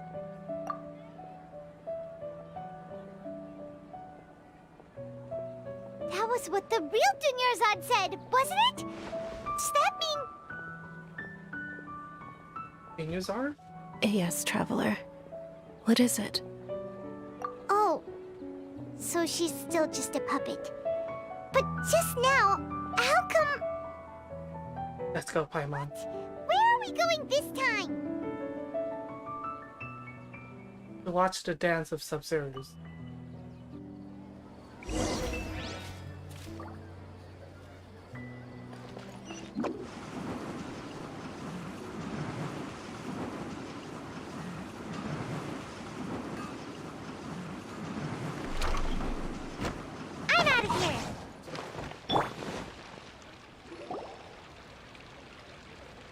If you continue to resist, we will have to order an investigation into every single event organizer. The Grand Sage has already granted you much leniency. I advise that you exercise tact. How did things turn out like this?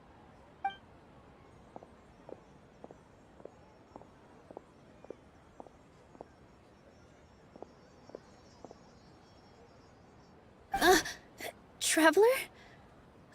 You don't have to get involved. He's a sage from the academia. This pose is giving me... You into this? It's time to duel! Traveler. Traveler? What the heck are you doing? If you get arrested by the academia, that's another day gone to waste!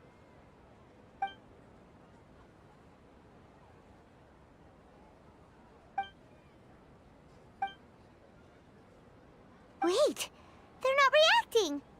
Have they been scared stiff? They're puppets. Oh, of course! If this is the sage's plan, they wouldn't put themselves through this. So they're just substitutes. What is this? What happened to the Grand Sage and his entourage? What's up with those flowers? They're not Patisara. Like I said, they symbolize the goddess of flowers. It's just a shame that all the real Patisaras went extinct after her death. Yes. The Greater Lord brought forth new Patisaras in memory of the goddess of flowers. But she ultimately could never truly replicate that beautiful shade of purple.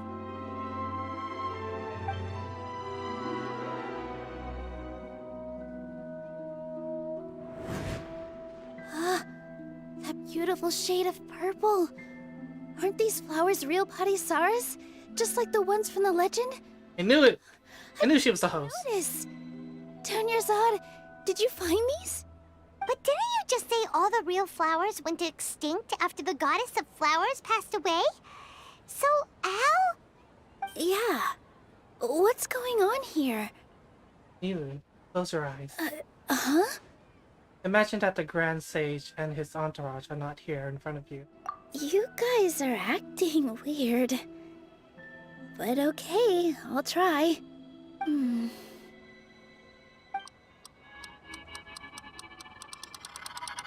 Hey!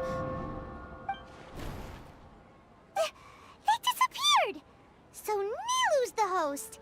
What a surprise! Purple Patisaras don't exist in the real world anymore. But in Nilu's subconscious, they can appear as decorations on the stage. It's just like the example Nahida told us. People assumed there will be food on a plate, and Nilu assumed there would be real Patisaras in the flower pots. So when you saw the flowers, you instantly knew it was Nilu? Correct. But if we want to end the samsara, we need the host to become aware that they're dreaming. How should we make Nilu realize that? Am I dreaming? Huh? How did you come to that conclusion? So I'm right. Is this Lesser Lord Kusanali responding to our celebration of the Sabzeruz festival? Wrong guess, but you aren't completely wrong either. The point is, what made you think this is a dream? As far as you know, people in Sumeru don't dream, right? Yeah, but have you heard the tale of the first sage? To prevent a calamity, he went on a journey to find the Dendro Archon. Ooh, sounds familiar. Dunyarzad told us a story like that when we first arrived in Sumeru City. So it was about the first sage, huh? Yep, but in the part you heard, he hadn't become the first sage yet. There's more to the story. His piety and wisdom were acknowledged by the Dendro Archon, and she finally gave her blessing to him. All kinds of spectacular scenes appeared in front of the first sage, as if all the knowledge in the world was being painted onto a canvas right before him. He was captivated. After who knows how long, he mastered all the knowledge he could comprehend. Afterward, he said to the Dendro Archon, "I miss my parents, my wife, and my children. I've been away from home for far too long. They must be worried." The Dendro Archon smiled. The next second, the sage found himself lying in his bed, as if he had just woken up from a dream. His wife, lying next to him, said, "You're off to search for the Dendro Archon today, aren't you? Have a safe journey, my love." In the end, the first sage took care of many disasters in Sumeru City, and founded the Academia. What a happy ending. So, the first sage was dreaming ever since the beginning of the story? He never went on his journey? Yes, but his faith and determination were conveyed to the Dendro Archon, so she blessed him in the form of a dream. Paimon understands where you're coming from now. That's a really interesting connection. But we really gotta wake up soon, like the sage in the story! This stream should be over soon. I see. Well, it just so happens that today's Sub-Zero's festival is almost over too.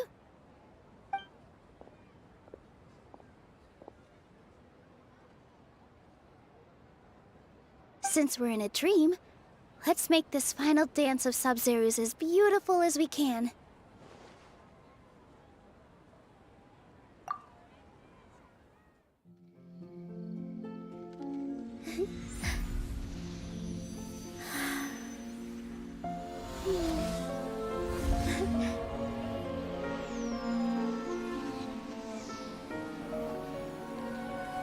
The wait is over, everyone.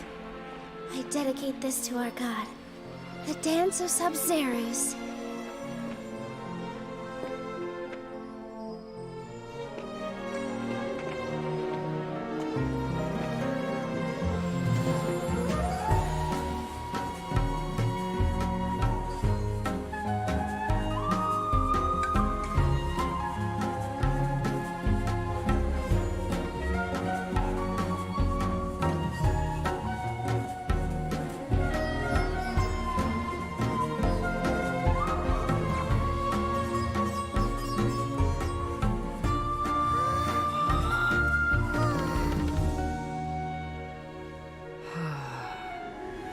I'd be lying if I said I had no regrets. I would have loved to see Nilou's dance.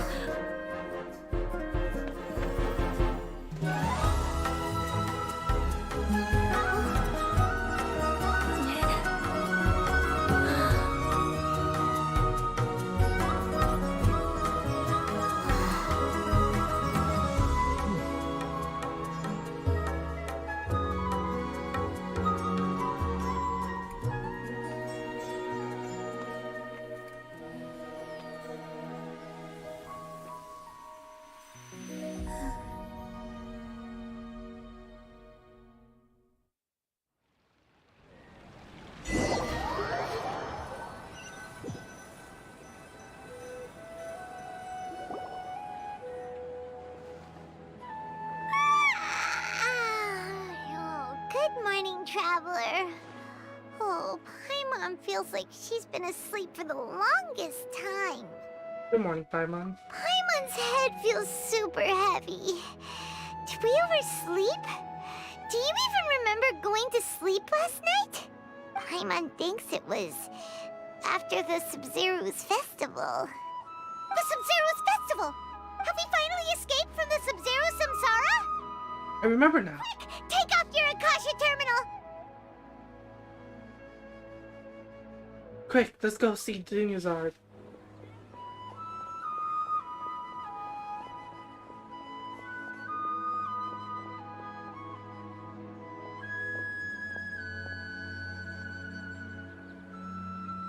She's not in her room. What happened? Let's go to the usual spot. What usual spot? Where Nahida was. Paimon, come on, get with the program.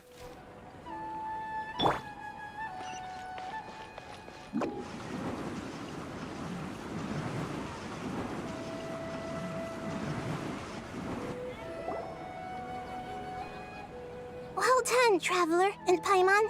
Catherine. And thank you, Dunyarzad, for organizing the Sub-Zero's festival for me.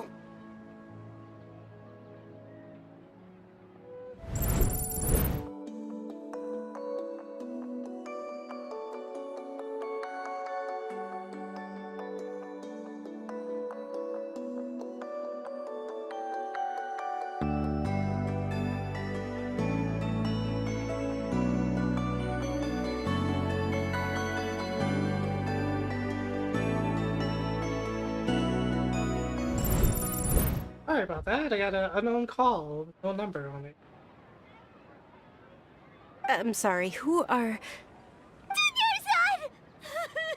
You're okay! Oh, don't scare us like that! Dunyarzad! Oh, Traveler Paimon. I have something amazing to tell you. I just had a dream. And I saw Nilou performing the dance of Sub-Zeros.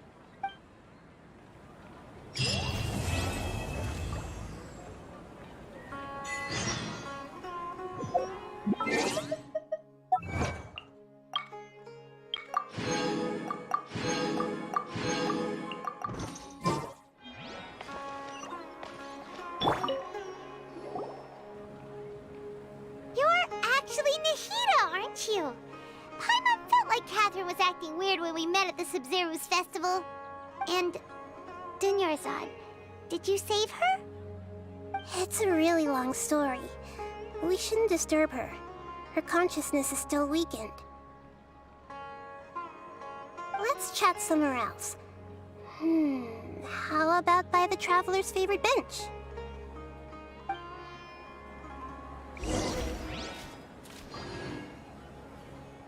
This entire time, she was Nahida.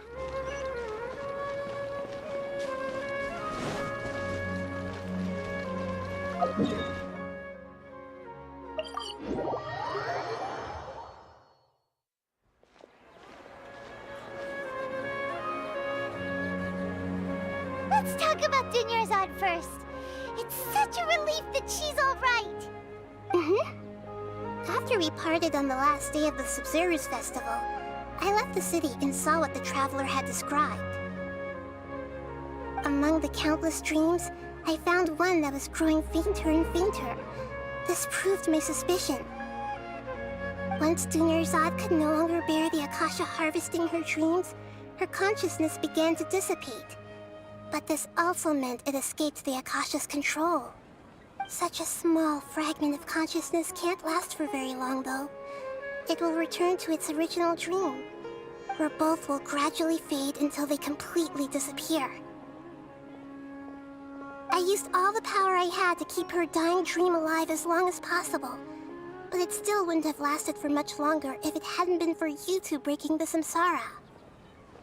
So it looks like we did manage to save Dunyarzad in the end. And not a moment too soon. This is truly a miracle. Why are you two smiling so happily? I thought you'd be so moved that you'd start crying. I need to spend more time observing human emotions. Both are fine. Everyone reacts differently. All right. You two must have a lot of other questions for me, right? After all, you saved my faithful believer. As your reward, I will answer any and all questions.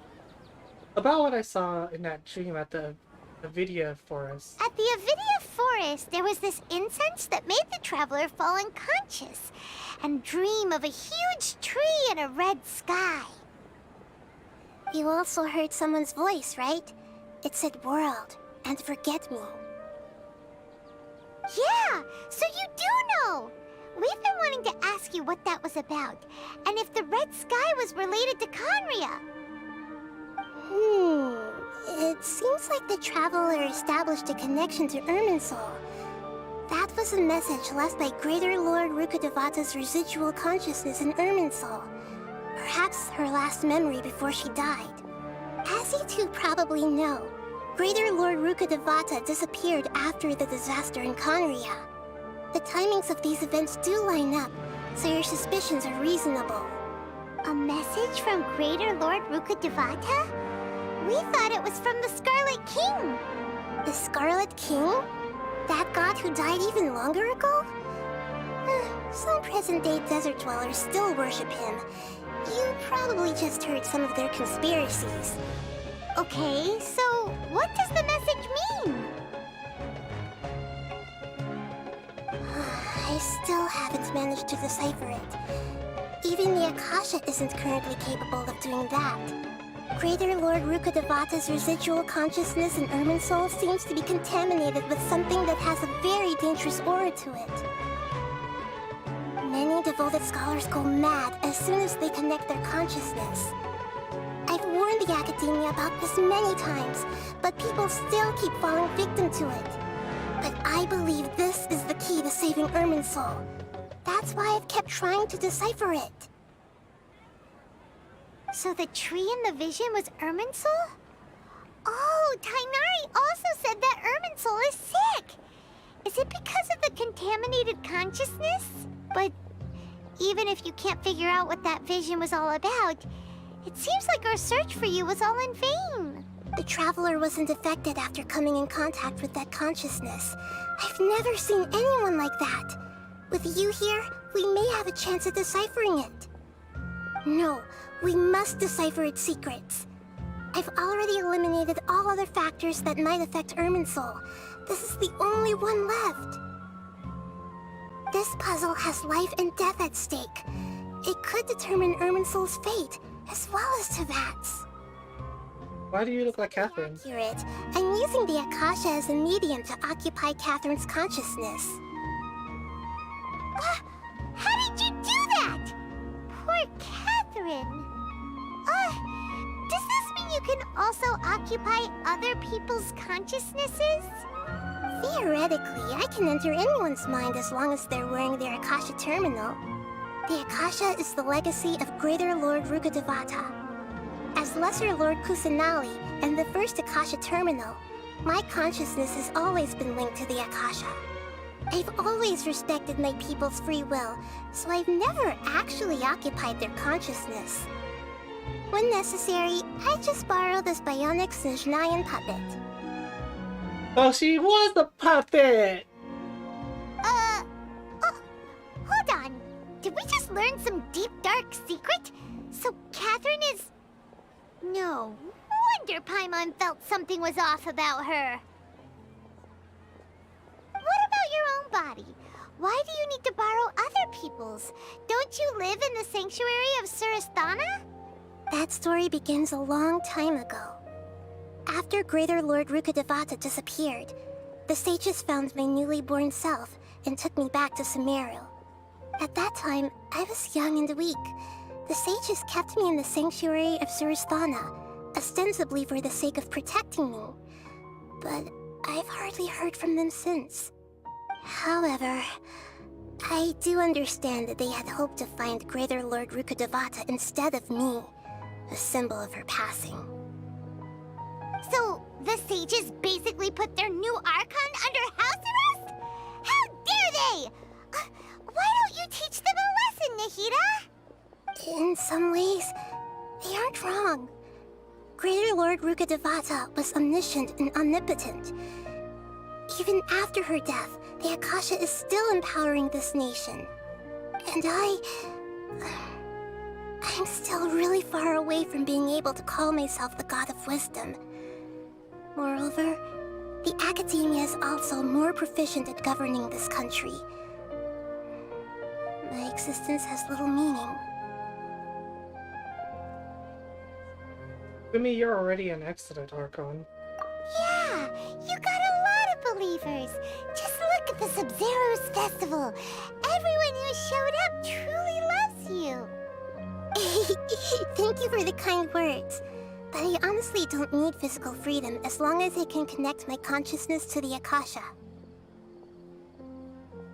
Trying to find a way to save Irminsul is my life's mission and top priority. I will work on that, and try to live up to being a deity in the meantime. Every once in a while, I will also take up the duties of the God of Wisdom and enlighten a lost soul here and there. Doing all that should be enough. Not the sage's plan. There's never been any big problems with the Academia's governance of Sumeru. This is the first time I've seen them step out of line. I wonder what caused them to go down this path, and what they hope to achieve. Even though the city's residents haven't noticed anything strange, if the Traveler hadn't broken the Sub-Zero's samsara, the situation could have become dire. I tried to do some investigating in the Akasha, but I couldn't find anything suspicious. And all the people of interest seem to purposely avoid wearing their Akasha terminals. I think they're deliberately trying to hide something. Oh, that reminds Paimon. In Gandharvaville, there was a sage who had invited Tainari to join some kind of project. Could it be related?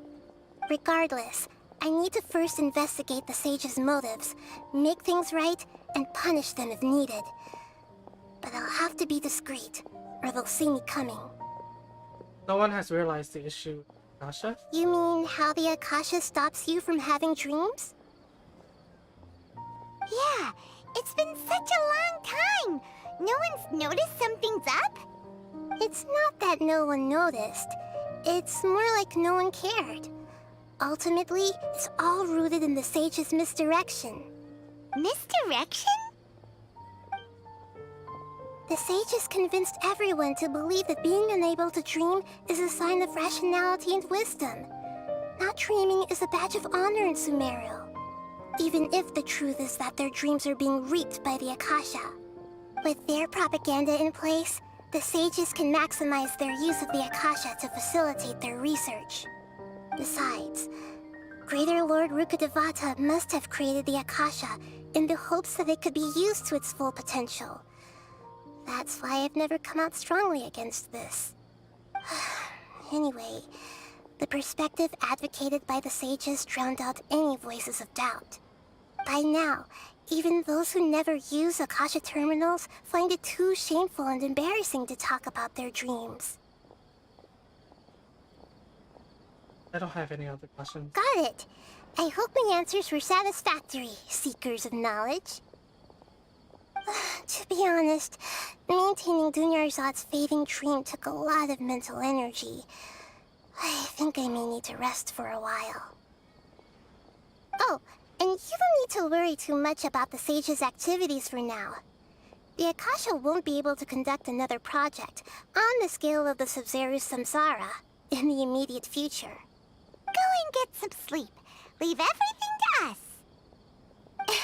What a relief.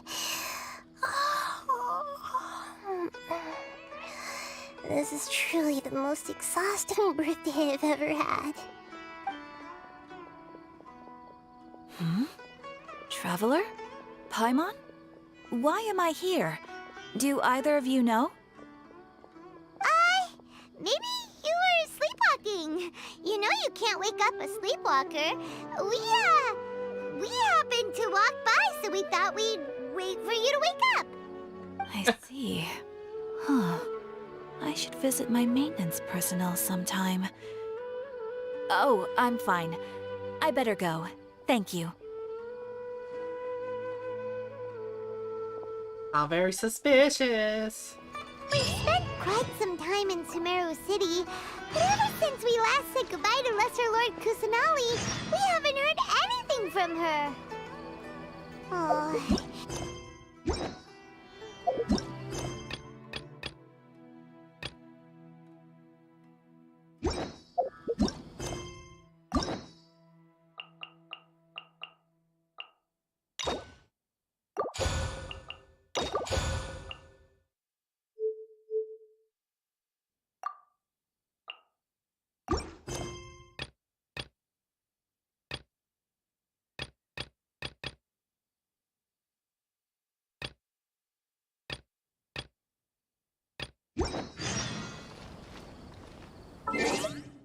Finally. Ugh.